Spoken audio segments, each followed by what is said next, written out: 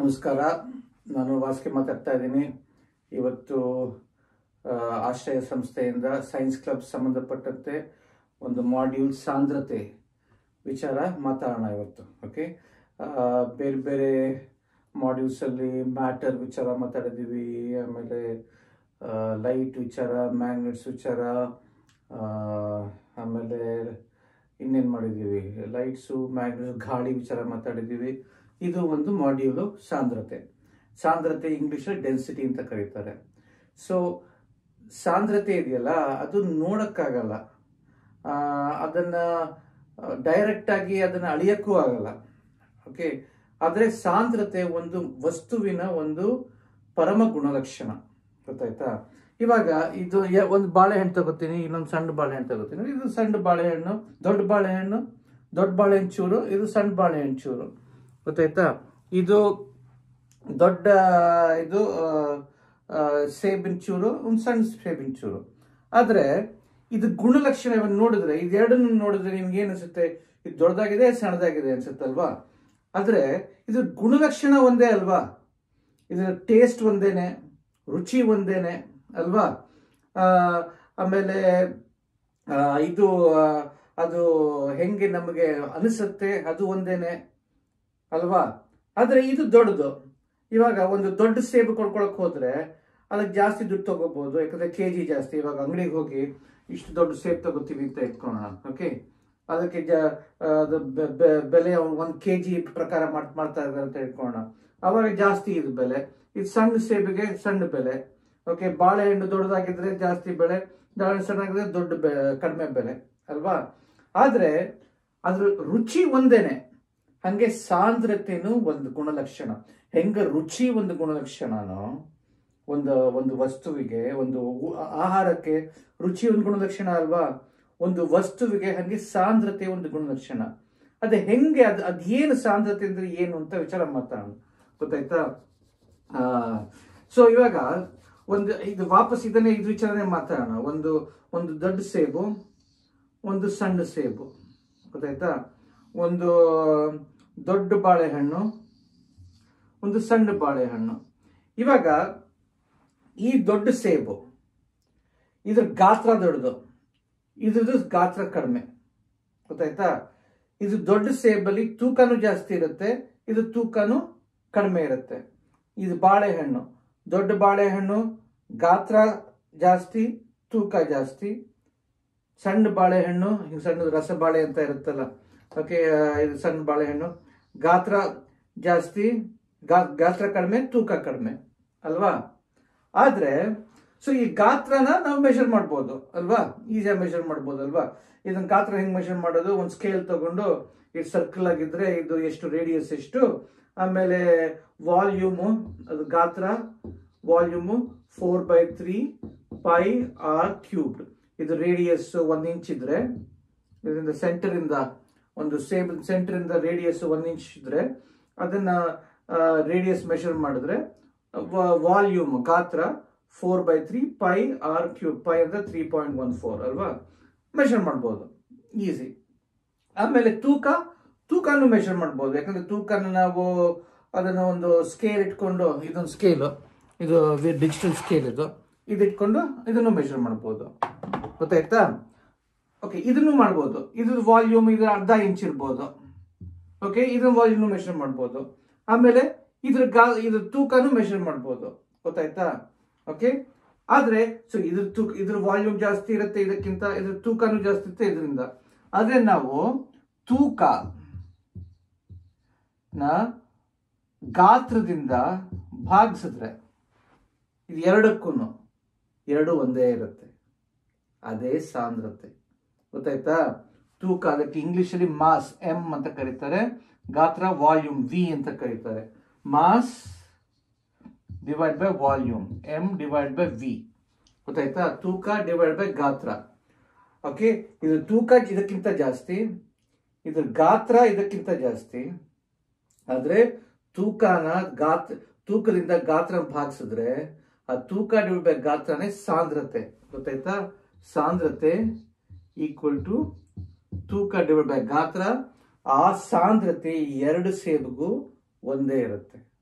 ಯಾಕಂದ್ರೆ ಅದು ಗುಣಲಕ್ಷಣ, ಅದೇ ಸಾಂದ್ರತೆ. ಗೊತ್ತಾಯ್ತಾ? ಇಲ್ಲೂ ಅಷ್ಟೇ, ಬಾಳೆಹಣ್ಣು, ಇದು ದೊಡ್ಡ ಬಾಳೆಹಣ್ಣು, ಸಣ್ಣ ಬಾಳೆಹಣ್ಣು. ಗೊತ್ತಾಯ್ತಾ? ಇದನ್ನು ಗಾತ್ರ ಮೆಷರ್ ಮಾಡಿ, ತೂಕನೂ ಮೆಷರ್ ಮಾಡಿ, ಇದನ್ನು ಗಾತ್ರ ಮೆಷರ್ ಮಾಡಿ, ತೂಕ ಮೆಷರ್ ಮಾಡಿದ್ರೆ, ಓಕೆ, ತೂಕ ಡಿವೈಡ್ ಗಾತ್ರ ಮಾಡಿದ್ರೆ ಒಂದೇ ತರದ್ದು ಬಾಳೆಹಣ್ಣಿಗೆ ಓಕೆ ಸಾಂದ್ರತೆ ಒಂದೇ ಇರುತ್ತೆ. ಆದ್ರೆ ಬೇರೆ ತರದ ಬಾಳೆಹಣ್ಣಿಗೆ ಸಾಂದ್ರತೆ ಬೇರೆ ಇರ್ಬೋದು. ಇವಾಗ ರಸಬಾಳೆ ಆಮೇಲೆ ಪಚ್ಚ ಬಾಳೆ ಅದು ಬೇರೆ ಬೇರೆ ತರ ಬಾಳೆಹಣ್ಣು, ಸಾಂದ್ರತೆ ಒಂದೇ ಇರಲ್ಲ. ಗೊತ್ತಾಯ್ತಾ? ಅಂದ್ರೆ ಒಂದೇ ತರದ ಬಾಳೆಹಣ್ಣು, ಒಂದು ದೊಡ್ಡ ಬಾಳೆಹಣ್ಣು, ಸಣ್ಣ ಬಾಳೆಹಣ್ಣು ಸಿಗ್ಬೋದಲ್ವಾ? ರಸಬಾಳೆ ಕೆಲವು ಇಷ್ಟೇ ಸಣ್ಣದಾಗಿರುತ್ತೆ, ಆಮೇಲೆ ಕೆಲವು ರಸಬಾಳೆ ದೊಡ್ಡದಾಗಿರುತ್ತೆ. ಅದ್ ಎರಡು ಸಾಂದ್ರತೆ ಒಂದೇ ಇರುತ್ತೆ, ತೂಕ ಜಾಸ್ತಿ ಬೇರೆ ಇರುತ್ತೆ, ಗಾತ್ರ ಬೇರೆ ಇರುತ್ತೆ. ಗೊತ್ತಾಯ್ತಾ? ಅಂದ್ರೆ ಸೇಬು ಓಕೆ, ದೊಡ್ಡ ಸೇಬು ಸಣ್ಣ ಸೇಬು ಎರಡಕ್ಕೂ ಸಾಂದ್ರತೆ ಅಷ್ಟೇ ಇರುತ್ತೆ. ಓಕೆ, ಆದ್ರೆ ಒಂದ್ ಸೇಬ್ಗೂ ಒಂದು ಬಾಳೆಹಣ್ಣಿಗೂ ಸಾಂದ್ರತೆ ಬೇರೆ ಇರುತ್ತೆ. ಒಂದು ಸೇಬು ಒಂದು ನಿಂಬೆ ಹಣ್ಣು ಸಾಂದ್ರತೆ ಬೇರೆ ಇರುತ್ತೆ, ಯಾಕಂದ್ರೆ ಅದು ಬೇರೆ ಬೇರೆ ವಸ್ತುಗಳು, ಬೇರೆ ಬೇರೆ ಆಹಾರಗಳು. ಒಂದು ಕಬ್ಬಿಣಕ್ಕೂ ಒಂದು ಅಲ್ಯೂಮಿನಿಯಂಗೂ ಸಾಂದ್ರತೆ ಬೇರೆ ಇರುತ್ತೆ.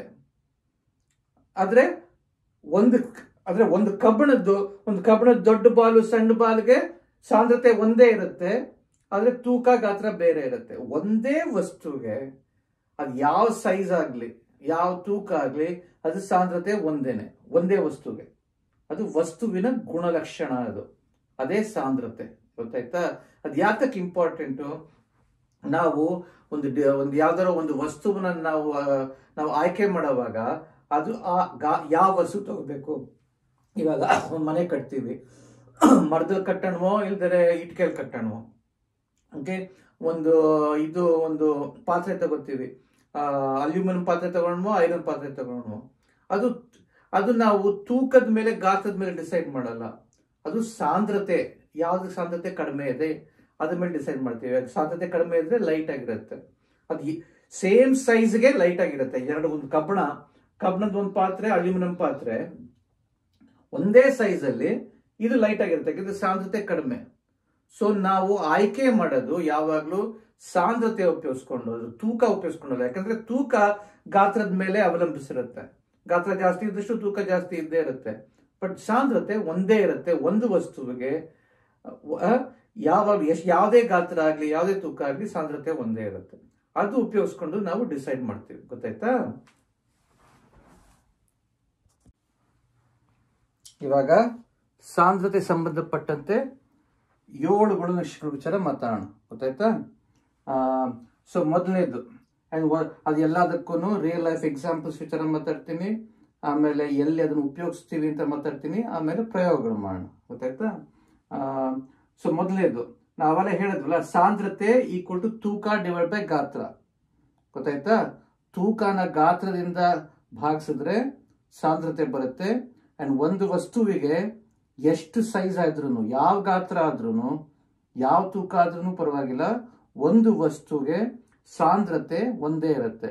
ಒಂದು ದೊಡ್ಡ ಅಲ್ಯೂಮಿನಿಯಂ ಪಾತ್ರೆಗೂ ಸಣ್ಣ ಅಲ್ಯೂಮಿನಿಯಂ ಪಾತ್ರೆಗೂ ಸಾಂದ್ರತೆ ಒಂದೇ ಇರುತ್ತೆ. ಒಂದು ದೊಡ್ಡ ಹಿತ್ತಾಳೆ ಪಾತ್ರೆಗೂ ಸಣ್ಣ ಹಿತ್ತಾಳೆ ಪಾತ್ರೆಗೂ ಸಾಂದ್ರತೆ ಒಂದೇ ಇರುತ್ತೆ. ಒಂದು ದೊಡ್ಡ ಸೇಬು ಸಣ್ಣ ಸೇಬುಗಳು ಸಾಂದ್ರತೆ ಒಂದೇ ಇರುತ್ತೆ. ಗೊತ್ತಾಯ್ತಾ? ಸಾಂದ್ರತೆ ಈಕ್ವಲ್ ಟು ತೂಕ ಡಿವೈಡ್ ಬೈ ಗಾತ್ರ. ಅದು ಮೊದಲನೇ ಗುಣಲಕ್ಷಣ. ಎರಡನೇದು ನಾ ಹೇಳಿದ್ನಲ್ಲ, ಸಾಂದ್ರತೆ ಒಂದು ವಸ್ತುವಿನ ಪರಮ ಗುಣಲಕ್ಷಣ. ತೂಕ ಅಲ್ಲ, ಗಾತ್ರ ಅಲ್ಲ. ತೂಕದಿಂದ ಗಾತ್ರದಿಂದ ಒಂದು ವಸ್ತುವನ್ನ ನಾವು ಅದನ್ನ ಪರಿಶೋಧಿಸಕ್ಕಾಗಲ್ಲ, ಅದು ವಿಚಾರ ಹೇಳಕ್ಕಾಗಲ್ಲ. ಗೊತ್ತಾಯ್ತಾ? ಅದು ಗುಣಲಕ್ಷಣ ಅಲ್ಲ. ಒಂದು ಗಾತ್ರ ಗುಣಲಕ್ಷಣ ಅಲ್ಲ, ತೂಕ ಗುಣಲಕ್ಷಣ ಅಲ್ಲ, ಸಾಂದ್ರತೆ ಗುಣಲಕ್ಷಣ. ಗೊತ್ತಾಯ್ತಾ? ಅದು ಪರಮ ಗುಣಲಕ್ಷಣ. ಸೈಜ್ ನೋಡಿ ಡಿಸೈಡ್ ಮಾಡಕ್ಕಾಗಲ್ಲ. ಗೊತ್ತಾಯ್ತಾ? ಏನಪ್ಪಾ ಇದು ದೊಡ್ಡದಾಗಿದೆ ಅಂತ ಡಿಸೈಡ್ ಮಾಡಕ್ಕಾಗಲ್ಲ. ಗೊತ್ತಾಯ್ತಾ? ಒಂದು 100 ಸೇಬ್ ನೋಡಿದ್ರೆ 100 ಸೇಬ್ ಇದೆ ಅಂತ ಅದನ್ನ ನೋಡ್ಕೊಂಡು 100 ಸೇಬನ್ನು ನೋಡ್ಕೊಂಡು ಸೇಬಿನ ಗುಣಲಕ್ಷಣ ಗೊತ್ತಾಗಲ್ಲ. ಸೇಬಿನ ಗುಣಲಕ್ಷಣ ಒಂದ್ ಸೇಬಿಂದಾನೇ ಗೊತ್ತಾಗತ್ತೆ, ಸಾಕು. 100 ಸೇಬ್ ನೋಡೋಗೋದಿಲ್ಲ. ಗೊತ್ತಾಯ್ತಾ? 100 ಸೇಬ್ ಇದೆ ಅಂತ ಇಟ್ಕೊಳ್ಳೋಣ, ಯಾರೋ ಕೇಳ್ತಾರೆ ಬಂದು, ಸೇಬ್ ರುಚಿ ಏನಪ್ಪಾ ಅಂತ ಕೇಳ್ತಾರೆ. 100 ಸೇಬ್ನು ತಿನ್ಬೇಕಾ? ಇಲ್ಲ, ಒಂದ್ ಸೇಬ್ ತಿಂದ್ರೆ ಸಾಕು. ಹಂಗೇನೆ ಸಾಂದ್ರತೆನೂ ಅಷ್ಟೇ. ಒಂದು ಸೇಬಿಗೂ ಇರೋ ಸಾಂದ್ರತೆ ಎಲ್ಲ ಸೇಬಿಗೂ ಒಂದೇನೆ ಆ ಗುಂಪಲ್ಲಿ. ಗೊತ್ತಾಯ್ತಾ? ಅದು ಪರಮ ಗುಣಲಕ್ಷಣ. ತೂಕ ಅಲ್ಲ, ಗಾತ್ರ ಅಲ್ಲ, ಸಂಖ್ಯೆ ಅಲ್ಲ. ಗೊತ್ತಾಯ್ತಾ? ಮೂರನೇದು ಘನವಸ್ತು ಯಾವ್ದಾರ ಒಂದು ಘನವಸ್ತು, ಒಂದು ಐರನ್ನು, ಒಂದು ಅಲ್ಯೂಮಿನಿಯಂ, ಒಂದು ಘನವಸ್ತು. ಓಕೆ, ಆಮೇಲೆ ಒಂದು ಘನವಸ್ತುನ ದ್ರವ್ಯ ವಸ್ತುಗೆ ಹಾಕಿದ್ರೆ, ಒಂದು ನೀರು, ಎಣ್ಣೆ, ಆಮೇಲೆ ಜೇನುತುಪ್ಪ, ಅದೆಲ್ಲ ದ್ರವ್ಯ ವಸ್ತುಗಳು ಅಲ್ವಾ. ಆಮೇಲೆ ಕಬ್ಬಿಣ, ಆಮೇಲೆ ಇದು ಒಂದು ಡಸ್ಟರು, ಅದೆಲ್ಲ ಘನ ವಸ್ತುಗಳು. ಒಂದು ಘನ ವಸ್ತುವಿನ ಸಾಂದ್ರತೆಗೂ ಒಂದು ದ್ರವ್ಯ ವಸ್ತುವಿನ ಸಾಂದ್ರತೆಗೂ ಹೋಲಿಸಿದ್ರೆ ಯಾವ್ದು ಕಡಿಮೆನೋ ಯಾವ್ದು ಜಾಸ್ತಿನೋ ಅದ್ರ ತಕ್ಕಂತೆ ಆ ಘನ ಆ ದ್ರವ್ಯದಲ್ಲಿ ತೇಲತ್ತಾ ಮುಳುಗತ್ತಾ ಅದು ಡಿಸೈಡ್ ಮಾಡುತ್ತೆ. ಆ ತೇಲುವಿಕೆಯ ಅಂಶ ಇದೆಯಲ್ಲ, ಅದು ಒಂದು ಘನದ ವಸ್ತುವಿನ ಸಾಂದ್ರತೆ ಆಮೇಲೆ ದ್ರವ್ಯ ವಸ್ತುವಿನ ಸಾಂದ್ರತೆ ಅದು ಹೋಲಿಕೆ ಹೆಂಗಿದೆಯೋ ಅದ್ರ ಮೇಲೆ ನಿರ್ಧರಿಸುತ್ತದೆ. ಗೊತ್ತಾಯ್ತಾ? ಅಂದ್ರೆ ಒಂದು ಘನನ ಒಂದು ದ್ರವ್ಯದಲ್ಲಿ ಹಾಕಿದ್ರೆ ಅದು ಮುಳುಗತ್ತೋ ತೇಲತ್ತೋ ಯಾವ್ದು ಡಿಸೈಡ್ ಮಾಡುತ್ತೆ? ಆ ಘನದ ಸಾಂದ್ರತೆಗೂ ಆ ದ್ರವ್ಯದ ಸಾಂದ್ರತೆಗೂ ಇದಕ್ಕಿಂತ ಜಾಸ್ತಿ ಇದ್ರೆ ಮುಳುಗತ್ತೆ, ಈ ಘನದ್ದು ಸಾಂದ್ರತೆ ಓಕೆ ಈ ದ್ರವ್ಯದ ಸಾಂದ್ರತೆಗಿಂತ ಕಡಿಮೆ ಇದ್ರೆ ತೇಲತ್ತೆ. ತೂಕದ ಮೇಲಲ್ಲ, ಗಾತ್ರದ ಮೇಲಲ್ಲ. ಓಕೆ, ಇವಾಗ ಒಂದು ಈ ಸೇಬು, ಓಕೆ, ದೊಡ್ಡ ಸೇಬಾಗ್ಲಿ ಸಣ್ಣ ಸೇಬಾಗ್ಲಿ ಮುಳುಗದಾದ್ರೆ ಮುಳುಗತ್ತೆ ನೀರಲ್ಲಿ, ಇಲ್ದರೆ ಎರಡು ತೇಲತ್ತೆ, ಎರಡು ಮುಳುಗತ್ತೆ. ಒಂದು ತೇಲಿ ಒಂದು ಮುಳುಗಲ್ಲ, ಯಾಕಂದ್ರೆ ಎರಡು ಒಂದೇನೆ ಗಾತ್ರ, ಒಂದೇನೆ ಗುಣಲಕ್ಷಣ ಸಾಂದ್ರತೆ. ಗಾತ್ರದಿಂದ ಅದು ಡಿಸೈಡ್ ಆಗಲ್ಲ, ಸಾಂದ್ರತೆಯಿಂದ ಡಿಸೈಡ್ ಆಗುತ್ತೆ. ಓಕೆ, ಒಂದು ಘನವಸ್ತುವಿನ ಸಾಂದ್ರತೆ ಆಮೇಲೆ ದ್ರವ್ಯ ವಸ್ತುವಿನ ಸಾಂದ್ರತೆ ಹೋಲಿಕೆಯಿಂದ ಅದು ತೇಲತ್ತೋ ಮುಳುಗತ್ತೋ ಅಂತ ಡಿಸೈಡ್ ಆಗುತ್ತೆ, ಅದ್ರ ಸೈಜ್ ಇಂದ ಡಿಸೈಡ್ ಆಗಲ್ಲ. ಓಕೆ, ಒಂದು ಸಣ್ಣ ಕಬ್ಬಿಣದ ಬಾಲು ಆಮೇಲೆ ದೊಡ್ಡ ಕಬ್ಬಿಣ ಬಾಲು ಎರಡು ನೀರಲ್ಲಿ ಮುಳುಗತ್ತೆ, ಗೊತ್ತಾಯ್ತಾ? ಒಂದು ಸಣ್ಣ ಮರದ ತುಂಡು ದೊಡ್ಡ ಮರದ ತುಂಡು ಎರಡು ತೇಲತ್ತೆ, ಬೇರೆ ಬೇರೆ ಸೈಜು, ಆದ್ರೆ ಅದ್ರ ಸಾಂದ್ರತೆ ಒಂದೇ. ಗೊತ್ತಾಯ್ತಾ? ಆಮೇಲೆ 4ನೇ ಅಂಶ, ಎರಡು ವಸ್ತುಗೆ ಬೇರೆ ಬೇರೆ ಸಾಂದ್ರತೆ ಇರುತ್ತೆ. ಅದನ್ನ ಮಿಶ್ರಣ ಆದ್ರೆ ಅದು ಮಿಶ್ರ ಸಾಂದ್ರತೆ ಬರುತ್ತೆ. ಗೊತ್ತಾಯ್ತಾ? ಅದು ಎಷ್ಟು ಮಿಶ್ರಣ ಮಾಡ್ತೀವೋ ಅಷ್ಟು. ಗೊತ್ತಾಯ್ತಾ? ಶೇಕಡ ಎಷ್ಟು ಮಿಶ್ರಣ ಒಂದು ವಸ್ತುನ ಒಂದು ವಸ್ತು ಎರಡು ವಸ್ತು ಮಿಕ್ಸ್ ಮಾಡಿದ್ರೆ, ಒಂದು ಕಬ್ಬಿಣನ ಒಂದು ಆಮೇಲೆ ಅಲ್ಯೂಮಿನಿಯಂ ಅನ್ನ ಮಿಕ್ಸ್ ಮಾಡ್ಬೇಕಾದ್ರೆ ಸುಮ್ಮನೆ ಮಿಕ್ಸ್ ಮಾಡೋಕ್ಕಾಗಲ್ಲ, ಯಾಕಂದ್ರೆ ಅದನ್ನ ಮೆಲ್ಟ್ ಮಾಡಿ ಅದು ಇದು ಘನದಿಂದ ದ್ರವ್ಯ ಆಗಿ ಆಮೇಲೆ ಮಿಕ್ಸ್ ಮಾಡಿ ಆಮೇಲೆ ಅದನ್ನ ಕೂಲ್ ಮಾಡಿದ್ರೆ ಅದು ಘನ ಆಗತ್ತೆ. ವಾಪಸ್ಸು ಮಿಕ್ಸ್ ಮಾಡಿದ್ರೆ ಇದ್ರ ಸಾಂದ್ರತೆ ಮಧ್ಯದಲ್ಲಿ ಆ ಮಿಶ್ರ ಲೋಹದ ಸಾಂದ್ರತೆ ಆಗುತ್ತೆ. ಒಂದು ಗಾಳಿನ ಆಮೇಲೆ ಒಂದು ಘನನ ಮಿಕ್ಸ್ ಮಾಡಿದ್ರೆ, ಇವಾಗ ಒಂದು ಐರನ್ ಟ್ಯೂಬ್, ಓಕೆ, ಇವಾಗ ಐರನ್ ಒಂದು ಟ್ಯೂಬ್ ಇದೆ ಅಂತ ಇಟ್ಕೊಳ್ಳೋಣ, ಐರನ್ ಟ್ಯೂಬ್ ಒಳಗೆ ಗಾಳಿ ಇರುತ್ತೆ ಅಂತ ಇಟ್ಕೊಳ್ಳೋಣ. ಇವಾಗ ಆ ಟ್ಯೂಬಿನ ಸಾಂದ್ರತೆ, ಆ ಐರನ್ ಸಾಂದ್ರತೆ ಆಮೇಲೆ ಗಾಳಿ ಸಾಂದ್ರತೆ ಎರಡು ಸೇರಿ ಅದು ಸಾಂದ್ರತೆ ಆಗುತ್ತೆ. ಗೊತ್ತಾಯ್ತಲ್ವಾ? ಯಾವ್ದಾರ ಒಂದು ಎರಡು ವಸ್ತು ಇದ್ರೆ ಅವಾಗ ಅದ್ರ ಸಾಂದ್ರತೆ ಅದು ಎರಡರ ಸಾಂದ್ರತೆ ಸಕ್ಕಂತೆ ಬರುತ್ತೆ. ಇವಾಗ ಒಂದು ಐರನ್ ಟ್ಯೂಬ್ ಒಂದು ಹಾಲೋ ಟ್ಯೂಬ್, ಇವಾಗ ನೋಡ್ತೀನಿ, ತೋರಿಸ್ತೀನಿ. ಒಂದು ಪೆನ್ನು, ಓಕೆ, ಈ ಪೆನ್ನು, ಓಕೆ, ಈ ಪೆನ್ ಒಳಗೆ, ಓಕೆ, ಇದರೊಳಗೆ ಹಾಲೋ ಆಗಿದೆ ಅಂತ ಇಟ್ಕೊಳ್ಳೋಣ. ಇದನ್ನು ತೆಗೆದುಬಿಟ್ಟಿದ್ದೀನಿ ಇವಾಗ ನಾನು. ಇದು ಹಾಲೋ ಆಗಿದೆ, ಗೊತ್ತಾಯ್ತಾ? ಇದು ಹಾಲೋ ಆಗಿದೆ ಅಲ್ವಾ? ಇದು ಒಳಗೆ ಏನೂ ಇಲ್ಲ.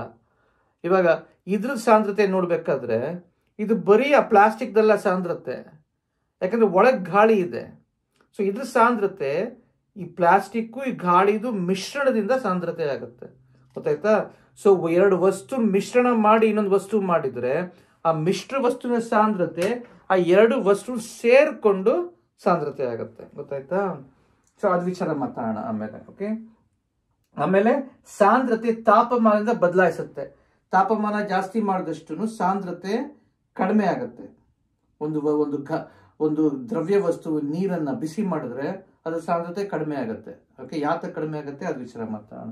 ಹಂಗೆ ಒತ್ತಡ ಜಾಸ್ತಿ ಮಾಡಿದ್ರು ಸಾಂದ್ರತೆ ಚೇಂಜ್ ಆಗುತ್ತೆ. ಒತ್ತಡ ಜಾಸ್ತಿ ಮಾಡಿದಷ್ಟು ಸಾಂದ್ರತೆ ಜಾಸ್ತಿ ಆಗುತ್ತೆ. ಯಾವ್ದಾದ್ರು ಒಂದು ವಸ್ತುವಿಗೆ ಒತ್ತಡ, ಇವಾಗ ನೀರಿಗೆ ಒತ್ತಡ ಮಾಡಕ್ ಸಾಧ್ಯ ಇಲ್ಲ. ನೀರನ್ನ ಒತ್ತಡ ಮಾಡಿ ಅದನ್ನ ಕಡಿಮೆ ಮಾಡೋಕ್ಕಾಗಲ್ಲ. ಒಂದು ನೀರು ಇಷ್ಟಿದ್ರೆ ಅದನ್ನ ಪುಷ್ ಮಾಡಿದ್ರೆ ಅದೇ ನೀರು ಕಡಿಮೆ ಆಗಕ್ಕೆ ಸಾಧ್ಯ ಇಲ್ಲ. ಐಸು ಅಷ್ಟೇ, ಘನವಸ್ತುನೂ ಅಷ್ಟೇ. ಇದನ್ನ ಇವಾಗ ನಾವು ಕುತ್ಕೊಂಡು ಹಿಂಗೆ ಅದುಮಿದ್ರೆ ಅದೇನು ಕಂಪ್ರೆಸ್ ಆಗಲ್ಲ. ಅದೇ ಗಾಳಿನ ಕಂಪ್ರೆಸ್ ಮಾಡ್ಬೋದು ಅಲ್ವಾ? ಒಂದು ಬಲೂನ್ ಗಾಳಿ ಹಾಕ್ಬಿಟ್ಟು ಹಿಂಗೆ ಮಾಡಿದ್ರೆ ಇನ್ನೂ ಸ್ವಲ್ಪ ಒಳಗೆ ಹೋಗುತ್ತೆ. ಆ ಒತ್ತಡದಿಂದ ಒಂದು ದ್ರವ್ಯ ವಸ್ತು ಘನ ವಸ್ತು ಒತ್ತಡದಿಂದ ಏನು ಚೇಂಜ್ ಆಗಲ್ಲ. ಆದರೆ ಒಂದು ಅನಿಲ ವಸ್ತುನ ಕಂಪ್ರೆಸ್ ಮಾಡಿದ್ರೆ, ಒತ್ತಡ ಕೊಟ್ಟು ಕಂಪ್ರೆಸ್ ಮಾಡಿದ್ರೆ ಅದರ ಸಾಂದ್ರತೆ ಜಾಸ್ತಿ ಆಗುತ್ತೆ. ಗೊತ್ತಾಯ್ತಾ? ಅದ್ ವಿಚಾರ ಮಾತಾಡೋಣ. ಆಮೇಲೆ ಕೊನೆಯದು, ಎರಡು ವಸ್ತು ಬೇರೆ ವಸ್ತು ಮಿಶ್ರ ಆಗಿಲ್ಲ, ಬೇರೆ ಇದೆ. ಆ ಎರಡು ವಸ್ತುಗಳು ಮಿಶ್ರ ಆಗಿಲ್ಲದೆ ಇರೋ ವಸ್ತುಗಳು, ಅದು ಎರಡು ವಸ್ತುಗಳದು ಅದು ಸಾಂದ್ರತೆ ಬೇರೆ ಇದ್ರೆ ಆ ಅಂಶಗಳನ್ನು ಉಪಯೋಗಿಸ್ಕೊಂಡು ಅದನ್ನ ಬೇರ್ಪಡಿಸ್ಬೋದು. ಇವಾಗ ಮಣ್ಣು ನೀರೊಳಗೆ ಇರುತ್ತೆ ಅಂತ ಇಟ್ಕೊಳ್ಳೋಣ. ಅದು ನೋಡಕ್ ಒಂಥರ ಇದಾಗಿರುತ್ತೆ, ಯಾಕಂದ್ರೆ ಒಂದು ಮಣ್ಣಾಗಿರುತ್ತೆ, ಬುಕ್ಕಾಗಿರುತ್ತೆ. ಇವಾಗ ಆ ಮಣ್ಣನ್ನ ನೀರಿಂದ ತೆಗಿಬೇಕಾದ್ರೆ ಮಣ್ಣಿನ ಸಾಂದ್ರತೆ ನೀರಿನ ಸಾಂದ್ರತೆ ಬೇರೆ. ಆ ಅಂಶನ ಉಪಯೋಗಿಸ್ಕೊಂಡು ಆ ಮಣ್ಣನ್ನ ನೀರಿಂದ ತೆಗಿಬಹುದು, ಯಾಕಂದ್ರೆ ಬೇರ್ಪಡಿಸ್ಬೋದು. ಅದಕ್ಕೊಂದು ಶಕ್ತಿ ಬೇಕು, ಹಂಗೆ ಬೇರ್ಪಡಿಸಕ್ಕಾಗಲ್ಲ. ಅದಕ್ಕೊಂದು ಶಕ್ತಿ ಬೇಕು, ಗುರುತ್ವಾಕರ್ಷಣೆ ಬೇಕು, ಇಲ್ಲದ್ರೆ ತಿರುಗಿಸ್ಬೇಕು. ಬಟ್ ಬೇರ್ಪಡಿಸ್ಬೋದು, ಯಾಕಂದ್ರೆ ಸಾಂದ್ರತೆ ಬೇರೆ ಬೇರೆದಿಂದ ಆ ಅಂಶನ ಉಪಯೋಗಿಸ್ಕೊಂಡು ಬೇರ್ಪಡಿಸ್ಬೋದು.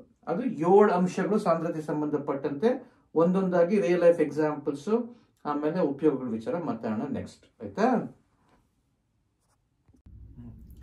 ಇವಾಗ ಒಂದೊಂದು ಗುಣಲಕ್ಷಣ ಸಂಬಂಧಪಟ್ಟಂತೆ ಮಾತಾಡೋಣ. ರಿಯಲ್ ಲೈಫ್ ಎಕ್ಸಾಂಪಲ್ಸ್, ಆಮೇಲೆ ಎಲ್ಲಿ ಉಪಯೋಗ ಆಗುತ್ತೆ ಅದು. ಗೊತ್ತಾಯ್ತಾ?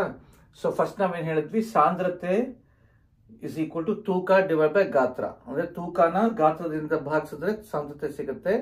ಆ ಸಾಂದ್ರತೆ ಪರಮ ಅಂಶ ಗುಣಲಕ್ಷಣ ಒಂದು ವಸ್ತುವಿಗೆ. ತೂಕ ಅಲ್ಲ, ಗಾತ್ರ ಅಲ್ಲ. ತೂಕ ಚೇಂಜ್ ಆಗ್ತಾ ಇರುತ್ತೆ, ಗಾತ್ರ ಚೇಂಜ್ ಆಗ್ತಾ ಇರುತ್ತೆ. ಆದ್ರೆ ಸಾಂದ್ರತೆ ಮಾತ್ರ ಒಂದು ವಸ್ತುವಿಗೆ ಅದು ಪರಮ ಲಕ್ಷಣ. ಹೆಂಗೆ ಒಂದು ರುಚಿ ಒಂದು ಪರಮ ಲಕ್ಷಣನು, ಒಂದು ಬೆಲೆ ಪರಮ ಲಕ್ಷಣನು, ಹಂಗೆ ಒಂದು ಸಾಂದ್ರತೆ ಅದರ ಪರಮ ಲಕ್ಷಣ. ತೂಕ ಅಲ್ಲ, ಗಾತ್ರ ಅಲ್ಲ. ಗೊತ್ತಾಯ್ತಾ? ಸೊ ಅದಕ್ಕೆ 2 ಎಕ್ಸಾಂಪಲ್ ಕೊಡ್ತೀನಿ, ಚೆನ್ನಾಗಿರೋ ಎಕ್ಸಾಂಪಲ್ಸ್. ಓಕೆ, ಸೊ ಒಂದು ಎಕ್ಸಾಂಪಲ್ ಏನು ಅಂದ್ರೆ, ಇವಾಗ ನೀವೇನೋ ಯೋಚನೆ ಮಾಡಿದ್ದೀರಾ, ಯಾವಾಗ್ಲೂ 2 ಜನಕ್ಕೆ ಮಕ್ಕಳಿಗೆ ಈಜು ಬರಲ್ಲ ಅಂತ ಇಟ್ಕೊಳ್ಳೋಣ. ಓಕೆ, 2 ಮಕ್ಕಳಿಗೆ, ಒಬ್ಬ ಮಗು, ಇಬ್ರಿಗೂ ಈಜು ಬರಲ್ಲ. ಒಬ್ಬ ಮಗು ತೆಳ್ಳಗಿದ್ದಾನೆ, ಇನ್ನೊಬ್ಬ ಹುಡುಗ ದಪ್ಪಕ್ಕಿದ್ದಾನೆ. ಇಬ್ರಿಗೂ ಈಜು ಬರಲ್ಲ, ಆದ್ರೆ ಇಬ್ರು ಮುಳುಗ್ತಾರೆ ಅಲ್ವಾ? ಈಜಕ್ ಬರದೇ ಇದ್ರೆ, ಈಜಿದ್ರೆ ತಾನೇ ಅದು ಇದು ಒಂದು ವಸ್ತುವಿನ ಒಂದು ಘನದ ಸಾಂದ್ರತೆ ನೀರಿನ ಸಾಂದ್ರತೆಗಿಂತ ಜಾಸ್ತಿ ಇದ್ರೆ ಮುಳುಗತ್ತೆ ಅಂತ ಹೇಳಿದ್ವಿ. ಕರೆಕ್ಟ್ ತಾನೆ? ಸೊ ಇವಾಗ ಏನಾಗಿದೆ, ಇವಾಗ ಒಬ್ಬ ತೆಳ್ಳಗಿರೋ ಹುಡುಗ, ಓಕೆ, ಒಬ್ಬ ದಪ್ಪಕ್ಕಿರೋ ಮನುಷ್ಯ ಹುಡುಗ, ಓಕೆ, ಇಬ್ರು ಈಜು ಬರಲ್ಲ.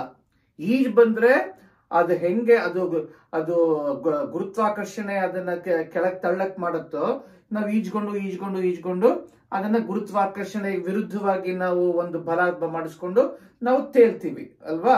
ತಾನೇ ಮಾಡೋದು. ನಮ್ಗೆ ಈಜಕ್ ಬರ್ದೇ ಸುಮ್ಮನೆ ಬಿದ್ದೇ ಬಿಡ್ತೀವಿ. ನಾವ್ ಹಿಂಗ್ ಮಾಡ್ಕೊಂಡು ಆ ಗುರುತ್ವಾಕರ್ಷಣೆ ವಿರುದ್ಧವಾಗಿ ನಾವು ಒಂದು ಬಲ ಮಾಡ್ಕೊಂಡು ಅದನ್ನ ನಾವು ಮುಳುಗದೇ ಇರೋ ತರ ಮಾಡ್ತೀವಿ. ಬಟ್ ಇವ್ರಿಬ್ರಿಗೆ ಈಜಕ್ ಬರಲ್ಲ. ಓಕೆ, ಸೊ ಗುರುತ್ವಾಕರ್ಷಣೆ ಇದೆ. ಸೊ ಅವಾಗ ಇಬ್ರು ಕೆಳಗೆ ಹೋಗಕ್ಕೆ ಕೆಳಗೆ ಹೋಗಕ್ಕಾಗತ್ತೆ. ಆದ್ರೆ ಸಾಂದ್ರತೆ ಇಬ್ರದು ಒಂದೇನೆ ಅಲ್ವಾ? ಇದು ಒಬ್ಬ ಮನುಷ್ಯ, ಹುಡುಗ, ಒಬ್ಬ ದಪ್ಪಕ್ಕಿದ್ದಾನೆ, ಸಣ್ಣಕ್ಕಿದ್ದಾನೆ. ಬಟ್ ಈಜಕ್ ಬರ್ದೇ ಇದ್ರೆ ಇಬ್ರು ಮುಳುಗ್ತಾರೆ.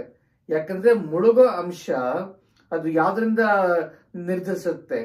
ತೂಕದಿಂದ ಅಲ್ಲ, ಗಾತ್ರದಿಂದ ಅಲ್ಲ, ಸಾಂದ್ರತೆಯಿಂದ. ಸಾಂದ್ರತೆ ಪರಮಾಂಶ. ಸೊ ಒಂದು ವಸ್ತುವಿಗೆ ಸಾಂದ್ರತೆ ಒಂದೇ ಇದ್ರೆ ಅದು ಮುಳುಗತ್ತೋ, ಅದು ತೇಲತ್ತೋ, ಅದು ಸಾಂದ್ರತೆ ಸಂಬಂಧಪಟ್ಟದು, ತೂಕದಲ್ಲ, ಗಾತ್ರದಲ್ಲ. ಸೊ ಇದು 2 ಅಂಶ. ಈ 2 ಮನುಷ್ಯನು, ಈ ತೆಳ್ಳಗಿರೋ ಮನುಷ್ಯಂಗೆ ತೂಕ ಕಡಿಮೆ, ಗಾತ್ರ ಕಡಿಮೆ. ದಪ್ಪಕ್ಕಿರೋ ಮನುಷ್ಯಂಗೆ ತೂಕ ಜಾಸ್ತಿ, ಗಾತ್ರ ಜಾಸ್ತಿ. ಅದ್ರ ಇಬ್ರು ಸಾಂದ್ರತೆ ಒಂದೇನೆ. ಇಬ್ರಿಗೂ ಈಜಕ್ ಬರಲ್ಲ, ಅದಕ್ಕೆ ಇಬ್ರು ಮುಳುಗ್ತಾರೆ. ಗೊತ್ತಾಯ್ತಾ? ಯಾಕಂದ್ರೆ ತೇಲದು, ಮುಳುಗೋದು ಅದು ನಿರ್ಧರಿಸೋದು ತೂಕ ಅಲ್ಲ, ಗಾತ್ರ ಅಲ್ಲ, ಅದು ನಿರ್ಧರಿಸೋದು ಸಾಂದ್ರತೆ. ಇಬ್ರು ಸಾಂದ್ರತೆ ಒಂದೇ, ಯಾಕಂದ್ರೆ ಇಬ್ರು ಮನುಷ್ಯರು. ಗೊತ್ತಾಯ್ತಾ? ಅದೊಂದು ಎಕ್ಸಾಂಪಲ್. ಸೊ ಹಿಂಗೇನೆ ಇನ್ನೊಂದು ಎಕ್ಸಾಂಪಲ್ ಏನು ಅಂದ್ರೆ, ಅದು ಹೇಳ್ತೀನಿ. ಇವಾಗ ಒಂದು ದೊಡ್ಡ ಮರ, ಓಕೆ. ಈ ನದಿ ನದಿ ನದಿ ಬೇಡ, ನದಿ ಹರಿಯತ್ತೆ. ದೊಡ್ಡ ಸರೋವರ, ದೊಡ್ಡ ಸರೋವರ, ಒಂದು ದೊಡ್ಡ ಮರ ಬಿದ್ದಿರುತ್ತೆ. ಓಕೆ.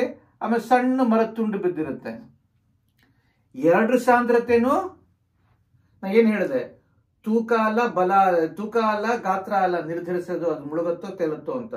ಇದು ಎರಡರ ಸಾಂದ್ರತೆ ಒಂದೇ, ಯಾಕಂದ್ರೆ ಅದು ಪರಮಾಂಶ ಏನು, ಮರದ ತುಂಡು, ವುಡ್ ಅಲ್ವಾ. ಇದು ಉಡ್ಡೆ, ಇದು ದೊಡ್ಡ ಉಡ್ಡು, ಇದು ಸಣ್ಣ ಉಡ್ಡು, ದೊಡ್ಡ ಮರ, ಇದು ಸಣ್ಣ ಮರದ ತುಂಡು. ಬಸ್ ಸಾಂದ್ರತೆ ಒಂದೇನೆ, ಗೊತ್ತಾಯ್ತಾ. ಸಾಂದ್ರತೆ ಏನ್ ಚೇಂಜ್ ಆಗಲ್ಲ. ಇದು ಎರಡರ ಸಾಂದ್ರತೆನೂ ಒಂದೇನೆ. ಆಮೇಲೆ ಎರಡರ ಸಾಂದ್ರತೆನೂ ನೀರಿಗಿಂತ ಕಡಿಮೆ, ಅದಕ್ಕೆ ಎರಡು ತೇಲತ್ತೆ. ಸೊ ಇದರಲ್ಲಿ ಎರಡು ಸಾಂದ್ರತೆಯನ್ನು ನೀರಿಗಿಂತ ಜಾಸ್ತಿ, ಅದಕ್ಕೆ ಎರಡು ಮುಳುಗತ್ತೆ. ಇದು ಎರಡು ಸಾಂದ್ರತೆ ನೀರಿಗಿಂತ ಕಡಿಮೆ, ಅದಕ್ಕೆ ಎರಡು ತೇಲತ್ತೆ. ಗಾತ್ರ ಇದು ದೊಡ್ಡದು, ಗಾತ್ರ ಸಣ್ಣದು, ಗಾತ್ರ ಈ ಮನುಷ್ಯನ್ ದೊಡ್ಡದು, ಈ ಮನುಷ್ಯನ್ ಸಣ್ಣದು. ಆದ್ರೆ ಸಾಂದ್ರತೆ ಇವರಿಬ್ರಿಗೂ ಒಂದೇ, ಸಾಂದ್ರತೆ ಇವರಿಬ್ರಿಗೂ ಒಂದೇ. ಇದೆರಡರ ಸಾಂದ್ರತೆ ಇದಕ್ಕಿಂತ ಕಡಿಮೆ, ಇದರ ಸಾಂದ್ರತೆ ಇದಕ್ಕಿಂತ ಜಾಸ್ತಿ. ಇದು ಮುಳುಗತ್ತೆ, ಇದು ತೇಲತ್ತೆ. ಸೊ ಇದರಿಂದ ಏನ್ ಗೊತ್ತಾಗತ್ತೆ, ಸಾಂದ್ರತೆ ಪರಮಾಂಶ ಅದು ನಿರ್ಧರಿಸುತ್ತೆ ಅದು ಮುಳುಗತ್ತೋ ತೇಲತ್ತೋ ಅಂತ. ಗಾತ್ರ ಅಲ್ಲ, ತೂಕ ಅಲ್ಲ. ಗೊತ್ತಾಯ್ತಾ. ಎರಡು ಎಕ್ಸಾಂಪಲ್ ಕೊಟ್ಟಿದ್ದೀನಿ. ಓಕೆ. ಇವಾಗ ಹಿಂದಿನ ಕಾಲದಲ್ಲಿ ರಾಜರು ಬೇರೆ ರಾಜರನ್ನ ಇಲ್ದರೆ ಬೇರೆ ಸಿಪಾಯಿಗಳನ್ನ ಸಾಯಿಸಕ್ಕೆ ಹಿಂದಿನ ಕಾಲದಲ್ಲಿ ಇದು ವಿಷ ಹಾಕ್ತಾ ಇದ್ರು. ವಿಷ ಹಾಕ್ಬಿಟ್ಟು ಕೊಟ್ಬಿಟ್ಟು ಒಬ್ಬ ರಾಜ ಪಕ್ಕದ ರಾಜ್ಯದಿಂದ ಬಂದಿರ್ತಾನೆ, ಅವನ ಇದಕ್ಕೆ ಅರಮನೆಗೆ ಬಂದಿರ್ತಾನೆ, ಅವನನ್ನ ಇದು ಸಾಯಿಸಕ್ಕೆ ಅವನು ಬಂದು ಅವನಿಗೆ ಏನೋ ಕೊಟ್ಬಿಟ್ಟು ಕುಡಿಯಕ್ಕೆ ಏನೋ ಕೊಟ್ಬಿಟ್ಟು ಅದ್ರೊಳಗೆ ಪಾಯ್ಸನ್ ಹಾಕ್ಬಿಟ್ಟು ವಿಷ ಹಾಕ್ಬಿಟ್ಟು ಸಾಯಿಸ್ಬಿಡ್ತಾ ಇದ್ರು. ಇಲ್ದರೆ ಅವ್ರ ರಾಜ್ಯದಲ್ಲೇನೇ ಯಾರು ಅಣ್ಣ ತಮ್ಮಂದ್ರು ಅವ್ರಿಗೆ ಪಾಯ್ಸನ್ ಹಾಕ್ಬಿಟ್ಟು ಸಾಯಿಸಕ್ಕೆ ಟ್ರೈ ಮಾಡ್ತಾ ಇದ್ರು. ಅದಕ್ಕೆ ಹೆಂಗ್ ಗೊತ್ತಾಗ್ತಾ ಇತ್ತು ಅದ್ರ ಪಾಯ್ಸನ್ ಇದೆಯೋ ಅಲ್ವಾ, ಹೆಂಗ್ ಗೊತ್ತಾಗುತ್ತೆ, ಇಲ್ಲ ಮಿಕ್ಸ್ ಆಗಿ ಹೋಗಿರುತ್ತೆ ಅಲ್ವಾ, ಪಾಯ್ಸನ್ ಇದೆಯೋ ಇಲ್ವೋ ಅಂತ ಹೆಂಗ್ ಗೊತ್ತಾಗುತ್ತೆ. ಅವಾಗ ಸಾಂದ್ರತೆ, ಆ ವಿಷದ ಸಾಂದ್ರತೆ, ಇವಾಗ ಏನೋ ಒಂದು ಅದು ಯಾವ್ದೋ ಒಂದು ಜ್ಯೂಸ್ ಏನೋ ಹಾಕಿದ್ರು ಅಂತ ಇಟ್ಕೊಳ್ಳೋಣ, ಲೆಮನ್ ಜ್ಯೂಸ್. ಓಕೆ, ಯಾವ್ದಕ್ಕೋ ಹಾಕಿ ಮಿಕ್ಸ್ ಮಾಡಿ ಕೊಡ್ತಾ ಇದಾರೆ ಅಂತ ಇಟ್ಕೊಳ್ಳೋಣ. ಇದು ಒಳಗೆ ಪಾಯ್ಸನ್ ಹಾಕಿರ್ತಾರಲ್ಲ, ಅದು ಪಾಯ್ಸನ್ ಮುಳುಗಿರುತ್ತಲ್ವಾ, ಬಟ್ ಅದ್ರ ಸಾಂದ್ರತೆನ ಚೇಂಜ್ ಮಾಡಿರುತ್ತೆ. ಇವಾಗ ಇದು lemon juice. Okay, lemon juice ಅಂದ್ರೆ ಏನೋ ಹಾಕ್ಬಿಟ್ಟು ಕೊಡ್ತಾರೆ, ವಿಷ ಹಾಕ್ಬಿಟ್ಟು ಸಾಸಕ್ಕೆ ಟ್ರೈ ಮಾಡ್ತಾರೆ ಅಂತ ಇಟ್ಕೊಳ್ಳೋಣ. ಓಕೆ, ಇದು ಲೆಮನ್ ಜ್ಯೂಸ್, ಇದು ಲೆಮನ್ ಜ್ಯೂಸ್. ಓಕೆ, ಇದ್ರಲ್ಲಿ ವಿಷ ಇದೆ, ಇದ್ರಲ್ಲಿ ವಿಷ ಇಲ್ಲ. ಇದು ವಿಷ ಹಾಕ್ಬಿಟ್ಟು ಏನೋ ಟ್ಯಾಬ್ಲೆಟ್ ಅನ್ನು ಹಾಕ್ಬಿಟ್ಟು ಅದು ಇದಾಗೋಗಿರುತ್ತಲ್ವಾ, ಮುಳುಗೋಗಿರುತ್ತಲ್ವಾ, ಅದು ಡಿಸಾಲ್ವ್ ಆಗೋಗಿರುತ್ತಲ್ವಾ. ಓಕೆ, ಆದ್ರೆ ಇದು ಡಿಸಾಲ್ವ್ ಆದಾಗ, ಅದು ಕರಗಿದಾಗ ಇದು ಸಾಂದ್ರತೆ ಚೇಂಜ್ ಮಾಡುತ್ತೆ. ಈ ಸಾಂದ್ರತೆನು ಒಂದೇ ಸಾಂದ್ರತೆ, ತೂಕ ಅಲ್ಲ, ಗಾತ್ರ ಅಲ್ಲ. ಓಕೆ, ಅಷ್ಟೇ ಇವಾಗ ಅಷ್ಟೇ ಲೆಮನ್ ಜ್ಯೂಸ್, ಅಷ್ಟೇ ಲೆಮನ್ ಜ್ಯೂಸ್. ಓಕೆ, ಅಷ್ಟೇ ಒಂದು 2 ಇಂಚು, ಇದು 2 ಇಂಚು, ಒಂದ್ 2 ಲೋಟದಲ್ಲಿ.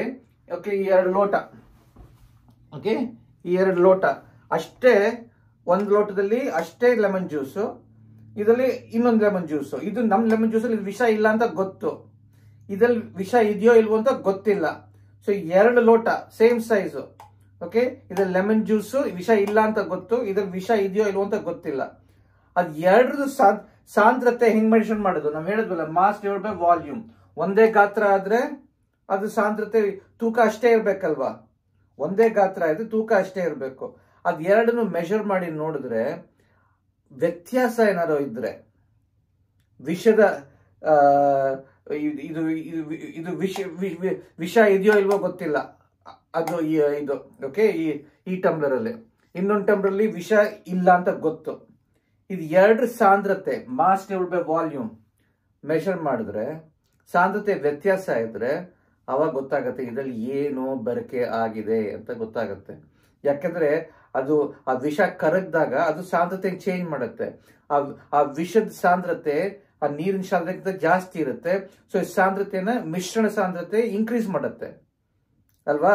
ನಾವೇನ್ ಹೇಳಿದ್ವಿ, ಇನ್ನೊಂದು ಇದು ಪರಮ ಲಕ್ಷಣ ಆಮೇಲೆ ಮಾತಾಡ್ತೀವಿ. ಎರಡು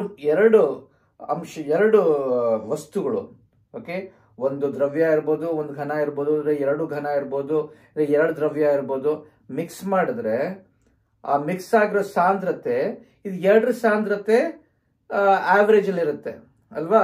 ಇವಾಗ ನೀರಿಗೆ ಉಪ್ಪು ಹಾಕಿದ್ರೆ ಅದು ಕರಗತ್ತೆ, ಉಪ್ಪಿನ ಸಾಂದ್ರತೆ ಬೇರೆ, ನೀರಿನ ಸಾಂದ್ರತೆ ಬೇರೆ.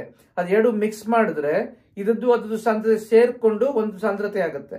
ಇವಾಗ ನೀರಿನ ಸಾಂದ್ರತೆ ಏನೋ ಒಂದು ಎಷ್ಟಿದೆ ಗೊತ್ತಿಲ್ಲ, ಬಟ್ ನೀರಿನ ಸಾಂದ್ರತೆ ಎಷ್ಟೋ ಇದೆ ಅಂತ ಇಟ್ಕೊಳ್ಳೋಣ. ಉಪ್ಪಿನ ಸಾಂದ್ರತೆ ಬೇರೆ ಇರ್ಬೋದು. ಎರಡನ್ನೂ ಮಿಕ್ಸ್ ಮಾಡಿದ್ರೆ ಆವರೇಜ್ ಬರುತ್ತೆ, ಸರಾಸರಿ ಬರುತ್ತೆ. ಕರೆಕ್ಟ್ ಅಲ್ವಾ? ಎಷ್ಟು ಹಾಕಿದ್ರು ಅದ್ರ ಮೇಲೆ ಗೊತ್ತಾಗುತ್ತೆ ಅಲ್ವಾ. ಅದು ವಿಚಾರ ಆಮೇಲೆ ಮಾತಾಡೋಣ. ಸೊ ನಾ ಏನ್ ಹೇಳ್ತಾ ಇದ್ದೀನಿ ಅಂದ್ರೆ, ಒಂದು ಘನನ ಆ ನೀರಿಗೆ ಹಾಕಿದ್ರೆ, ಆ ಲೆಮನ್ ಜ್ಯೂಸ್ ಹಾಕಿದ್ರೆ ಅದು ಸಾಂದ್ರತೆ ಚೇಂಜ್ ಮಾಡುತ್ತೆ. ಅದ್ರ ಸಾಂದ್ರತೆ ಆ ಲೆಮನ್ ಜ್ಯೂಸ್ಗಿಂತ ಜಾಸ್ತಿ ಇರುತ್ತೆ, ಅದಕ್ಕೆ ಅದು ಮಿಶ್ರ ಸಾಂದ್ರತೆ ಜಾಸ್ತಿ ಆಗುತ್ತೆ. ಸೊ ಈ ಲೆಮನ್ ಜ್ಯೂಸ್ ಸಾಂದ್ರತೆ ಕಡಿಮೆ, ಈ ಲೆಮನ್ ಜ್ಯೂಸ್ ಸಾಂದ್ರತೆ ಜಾಸ್ತಿ ಇದ್ರೆ ಇದ್ರ ವಿಷ ಇದೆ ಅಂತ ಗೊತ್ತಾಗುತ್ತೆ. ಹಂಗೆ ಅವರು ಯಾವಾಗ್ಲೂ ಅದನ್ನ ಗುರುತಿಸ್ತಾ ಇದ್ರು, ಗೊತ್ತಾಯ್ತಾ? ಅದೊಂದು. ಇನ್ನೊಂದು ಎಕ್ಸಾಂಪಲ್ ಹೇಳ್ತೀನಿ. ಇವಾಗ ಎಷ್ಟೋ ಈ ನಕಲಿ ನಾಣ್ಯ ಮಾಡ್ತಾರೆ. ಎಷ್ಟೋ ಜನ ಮೋಸ ಮಾಡಕ್ಕೆ ನಕಲಿ ನಾಣ್ಯ, ಇವಾಗ 10 ಪೈಸೆ, ಅರ್ಧ, 1 ರೂಪಾಯಿ, 5 ರೂಪಾಯಿ, 10 ರೂಪಾಯಿ ನಾಣ್ಯ, ಆ ನಾಣ್ಯ ಎಲ್ಲ ಫೇಕ್ ಕರೆನ್ಸಿ ಅಂತ ಕರೀತಾರೆ. ಎಷ್ಟೋ ಫೇಕ್ ಕರೆನ್ಸಿ ಸಿಗುತ್ತೆ. ಎಲ್ರೂ ದುಡ್ಡು ಮಾಡಕ್ಕೆ ಫೇಕ್ ಕರೆನ್ಸಿನ ಕೊಟ್ಬಿಟ್ಟು ಅದನ್ನ ಮಾರ್ಬಿಟ್ಟು ದುಡ್ಡು ತಗೋತಾರೆ. ಮನೆಯಲ್ಲಿ ಎಲ್ಲೋ ಹೋಗಿ ಫೇಕ್ ಕರೆನ್ಸಿ ಎಲ್ಲ ಮಾಡಿ ತಯಾರು ಮಾಡಿ, ಎಲ್ಲೋ ಹೋಗಿ ಗಿರಣಿಲಿ ತಯಾರು ಮಾಡಿ ಹೋಗಿ ಅಂಗಡಿಗೆ ಹೋಗಿ ಕೊಟ್ಟು ಅದನ್ನ ಮಾರಿ ದುಡ್ಡು ತಗೋತಾರೆ. ಅದು ಫೇಕ್ ಕರೆನ್ಸಿ ಅಂತ ಅಂತಾರೆ, ನಕಲಿ ನಾಣ್ಯ. ಅದು ಹೆಂಗ್ ಗೊತ್ತಾಗತ್ತೆ? ಇವಾಗ ನಿಮ್ಮ ಹತ್ರ ಒಂದು 1 ರೂಪಾಯಿ ಕಾಯಿನ್ ಇದೆ, ಅದು ನಿಜವಾದ ಕಾಯಿನ್ ಒಂದು ಯಾವ್ದೋ ಗೊತ್ತಿರ್ಬೇಕಲ್ಲ ನಿಮ್ಗೆ. ಅದ್ರ ತೂಕ ಮಾಡಿದ್ರೆ ಅದು ಎಷ್ಟು ಅಂತ ಗೊತ್ತು. ಅದೇ ಸೈಜ್ನ ಬೇರೆ ಸೈಜ್ ಇರ್ಬೋದು, ಬೇರೆ ಸೈಜ್ ಈಸಿಯಾಗಿ ಗೊತ್ತಾಗುತ್ತೆ. ಇದು ನಿಜದ್ದು ಅಂತ ಇಟ್ಕೊಳ್ಳೋಣ. ಓಕೆ, ಇದು ನಕಲಿ. ಓಕೆ ಓಕೆ, 2 1 ರೂಪಾಯಿ ಕಾಯಿನ್, ಇದು ನಿಜ, ಇದು ನಕಲಿ. ಓಕೆ, ಎರಡು ಬೇರೆ ಬೇರೆ ಸೈಜ್ ಇದ್ರೆ ಅದನ್ನೇ ಗೊತ್ತಾಗೋಗುತ್ತೆ. ಬಟ್ ಎರಡು ಒಂದೇ ಸೈಜ್, ಇದು ನೋಡಕ್ಕೂ ಹಂಗೆ ಇದೆ ಅಂತ ಇಟ್ಕೊಳ್ಳೋಣ, ನೋಡಕ್ಕೂ ಹಂಗೆ ಇದೆ, ಗೊತ್ತಾಯ್ತಾ? ಅವಾಗ ತೂಕ ಬೇರೆ ಇರ್ಬೋದು, ಬಟ್ ತೂಕದಿಂದ ಗೊತ್ತಾಗಲ್ಲ. ಸಾಂದ್ರತೆ, ಮಾಸ್ ಡಿವೈಡ್ ಬೈ ವಾಲ್ಯೂಮ್, ಎರಡದು ಸಾಂದ್ರತೆ. ಇದು ತೂಕ ಮೆಷರ್ ಮಾಡಿ, ಇದು ಗಾತ್ರ ಮೆಷರ್ ಮಾಡಿ, ತೂಕದಿಂದ ಗಾತ್ರನ ಭಾಗಿಸಿದ್ರೆ, ಇದು ತೂಕದಿಂದ ಗಾತ್ರನ ಭಾಗಿಸಿದ್ರೆ ಎರಡದು ಸಾಂದ್ರತೆ ಸಿಗುತ್ತೆ. ಆ ಸಾಂದ್ರತೆ ಇದು ಹೋಲಿಸಿದ್ರೆ ಎರಡದು ಸಾಂದ್ರತೆ ಒಂದೇ ಇದ್ರೆ ಇದು ನಕಲಿ ಅಲ್ಲ ಅಂತ ಗೊತ್ತಾಯ್ತು. ಇದ್ರ ಸಾಂದ್ರತೆ ಒಂದೇ ಇದ್ರೆ, ಬೇರೆ ಇದ್ರೆ ಅದು ನಕಲಿ ಅಂತ ಗೊತ್ತಾಗುತ್ತೆ. ಸೊ ಹಿಂಗೆ ಸಾಂದ್ರತೆ ಬೇರೆ ಬೇರೆ ವಸ್ತುಗೆ ವ್ಯತ್ಯಾಸ ಇರೋ ಅಂಶನ ಉಪಯೋಗಿಸ್ಕೊಂಡು ಯಾವ್ದು ನಕಲಿ, ಯಾವ್ದು ವಿಷ ಇದೆಯೋ ಅದನ್ನ ಗುರುತಿಸ್ತಾ ಇದ್ರು, ಗೊತ್ತಾಯ್ತಾ? ಇನ್ನೊಂದು ಹಿಂಗೇನೆ ರಿಯಲ್ ಲೈಫ್ ಅಲ್ಲಿ ಹೆಂಗೆ ಉಪಯೋಗಿಸ್ತಾರೆ ಅಂತ, ಇವಾಗ್ಲೂ ಹೆಂಗೆ ಉಪಯೋಗಿಸ್ತಾರೆ ಅಂತ ಇದೆ. ಇದು ಅಂತ ಎರಡು ಚೆನ್ನಾಗಿರೋದು ಹೇಳಿದೆ. ಇನ್ನೊಂದು ರಿಯಲ್ ಲೈಫ್ ಅಲ್ಲಿ 2 ಎಕ್ಸಾಂಪಲ್ ಹೇಳ್ತೀನಿ. ಇನ್ನೊಂದು, ಇವಾಗ ಇದರಲ್ಲಿ ಚಿನ್ನದ ಅಂಗಡಿಗೆ ಹೋದ್ರೆ ಚಿನ್ನ ಮಾರ್ತಾರೆ. ಓಕೆ, ಇವಾಗ ಕೆಲವರು ಅಂಗಡಿನವರೇ ಚಿನ್ನ ಕೊಂಡ್ಕೋತಾರೆ ಬೇರೆಯವರಿಂದ. ಇವಾಗ ನಿಮ್ಮಲ್ಲಿ ಚಿನ್ನ ಇದೆ ಅಂತ ಇಟ್ಕೊಳ್ಳೋಣ. ಓಕೆ, ನಿಮ್ಮ ಮನೆಯಲ್ಲಿ ಸ್ವಲ್ಪ ದುಡ್ಡಿನ ಕಷ್ಟ ಆಗಿದೆ, ಅದನ್ನ ಚಿನ್ನ ಮಾರ್ಬಿಟ್ಟು ಸ್ವಲ್ಪ ದುಡ್ಡು ತಗೊಂಡು ಸಂಸಾರ ನಡೆಸಬೇಕು ಅಂತ ನೀವು ಹೋಗಿ ಚಿನ್ನದ ಅಂಗಡಿಗೆ ಹೋಗ್ತೀರಿ. ಚಿನ್ನದ ಅಂಗಡಿಗೆ ಹೋಗಿ ನೀವು ಅವರು ಕೊಟ್ಬಿಟ್ಟು, ನೋಡಪ್ಪ, ನಮ್ಮ ತಾಯಿದು ಚಿನ್ನದ ಸರ ಇದೆ, ನಮ್ಗೆ ಸ್ವಲ್ಪ ದುಡ್ಡು ಬೇಕು, ನಮ್ಮ ಮಗುನ ಸ್ಕೂಲ್ಗೆ ಕಳಿಸ್ಬೇಕು, ಸ್ವಲ್ಪ ದುಡ್ಡು ಬೇಕು, ಚಿನ್ನ ಮಾರಬೇಕು ಅಂತ ಹೇಳ್ತೀರಿ. ಅವ ಮಾರಕ್ ಹೋದಾಗ ಅಲ್ಲಿ ಅಂಗಡಿಯವನು ಸುಮ್ಮನೆ ತಗೊಂಡ್ಬಿಡಲ್ಲ, ಅವನ ಪೆದ್ದ ಅಲ್ಲ, ಅವನ ಅದನ್ನ ತೂಕ ಮಾಡ್ತಾನೆ. ಬಟ್ ತೂಕದಿಂದನೂ ಗೊತ್ತಾಗಲ್ಲ, ಯಾಕಂದ್ರೆ ಬೇರೆ ಬೇರೆ ಚೇನ್ಗಳಿಗೆ ಬೇರೆ ಬೇರೆ ತೂಕ ಇರುತ್ತೆ, ಗಾತ್ರನೂ ಬೇರೆ ಇರುತ್ತೆ. ಅವನು ಏನ್ ಮಾಡ್ತಾನೆ, ಸಾಂದ್ರತೆನ ಅದನ್ನ ಮೆಷರ್ ಮಾಡ್ತಾನೆ. ಹೆಂಗ್ ಮೆಷರ್ ಮಾಡ್ತಾನೆ? ಗಾತ್ರನ ಮೆಷರ್ ಮಾಡ್ತಾನೆ, ಆಮೇಲೆ ತೂಕನ ಮೆಷರ್ ಮಾಡ್ತಾನೆ, ಆಮೇಲೆ ಗಾತ್ರನ ತೂಕದಿಂದ ಗಾತ್ರನ ಭಾಗಿಸಿ ಅದರಿಂದ ಸಾಂದ್ರತೆ ಮೆಷರ್ ಮಾಡ್ತಾನೆ, ಅಳಿತಾನೆ. ಆ ಸಾಂದ್ರತೆ ಅಳೆದ್ಬಿಟ್ಟು ಅವನು ಗೊತ್ತು, ಗೋಲ್ಡನ್ ಸಾಂದ್ರತೆ ಎಷ್ಟಿರ್ಬೇಕು ಅಂತ ಗೊತ್ತು. ಓಕೆ, ನಿಜವಾದ ಗೋಲ್ಡ್ ಸಾಂದ್ರತೆ ಎಷ್ಟು ಬೇಕು ಅಂತ 197 grams per centimetre cubed, 197 gold. Okay, ಅವನಿಗೆ ಗೊತ್ತು ಎಷ್ಟು ಸಾಂದ್ರತೆ ಇರಬೇಕು ಅಂತ ಗೊತ್ತು. ಓಕೆ, ಇವಾಗ ನೀವು ಕೊಟ್ರ ಇದು ಚೈನ್ ನೆಕ್ಲೆಸ್, ಅದನ್ನ ಮೆಷರ್ ಮಾಡಿ ಅದ್ರ ಸಾಂದ್ರತೆ ಅದು 197 ಬಂದ್ರೆ ಸರಿ, ಇದು ನಕಲಿ ಅಲ್ಲ ಅಂತ ಗೊತ್ತಾಗತ್ತೆ. ಅದ್ರ ಸಾಂದ್ರತೆ ಏನಾರು ಒಂದು 120 ಏನೋ ಬಂದ್ರೆ ಅವಾಗ ಅವ್ನಿಗೆ ಗೊತ್ತು ನೀವು ಇದರ್ ಅದು ಅದು ಚಿನ್ನನೇ ಅಲ್ಲ, ಬೇರೆ ಯಾವುದೋ ಇರ್ಬೋದು, ಅದು ಮಾತ್ರ ನೋಡಕ್ ಮಾತ್ರ ಚೆನ್ನಾಗಿ ಪಾಲಿಶ್ ಮಾಡಿ ತಂದಿದ್ದೀರಿ, ಇಲ್ದ್ರೆ ಬೆರಕೆ ಮಾಡಿದಿರಿ ಅಂತ ಗೊತ್ತಾಯ್ತಾ? ಓಕೆ, ಸೊ ಇವಾಗ 2 ಗುಣಲಕ್ಷಣ ವಿಚಾರ ಮಾತಾಡಿದ್ವಿ. ಸಾಂದ್ರತೆ, ತೂಕ ಡಿವೈಡ್ ಬೈ ಗಾತ್ರ, ಆಮೇಲೆ ಸಾಂದ್ರತೆ ಒಂದು ವಸ್ತುವಿನ ಪರಮ ಗುಣಲಕ್ಷಣ. ಅದು 2 ಗುಣಲಕ್ಷಣಗಳಿಗೆ ಸಂಬಂಧಪಟ್ಟಂತೆ ನಾನು ಎಕ್ಸಾಂಪಲ್ಸ್, ರಿಯಲ್ ಲೈಫ್ ಎಕ್ಸಾಂಪಲ್ಸ್ ಕೊಟ್ಟೆ, ಆಮೇಲೆ ಎಲ್ಲಿ ಉಪಯೋಗ ಆಗುತ್ತೆ ಅನ್ನೋದು ಕೊಟ್ಟೆ. ಇವಾಗ ನೆಕ್ಸ್ಟ್ ಬಾಯನ್ಸಿ ಅಂತ ಕರೀತಾರಲ್ಲ, ತೇಲುವಿಕೆ, ಕನ್ನಡದಲ್ಲಿ ತೇಲುವಿಕೆ ಅಂತ ಕರೀತಾರೆ. ತೇಲುವಿಕೆ, ಇಂಗ್ಲಿಷಲ್ಲಿ ಬಾಯನ್ಸಿ. ಓಕೆ, ತೇಲುವಿಕೆ. ನಾವೇನ್ ಹೇಳಿದ್ವಿ? ಘನ ವಸ್ತುವಿನ ಸಾಂದ್ರತೆ ಮತ್ತು ದ್ರವ್ಯ ವಸ್ತುವಿನ ಸಾಂದ್ರತೆಯ ಹೋಲಿಕೆ ಆ ಘನ ತೇಲುವಿಕೆಯನ್ನು ನಿರ್ಧರಿಸುತ್ತದೆ. ಅಂದ್ರೆ ಒಂದು ಘನ ವಸ್ತು ಒಂದು ದ್ರವ್ಯ ವಸ್ತುಲಿ ತೇಲತ್ತೋ ಮುಳುಗತ್ತೋ ಅದನ್ನು ಯಾವ್ದು ನಿರ್ಧರಿಸುತ್ತೆ? ಘನ ವಸ್ತುವಿನ ಸಾಂದ್ರತೆಗೂ ದ್ರವ್ಯ ವಸ್ತುವಿನ ಸಾಂದ್ರತೆಗೂ ಎಷ್ಟು ವ್ಯತ್ಯಾಸ ಇದೆ ಅದನ್ನು ನಿರ್ಧರಿಸುತ್ತೆ. ಒಂದು ಘನ ವಸ್ತುವಿನ ಸಾಂದ್ರತೆ ಇದ್ರ ದ್ರವ್ಯ ವಸ್ತುವಿನ ಸಾಂದ್ರತೆಗಿಂತ ಕಡಿಮೆ ಇದ್ರೆ ತೇಲತ್ತೆ. ಒಂದು ಘನ ವಸ್ತುವಿನ ಸಾಂದ್ರತೆ ದ್ರವ್ಯ ವಸ್ತುವಿನ ಸಾಂದ್ರತೆಗಿಂತ ಜಾಸ್ತಿ ಇದ್ರೆ ಮುಳುಗತ್ತೆ. ಸಾಂದ್ರತೆ ಸಂಬಂಧಪಟ್ಟಂತೆ ಇದು ಹಿಂಗೆ ನಡ್ಕೊಳ್ಳುತ್ತೆ. ತೂಕ ಅಲ್ಲ, ಗಾತ್ರ ಅಲ್ಲ. ಅದಕ್ಕೆ ನಾವು ಹೇಳಿದ್ವಿ, ಒಂದು ದೊಡ್ಡ ಮರ, ಒಂದು ಸಣ್ಣ ಮರದ ತುಂಡು, 2 ಸಾಂದ್ರತೆ ಒಂದೇ, 2 ತೇಲತ್ತೆ. ಒಂದು ದೊಡ್ಡ ಮನುಷ್ಯ, ಒಂದು ಸಣ್ಣ ಮನುಷ್ಯ, 2 ಸಾಂದ್ರತೆಯನ್ನು ನೀರಿಗಿಂತ ಜಾಸ್ತಿ, ಅದು ಮುಳುಗತ್ತೆ. ಗೊತ್ತಾಯ್ತಾ? ಆಮೇಲೆ ಆ ದ್ರವ್ಯ ಬೇರೆ ದ್ರವ್ಯ ಆದ್ರೆ, ಇವಾಗ ಇದು ನೀರು. ಓಕೆ, ನೀರು ಬದಲು ನಾವು ಇನ್ನೇನಾರು ಹಾಕಿದ್ರೆ, ಜೇನುತುಪ್ಪ ಹಾಕಿದ್ರೆ ಇದು ನೀರಿನ ಸಾಂದ್ರತೆ ಕಡಿಮೆ, ಜೇನುತುಪ್ಪ ಸಾಂದ್ರತೆ ಜಾಸ್ತಿ. ಗೊತ್ತಾಯ್ತಾ? ಸೊ ಇವಾಗ ಯಾವ ವಸ್ತು, ಒಂದು ಘನ ವಸ್ತು ನೀರಲ್ಲಿ ಮುಳುಗತ್ತೋ ಅದೇ ಘನ ವಸ್ತು ಜೇನುತುಪ್ಪಲ್ಲಿ ತೇಲ್ಬಹುದು. ಒಂದು ದ್ರಾಕ್ಷಿ ನೀರಿನ ಸಾಂದ್ರತೆಗಿಂತ ಜಾಸ್ತಿ ಇದೆ, ಮುಳುಗತ್ತೆ. ಆದ್ರೆ ಅದೇ ದ್ರಾಕ್ಷಿ ಜೇನುತುಪ್ಪದ ಸಾಂದ್ರತೆ ಕಡಿಮೆ ಇದೆ, ತೇಲತ್ತೆ. ಗೊತ್ತಾಯ್ತಾ? ಸೊ ಒಂದು ಘನ ವಸ್ತು ದ್ರವ್ಯ ವಸ್ತು ಸಾಂದ್ರತೆಗಿಂತ ಕಡಿಮೆ ಇದ್ರೆ ತೇಲತ್ತೆ, ಜಾಸ್ತಿ ಇದ್ರೆ ಮುಳುಗತ್ತೆ. ಓಕೆ, ಗಾತ್ರಕ್ಕೆ ಸಂಬಂಧಪಟ್ಟದ್ದಲ್ಲ,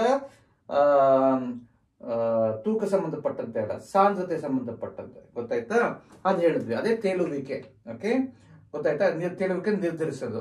ಅದು ರಿಯಲ್ ಲೈಫ್ ಎಕ್ಸಾಂಪಲ್ಸ್ ಹೇಳ್ತೀನಿ, 2 ರಿಯಲ್ ಲೈಫ್ ಎಕ್ಸಾಂಪಲ್ಸ್ ಹೇಳ್ತೀನಿ, ಆಮೇಲೆ 2 ಉಪಯೋಗಗಳು ಹೇಳ್ತೀನಿ. ಓಕೆ, ಒಂದು ರಿಯಲ್ ಲೈಫ್ ಎಕ್ಸಾಂಪಲ್ ಏನಂದ್ರೆ, ಇದು ಚೆನ್ನಾಗಿ ನೀವು ಇದರಲ್ಲಿ ಪತ್ತೆದಾರಿ ಇದರಲ್ಲೆಲ್ಲ ನೋಡಿರ್ಬೋದು. ಓಕೆ, ಯಾವ್ದೋ ಒಬ್ರು ಸಾಯಿಸಿರ್ತಾರೆ.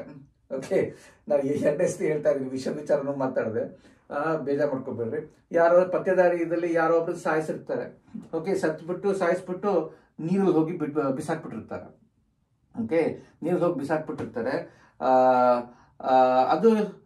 ಅದಕ್ಕೆ ಈಜಕ್ಕೆ ಬರಲ್ಲ ಅಲ್ವಾ, ಸತ್ತಿರೋ ಇದಲ್ವಾ, ಶವ ಅಲ್ವಾ, ಅದೇನಾಗತ್ತೆ? ಮುಳುಗತ್ತೆ. ಕರೆಕ್ಟ್ ತಾನೆ? ಓಕೆ, ಆ ದೇಹದ ಸಾಂದ್ರತೆ ನೀರಿಗಿಂತ ಸಾಂದ್ರತೆ ಜಾಸ್ತಿ, ಅದಕ್ಕೆ ಹೋಗಿ ಮುಳುಗತ್ತೆ.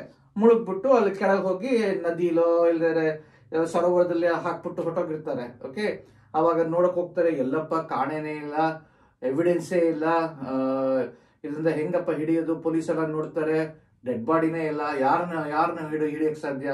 ಡೆಡ್ ಬಾಡಿನೇ ಇಲ್ಲ, ಯಾರನ್ನೂ ಹಿಡಿಯಕ್ ಸಾಧ್ಯ ಇಲ್ಲ, ಎಲ್ಲೂ ಕಾಣಿಸ್ತಾ ಇಲ್ಲ. ಸೊ ಒಂದು ಇದಿಲ್ದೇನೆ, ಎವಿಡೆನ್ಸ್ ಇಲ್ದೇನೆ ಸುಮ್ಮನೆ ಯಾರನ್ನೋ ಜೈಲ್ಗೆ ಹಾಕಕ್ಕಾಗತ್ತಾ? ಇಲ್ಲ ಅಲ್ವಾ? ಆಮೇಲೆ ಏನಾಗುತ್ತೆ, ಯಾವನೊಬ್ಬ ಹುಡುಗ ನಡ್ಕೊಂಡು ಹೋಗ್ತಾ ಇರ್ತಾನೆ, ಆ ನದಿ ಹತ್ರ, ಆ ಸರೋವರದ ಹತ್ರ ನಡ್ಕೊಂಡು ಹೋಗ್ತಾ ಇರ್ತಾನೆ. ಆಮೇಲೆ ನೋಡ್ತಾನೆ, ಡೆಡ್ ಬಾಡಿ ಮೇಲ್ಗಡೆ ಬಂದ್ಬಿಟ್ಟಿರುತ್ತೆ, ಕಾಣಿಸುತ್ತೆ ಮೇಲ್ಗಡೆ. ಆಮೇಲೆ ಕರೀತಾನೆ ಪೊಲೀಸನ್ನ. ಆಮೇಲೆ ನೋಡ್ಬಿಟ್ಟು ಆಮೇಲೆ ಅದನ್ನ ಗೊತ್ತಾದ್ಮೇಲೆ ಹಿಡಿತಾರೆ. ಈ ಡೆಡ್ ಬಾಡಿ ಮುಂಚೆ ಮುಳುಗ್ತಲ್ಲ, ಯಾತಕ್ ತೇಲಕ್ ಬಂತು ಅಂತ ಯೋಚನೆ ಮಾಡಿದ್ದೀರಾ? ತುಂಬಾ ಚೆನ್ನಾಗಿದೆ ಅಲ್ವಾ? ಆ ಡೆಡ್ ಬಾಡಿ ಮುಳುಗ್ತು, ಯಾರೋ ಸಾಯಿಸ್ಬಿಟ್ಟು ಅವ್ರನ್ನ ಡೆಡ್ ಬಾಡಿ ನೀರೊಳಗೆ ಹಾಕಿದ್ರು, ಕೆಳಗೆ ಹೋಗಿ ಬಿತ್ತು, ಇವಾಗ ತೇಲ್ತಾ ಇದೆ. ಅದು ಹೆಂಗಪ್ಪ ಸಾಧ್ಯ? ಅದೇ ಡೆಡ್ ಬಾಡಿ. ಅವ್ರೇ ಎದ್ಬಿಟ್ರ ಅವರು? ಇಲ್ಲ. ಅವ್ರಿಗೆ ಈಜಕ್ ಬಂತ? ಇಲ್ಲ. ಸೊ ಹಿಂಗೆ ಮುಳುಗಿರೋ ಡೆಡ್ ಬಾಡಿ ತೇಲಕ್ಕೆ ಶುರು ಆಯ್ತು. ಯೋಚನೆ ಮಾಡ್ರಿ, ಗೊತ್ತಾಯ್ತಾ? ನಾ ಹೇಳ್ತೀನಿ, ಓಕೆ? ನೀವು ಯೋಚನೆ ಮಾಡ್ರಿ, ಪಾಸ್ ಮಾಡಿ, ಈ ವಿಡಿಯೋನ ಪಾಸ್ ಮಾಡಿ, ನೀವು ಯೋಚನೆ ಮಾಡಿ ಆಮೇಲೆ ಪ್ಲೇ ಮಾಡ್ರಿ, ಓಕೆ? ಏನಾಗತ್ತೆ, ಒಂದು ಮನುಷ್ಯನ ಬಾಡಿಲಿ ಒಳಗೆ ಶ್ವಾಸಕೋಶದ ಒಳಗೆ ರಕ್ತ ಆಮೇಲೆ ಎಲ್ಲ ಇದೆ, ಇಲ್ಲೆಲ್ಲ ರಕ್ತ ಎಲ್ಲ ಇದೆ, ಗೊತ್ತಾಯ್ತಾ? ಏನಾಗತ್ತೆ, ಅದೆಲ್ಲ ರಕ್ತಕ್ಕೆ ತುಂಬಾ ಇದು ಅದ್ರದ್ದು ಸಾಂದ್ರತೆ ಜಾಸ್ತಿ. ಸತ್ತೋದ್ಮೇಲೆ ಒಂದು ಶವ ಮನುಷ್ಯ ಸತ್ತೋದ್ಮೇಲೆ ಬ್ಯಾಕ್ಟೀರಿಯಾ ಇದೆಯಲ್ಲ, ಕ್ರಿಮಿಕೀಟಗಳು ಒಳಗೋಗಿ ಸೇರ್ಕೊಳತ್ವೆ. ಕ್ರಿಮಿಕೀಟ ಒಳಗೋಗಿ ಸೇರ್ಕೊಂಡು ಎಲ್ಲ ತಿನ್ನಕ್ ಶುರು ಮಾಡ್ಬಿಡತ್ವೆ, ಓಕೆ? ಒಳಗಿರೋ ನರ ಆಮೇಲೆ ಮಸಲ್ಸು ಮಾಂಸನೆಲ್ಲ ತಿನ್ನಕ್ ಶುರು ಮಾಡ್ಬಿಡುತ್ತೆ. ತಿನ್ನಕ್ ಶುರು ಮಾಡಿದಾಗ ಏನಾಗತ್ತೆ, ಅದರಲ್ಲಿ ಪಾಕೆಟ್ಸ್ ಕ್ರಿಯೇಟ್ ಆಗುತ್ತೆ, ಎಲ್ಲ ಹಾಲೋ ಆಗೋಗುತ್ತೆ. ಅದ್ರೊಳಗೆ ಹೋಗಿ ಗಾಳಿ ಸೇರ್ಕೊಡುತ್ತೆ, ನೀರು ಸೇರ್ಕೊಡುತ್ತೆ.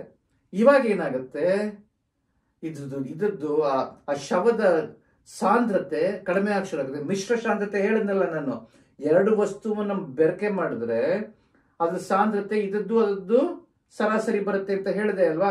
ಎಷ್ಟು ಜಾಸ್ತಿ, ಇದು ಜಾಸ್ತಿನೋ ಅದು ಜಾಸ್ತಿನೋ ಆದ್ಮೇಲೆ ಹೋಗುತ್ತೆ. ಶ್ವಾಸಕೋಶದಲ್ಲಿ ಆದಷ್ಟು ನಮ್ಮ ಬಾಡಿಲಿರೋ ಶ್ವಾಸಕೋಶದಲ್ಲಿ ಇರೋದು ಮೋಸ್ಟ್ಲಿ ನೀರೇನೆ, ರಕ್ತ, ಮೋಸ್ಟ್ಲಿ ರಕ್ತ, ಓಕೆ? ನಮ್ದು ಮಾಂಸ ಎಲ್ಲ ಇರೋದು ತುಂಬಾ ಕಡಿಮೆ, ಮೋಸ್ಟ್ಲಿ ರಕ್ತ. ಆ ರಕ್ತ ಎಲ್ಲ ಒಣಗೋಗುತ್ತೆ, ಬ್ಯಾಕ್ಟೀರಿಯಾ ಎಲ್ಲ ಬಂದು ತಿನ್ನಕ್ ಶುರು ಮಾಡ್ಬೋದು. ಗಾಳಿ ಸೇರ್ಕೊಂಡು ಅದ್ರ ಸಾಂದ್ರತೆ, ಆ ಡೆಡ್ ಬಾಡಿ ಸಾಂದ್ರತೆ ಕಡಿಮೆ ಆಗುತ್ತೆ. ಅದಕ್ಕೆ ಅದು ಮಿಶ್ರ ಸಾಂದ್ರತೆ ಕಡಿಮೆ ಆಗೋದ್ರಿಂದ ಮೆತ್ತಗೆ ತೇಲಕ್ಕೆ ಶುರು ಆಗುತ್ತೆ, ಗೊತ್ತಾಯ್ತಾ? ಗಾಳಿ ಸೇರ್ಕೊಂಡ್ಮೇಲೆ, ಬಾಡಿಲಿ ಗಾಳಿ ಸೇರ್ಕೊಂಡ್ಮೇಲೆ ಅದ್ರದ್ದು ಮಿಶ್ರ ಸಾಂದ್ರತೆ ಕಡಿಮೆ ಆಗುತ್ತೆ. ಇವಾಗ ಕಂಟಿನ್ಯೂ ಮಾಡಕ್ ಮುಂಚೆ ಕೆಲವು ವಸ್ತುಗಳ ಸಾಂದ್ರತೆ ಎಷ್ಟು ಅಂತ ಹೇಳ್ತೀನಿ, ಓಕೆ? ಏನಿದೆ ಸಾಂದ್ರತೆ, ಮಾಸ್ ಡಿವೈಡ್ ಬೈ ವಾಲ್ಯೂಮ್, ತೂಕ ಡಿವೈಡ್ ಬೈ ಗಾತ್ರ, ಓಕೆ? ಸೊ ಐರನ್ಗೆ, ಕಬ್ಬಿಣಕ್ಕೆ 7.9 grams per centimeter cubed, okay? ಗೋಲ್ಡ್ಗೆ 19.3 grams per centimeter cubed, okay? ಕಾಪರ್ಗೆ 9, ಅಲ್ಯೂಮಿನಿಯಂಗೆ 2.7, ಓಕೆ? ಅಲ್ಯೂಮಿನಿಯಂ ತುಂಬಾ ಲೈಟ್. ಇದು ಕೆಲವು ಘನಗಳು. ದ್ರವ್ಯಗಳು ವಿಚಾರ ಮಾತಾಡೋಣ. ನೀರು, ವಾಟರ್ 1, ಓಕೆ? ಆಮೇಲೆ ಕುಕ್ಕಿಂಗ್ ಆಯಿಲ್ ಅಂದ್ರೆ ಅಡುಗೆ ಮಾಡೋ ಎಣ್ಣೆ 0.91, ಓಕೆ? 0.9, ಓಕೆ? ಪೆಟ್ರೋಲಿಯಂ ಅಂದ್ರೆ ಇದು ಪೆಟ್ರೋಲು, ಹೋಗಿ ಅಂಗಡಿ ಇದರಲ್ಲಿ ಕಾರ್ಗೆಲ್ಲ ತಗೋತೀವಲ್ಲ, ಕಾರು ಇದಕ್ಕೆಲ್ಲ ಮೋಟರ್ ಸೈಕಲ್ಗೆ, ಅದು 0.8, ಓಕೆ? ಆದ್ರೆ ಇದು ಸಿರಪ್ ಅಂದ್ರೆ ಕಾಫ್ ಸಿರಪ್ ಅದೆಲ್ಲ ಇರುತ್ತಲ್ಲ, ಅದು ನೀರಿಗಿಂತ ಸ್ವಲ್ಪ ಥಿಕ್ ಆಗಿರುತ್ತೆ, 1.3. ಹನಿ, ಜೇನುತುಪ್ಪ 1.4, ಓಕೆ? ಆಮೇಲೆ ಕೆಲವು ಯಾವ್ದು ನೀರಲ್ಲಿ ಮುಳುಗತ್ತೋ ಅದು ವಿಚಾರ ಮಾತಾಡೋಣ. ಮುಳುಗೋದು ಅಂದ್ರೆ ಕರಗತ್ತೋ, ಸಾಲ್ಟ್ 2.2, ಶುಗರು ಕರಗೋದು 1.6, ಗಾಳಿಯ ಸಾಂದ್ರತೆ 0.0012, ತುಂಬಾ ಕಡಿಮೆ, ಓಕೆ? ಸೊ ಇದರಿಂದ ಏನ್ ಗೊತ್ತಾಗತ್ತೆ, ಘನವಸ್ತುಗಳಲ್ಲಿ ಕೆಲವು ಘನವಸ್ತುಗಳು ಬೇರೆ ಘನವಸ್ತುಕ್ಕಿಂತ ಕಡಿಮೆ ಸಾಂದ್ರತೆ, ಓಕೆ?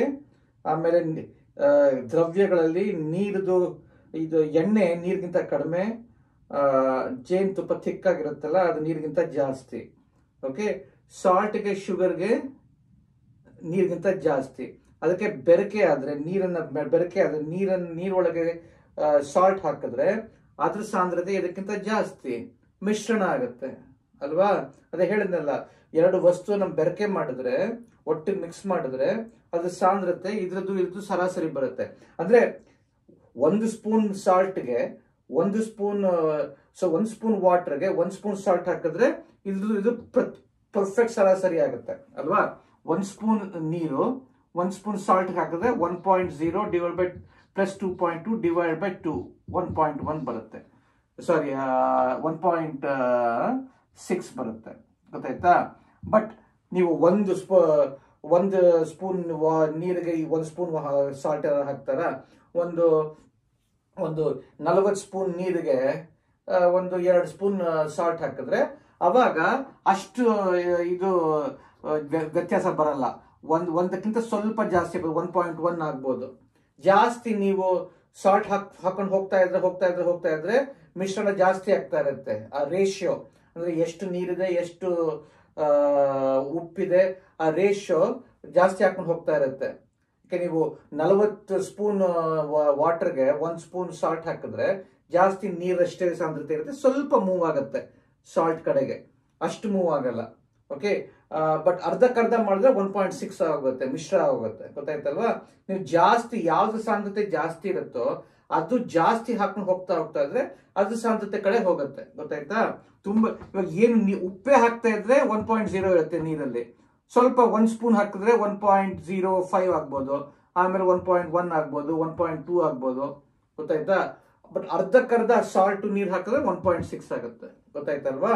ಸೊ ಜಾಸ್ತಿ ನೀವು ಯಾವ್ದು ಸಾಂದ್ರತೆ ಜಾಸ್ತಿ ಇದೆಯೋ ಕಡಿಮೆ ಸಾಂದ್ರತೆ ಜಾಸ್ತಿ ಹಾಕ್ತಾ ಇದ್ರೆ ಅದ್ರ ಕಡೆ ಹೋಗ್ತಾ ಇರುತ್ತೆ. ಗೊತ್ತಾಯ್ತಲ್ವಾ? ಬಟ್ ಗಾಳಿ ನೋಡ್ರಿ, ಗಾಳಿ ಸಾಂದ್ರತೆ ತುಂಬಾ ಕಡಿಮೆ. ಗೊತ್ತಾಯ್ತಲ್ವಾ? ಸೊ ಇದ್ ವಿಚಾರ ಯೋಚನೆ ಮಾಡ್ರಿ. ಅದಕ್ಕೆ ಯಾವ ಘನ ವಸ್ತುನು ನೀವು ನೀರೊಳಗೆ ಹಾಕಿದ್ರೆ ಮುಳುಗುತ್ತೆ. ಯಾಕಂದ್ರೆ ಇದೆಲ್ಲ ಸಾಂದ್ರತೆ ಇದಕ್ಕಿಂತ ಕಡಿಮೆ, ಜಾಸ್ತಿ. ಎಣ್ಣೆಲೂ ಮುಳುಗುತ್ತೆ, ಎಲ್ಲ ಸಾಂದ್ರತೆ ಜಾಸ್ತಿ. ಗೊತ್ತಾಯ್ತಲ್ವಾ? ಜೇನುತುಪ್ಪನೂ ಅಷ್ಟೇ, ಜೇನುತುಪ್ಪದಲ್ಲೂ ಇದೆಲ್ಲ ಘನ ವಸ್ತು ಸಾಂದ್ರತೆ ಜಾಸ್ತಿ. ಬಟ್ ವುಡ್ ಮರದ ಸಾಂದ್ರತೆ ಕಡಿಮೆ, ಅದಕ್ಕೆ ಮುಳುಗುತ್ತೆ, ಸಾರಿ ತೇಲತ್ತೆ. ಗೊತ್ತಾಯ್ತಾ? ಮರದ ಸಾಂದ್ರತೆ ಎಷ್ಟು ಅಂತ ನೆಕ್ಸ್ಟ್ ವಿಡಿಯೋದಲ್ಲಿ ಹೇಳ್ತೀನಿ ನಾನು. ಗೊತ್ತಾಯ್ತಾ? ವುಡ್ ಅನ್ನು ನೋಡಿದ್ರೆ ಬೇರೆ ಬೇರೆ ತರ ವುಡ್ ಇರುತ್ತೆ. ಟೀಕ್ ವುಡ್ ಇರುತ್ತೆ, ಪ್ಲೈ ವುಡ್ ಇರುತ್ತೆ, ಬೇರೆ ಬೇರೆ ತರ ವುಡ್ ನೋಡಿರ್ತೀರ, ಮರ ನೋಡಿರ್ತೀರಲ್ವಾ? ಕೆಲವು ಹೆವಿ ಆಗಿರುತ್ತೆ, ಕೆಲವು ಲೈಟ್ ಆಗಿರುತ್ತೆ. ಹೆವಿ ವುಡ್, ಟೀಕ್ ವುಡ್ ಸ್ವಲ್ಪ ಸಾಂದ್ರತೆ ಜಾಸ್ತಿ. ಸೊ ವುಡ್ಡಿನ ಸಾಂದ್ರತೆ 0.9 to 1.5 ಇರುತ್ತೆ. ಪ್ಲೈ ವುಡ್ ತುಂಬಾ ಲೈಟ್, ಅದು ಅದ್ರ ಸಾಂದ್ರತೆ ನೀರಿಗಿಂತ ಕಡಿಮೆ, ಅದು ತೇಲುತ್ತೆ. ಬಟ್ ತುಂಬಾ ಹೆವಿ ವುಡ್ ಆದ್ರೆ ಟೀಕ್ ಅಂತ ಅದು ಮುಳುಗ್ಬೋದು, ಯಾಕಂದ್ರೆ ಅದ್ರ ಸಾಂದ್ರತೆ ನೀರಿಗಿಂತ ಜಾಸ್ತಿ ಇರ್ಬೋದು, ಅದು ಮುಳುಗುತ್ತೆ. ಗೊತ್ತಾಯ್ತಾ? ಸೊ ಯಾವ ತರ ವುಡ್ ಅದ್ಮೇಲೆ ಗೊತ್ತಾಗುತ್ತೆ. ಎಲ್ಲ ಮರ ಒಂದೇ ತರ ಇರಲ್ಲ, ಯಾಕಂದ್ರೆ ಕೆಲವು ಮರಗಳು ತುಂಬಾ ಥಿಕ್ ವುಡ್ ಇರುತ್ತೆ. ಗೊತ್ತಾಯ್ತಾ? ಅದನ್ನ ನೀರ್ ಮೇಲೆ ಹಾಕಿದ್ರೆ ಮುಳುಗ್ಬೋದು. ಎಲ್ಲಾ ಮರ ತೇಲತ್ತೆ ಅಂತ ಹೇಳಕ್ಕಾಗಲ್ಲ. ಓಕೆ, ಮರದ ಸೈಜ್ ಮೇಲೆ ಅದು ಅದರಿಂದ ಚೇಂಜ್ ಆಗಲ್ಲ. ಮರದ ಸೈಜ್ ಅದಕ್ಕೂ ಸಂಬಂಧ ಇಲ್ಲ, ಮರದ ತೂಕಕ್ಕೂ ಅದಕ್ಕೂ ಸಂಬಂಧ ಇಲ್ಲ. ಮರದ ಸಾಂದ್ರತೆ, ಅದು ಬೇರೆ ಬೇರೆ ತರ ಮರಗಳು ಬೇರೆ ಬೇರೆ ಸಾಂದ್ರತೆ ಇರುತ್ತೆ, ಅದಕ್ಕೆ ಕೆಲವು ತೇಲತ್ತೆ, ಕೆಲವು ಮುಳುಗತ್ವೆ. ಗೊತ್ತಾಯ್ತಾ? ಸೊ ಇದನ್ನ ನೀವು ಇಟ್ಕೊಂಡಿರ್ಬೇಕು ಮನಸ್ಸಲ್ಲಿ. ಇದನ್ನ ನೋಡ್ಕೊಂಡು ಯಾವ್ದು ತೇಲತ್ತೆ ಯಾವ್ದು ಮುಳುಗತ್ತೆ ಈಸಿಯಾಗಿ ಗೊತ್ತಾಗುತ್ತೆ. ಗೊತ್ತಾಯ್ತಾ? ಬಟ್ ಮಿಶ್ರಣ ಸಾಂದ್ರತೆ ವಿಚಾರ ಯೋಚನೆ ಮಾಡ್ರಿ, ಅದ್ ವಿಚಾರ ಮಾತಾಡೋಣ ನೆಕ್ಸ್ಟ್. ಆಯ್ತಾ? ಸೊ ಇನ್ನೊಂದು ವಿಚಿತ್ರವಾದ ಏನ್ ಅಂಶ ಏನು ಅಂದ್ರೆ ಐಸಿನ ಸಾಂದ್ರತೆ 0.91. ಓಕೆ, ನೀರಿನ ಸಾಂದ್ರತೆ 1. ಸೊ ಐಸು ಘನ, ವಾಟರು ಘನ, ಸಾರಿ ಐಸ್ ಘನ, ವಾಟರು ದ್ರವ್ಯ. ನಮ್ಮ ಮನಸ್ಸಲ್ಲಿ ಏನ್ ಅನ್ಸುತ್ತೆ, ಯಾವಾಗ್ಲೂ ದ್ರವ್ಯದ ಸಾಂದ್ರತೆ ಘನ ಸಾಂದ್ರತೆಗಿಂತ ಕಡಿಮೆ ಇರುತ್ತೆ ಅಂತ ಅನ್ಸ್ಬೋದಲ್ವಾ ಮನಸ್ಸಲ್ಲಿ. ಯಾಕಂದ್ರೆ ಇದು ಘನ ತುಂಬಾ ಹೆವಿ ಆಗಿರುತ್ತೆ. ನಮ್ಮ ಮನಸ್ಸಲ್ಲಿ ಏನ್ ಅನ್ಸುತ್ತೆ, ನೀರು ಅನ್ನೋದೆಲ್ಲ ಇನ್ನು ಲೈಟ್ ಆಗಿರ್ಬೋದು ಅಂತ ಅನ್ಕೋತೀವಿ. ಇದರಲ್ಲಿ ಘನದ ಸಾಂದ್ರತೆ ಇದೇ ಎರಡು, ನೀರು ಆಮೇಲೆ ಐಸ್ ಒಂದೇ ಅಂಶ ಅಲ್ವಾ, H2O ತಾನೆ. ಓಕೆ, ಅದು ಮೂಲ ಅಂಶ ಒಂದೇನೆ. ಆದ್ರೆ ಇದನ್ನ ನೋಡ್ರಿ, ಐಸಿನ ಸಾಂದ್ರತೆ ನೀರಿಗಿಂತ ಸಾಂದ್ರತೆ ಕಡಿಮೆ. ಅದಕ್ಕೇನೆ ಯಾವಾಗಲೂ ಐಸು ನೀರಲ್ಲಿ ಹಾಕಿದ್ರೆ ಐಸು ತೇಲತ್ತೆ, ಯಾಕಂದ್ರೆ ಅದ್ರ ಸಾಂದ್ರತೆ ನೀರಿನ ಸಾಂದ್ರತೆಗಿಂತ ಕಡಿಮೆ. ಗೊತ್ತಾಯ್ತಾ? ಸೊ ನಾವು ಇದೆಲ್ಲ ನಾರ್ತ್ ಪೋಲ್ ಸೌತ್ ಪೋಲ್ಗೆಲ್ಲ ಹೋದ್ರೆ ಅಲ್ಲಿ ತುಂಬಾ ಐಸ್ ಇರುತ್ತೆ. ಐಸ್ಬರ್ಗ್ಸ್ ಅಂತ ದೊಡ್ಡ ಐಸ್ಬರ್ಗ್ಸ್, ICEBERGS. ಓಕೆ, ಐಸ್ಬರ್ಗ್ಸ್ ಅಂತ ಕರೀತಾರೆ. ಗೊತ್ತಾಯ್ತಾ? ಈ ಐಸ್ಬರ್ಗ್ಸ್ ಅದು ದೊಡ್ಡ ದೊಡ್ಡ ಐಸ್ಗಳು ಇಷ್ಟು ದೊಡ್ಡದಿರುತ್ತೆ. ನೋಡಿ, ಇಲ್ಲೊಂದಿದೆ, ಇಲ್ಲೆಲ್ಲೋ ಕಾಣಿಸ್ತಾ ಇದೆ, ಇಲ್ಲೆಲ್ಲೋ ಒಂದು ಇಲ್ಲೊಂದಿದೆ ನೋಡ್ರಿ. ಇದು ಕಾಣಿಸುತ್ತಾ ನಮ್ಗೆ? ಇದು ಕಾಣಿಸುತ್ತಾ ಇಲ್ವೋ ಗೊತ್ತಿಲ್ಲ. ಇದು ನೀರ್ ಮೇಲೆ ಐಸು. ಎಸ್ಪೆಷಲಿ ಇದರಲ್ಲಿ ಸಾಲ್ಟ್ ವಾಟರ್ ಅಲ್ಲಿ ಸೀಲಿ ಸಾಲ್ಟ್ ವಾಟರ್ದು ಇದು ಸಾಂದ್ರತೆ 1.10 ಜಾಸ್ತಿ. ಯಾಕಂದ್ರೆ ಉಪ್ಪಿರುತ್ತಲ್ವಾ, ಸ್ವಲ್ಪ ಉಬ್ಬೆರಿಕೆ ಆಗಿರುತ್ತೆ. 10% 5% ಉಪ್ಪಿರ್ಬೋದು. ಸೊ 1.1 ವಾಟರ್ದು. ಗೊತ್ತಾಯ್ತಾ? ಆಮೇಲೆ ಐಸ್ ಸಾಂದ್ರತೆ 0.9. ಸೊ ಇವಾಗ ಎಷ್ಟೋ ಇಲ್ಲೆಲ್ಲ ಅಂಟಾರ್ಟಿಕಾ ಆರ್ಟಿಕ್ಗೆಲ್ಲ ಹೋದ್ರೆ ಅಲ್ಲಿ ದೊಡ್ಡ ದೊಡ್ಡ ಸಮುದ್ರದಲ್ಲಿ ದೊಡ್ಡ ದೊಡ್ಡ ಐಸ್ ಗಡ್ಡೆಗಳು ತೇಲ್ತಾ ಇರುತ್ತೆ. ಯಾಕೆಂದ್ರೆ ಉಪ್ಪಿನ ನೀರು, ಸೊ ಉಪ್ಪು ಮಿಶ್ರಣ ಆಗಿರೋದ್ರಿಂದ ನೀರಿನ ಸಾಂದ್ರತೆ ಸ್ವಲ್ಪ 1ಗಿಂತ ಜಾಸ್ತಿ ಇರುತ್ತೆ, 1.1 ಇರುತ್ತೆ. ಐಸಿನ ಸಾಂದ್ರತೆ 0.9, ಅದ್ರಲ್ಲಿ ಉಪ್ಪಿಲ್ಲ ಜಾಸ್ತಿ. ಸೊ ಅದಕ್ಕೋಸ್ಕರ ಅದು ತೇಲುತ್ತೆ, ನೀರು ತೇಲುತ್ತೆ. ಸೊ ಇದು 2 ಎಕ್ಸಾಂಪಲ್ ಕೊಟ್ಟಿದ್ದೀನಿ. ಸಾಂದ್ರತೆ ವ್ಯತ್ಯಾಸದಿಂದ, ಒಂದು ಘನದ್ದು ಒಂದು ದ್ರವ್ಯ ಸಾಂದ್ರತೆ ವ್ಯತ್ಯಾಸದಿಂದ ಯಾವುದು ತೇಲುತ್ತೆ ಯಾವುದು ಮುಳುಗುತ್ತೆ ಅದು ಗೊತ್ತಾಗುತ್ತೆ. ಗೊತ್ತಾಯ್ತಾ? ಇದು ಪ್ರಾಕ್ಟಿಕಲ್ ಆಗಿ ಎಲ್ಲಿ ಉಪಯೋಗಿಸ್ತಾರೆ ಅದ್ರ ವಿಚಾರ ಮಾತಾಡೋಣ. ಗೊತ್ತಾಯ್ತಾ? ಸೊ ಇದು ಈ ತೇಲದು ಮುಳುಗೋದು ಸಂಬಂಧಪಟ್ಟಂತೆ ಪ್ರಾಕ್ಟಿಕಲ್ ಆಗಿ ಎಲ್ಲಿ ಉಪಯೋಗಿಸ್ತಾರೆ ಅದ್ರ ವಿಚಾರ ಮಾತಾಡೋಣ. ಗೊತ್ತಾಯ್ತಾ? ನಾವ್ ಏನ್ ಹೇಳಿದ್ವಿ, ಒಂದು ವಸ್ತುಗೆ ಸಾಂದ್ರತೆ, ಒಂದು ವಸ್ತುಗೆ ಸಾಂದ್ರತೆ ಜಾಸ್ತಿ ಇದ್ರೆ ಮುಳುಗತ್ತೆ, ಒಂದು ವಸ್ತುಗೆ ಸಾಂದ್ರತೆ ಕಡಿಮೆ ಇದ್ರೆ ತೇಲತ್ತೆ ಅಂತ ಹೇಳಿದ್ವಿ. ಕರೆಕ್ಟ್ ತಾನೆ? ಸೊ ಈ ಸಬ್ಮರೀನ್ ಅಂತ ನೀವು ನೋಡಿರ್ಬೋದು. ಓಕೆ, ಅದಕ್ಕೆ ಕನ್ನಡದಲ್ಲಿ ಏನು ಅಂತ ಕೇಳಿದ್ರೆ ರಮೇಶ್ನ ಕೇಳ್ಕೊಂಡ್ರಿ. ಸಬ್ಮರೀನ್ ಅಂದ್ರೆ ಹಡಗು, ಬಟ್ ಒಳಗೆ, ನೀರಿನ ಒಳಗೆ ಅದು ಹೋಗುತ್ತೆ, ಗುಪ್ತವಾಗಿ ಹೋಗುತ್ತೆ. ಸಬ್ಮರೀನ್ ಅಂತ ಕರೀತಾರೆ. ಗುಪ್ತ ಹಡಗುದು, ಗೊತ್ತಾ? ನೀರಿನ ಒಳಗೆ ಹೋಗುತ್ತೆ. ಇವಾಗ ಎಷ್ಟೋ ದೇಶದವರು, ಅಮೇರಿಕಾ, ರಷ್ಯಾ ಅವರೆಲ್ಲ ಸಬ್ಮರೀನ್ಸ್ ತುಂಬಾ ಇರುತ್ತೆ. ಇಂಡಿಯನ್ ಇದು ನಮ್ಮ ಹತ್ರನೂ ಸಬ್ಮರೀನ್ಸ್ ಇದೆ. ಸಬ್ಮರೀನ್ಸು ಕಾಣದೇ ಇಲ್ಲ.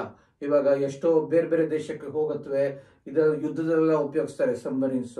ಯಾರಿಗೂ ಕಾಣಿಸೋದೇ ಇಲ್ಲ ಹೋಗ್ತಾ ಇರೋದು, ನೀರಿನ ಒಳಗೆ ಹೋಗುತ್ತೆ. ಗೊತ್ತಾಯ್ತಾ? ನೀರಿನ ಒಳಗೆ ಅದು ಇದು ಬೇರೆ ಬೇರೆ ಸಾವಿರ ಮೈಲಿ ಹೋಗಿ ಆಮೇಲೆ ಮೇಲ್ಗಡೆ ಬಂದು ಆಮೇಲೆ ಜನಗಳು ಹೊರಗಡೆ ಬರ್ತಾರೆ. ಸೊ ಏನ್ ಮಾಡುತ್ತೆ, ಸೊ ಸಬ್ಮರೀನು ನೀರ್ ಇಲ್ಲೇ ಇರುತ್ತೆ. ಅವಾಗ ಒಂದು ಇದರಲ್ಲಿ ಯಾವ್ದೋ ಪೋರ್ಟ್ ಅಲ್ಲಿ ಇರುತ್ತೆ. ಆಮೇಲೆ ಒಳಗೆ ಅಲ್ಲಿ ನೇವಿನವರೆಲ್ಲ ಹೋಗ್ತಾರೆ, ಅದು ಹೋಗಿ ಕೂತ್ಕೋತಾರೆ. ಆಮೇಲೆ ಸಬ್ಮರೀನ್ ಕೆಳಗೆ ಹೊಟ್ಟೋಗುತ್ತೆ. ಓಕೆ, ಆಮೇಲೆ ತುಂಬಾ ಮೈಲಿಗಳು ಹೋಗುತ್ತೆ. ಆಮೇಲೆ ವಾಪಸ್ ಮೇಲ್ಗಡೆ ಬರ್ಬೇಕಾದ್ರೆ ಅದು ಮೇಲ್ಗಡೆ ಬಂದು ಆಮೇಲೆ ಜನಗಳು ಹೊರಗಡೆ ಬರ್ತಾರೆ. ಸೊ ಅದು ಹೆಂಗೆ ಕೆಳಗೆ ಹೋಗುತ್ತೆ, ಹೆಂಗ್ ಮೇಲ್ ಬರುತ್ತೆ ಅಂತ ಯೋಚನೆ ಮಾಡ್ರಿ.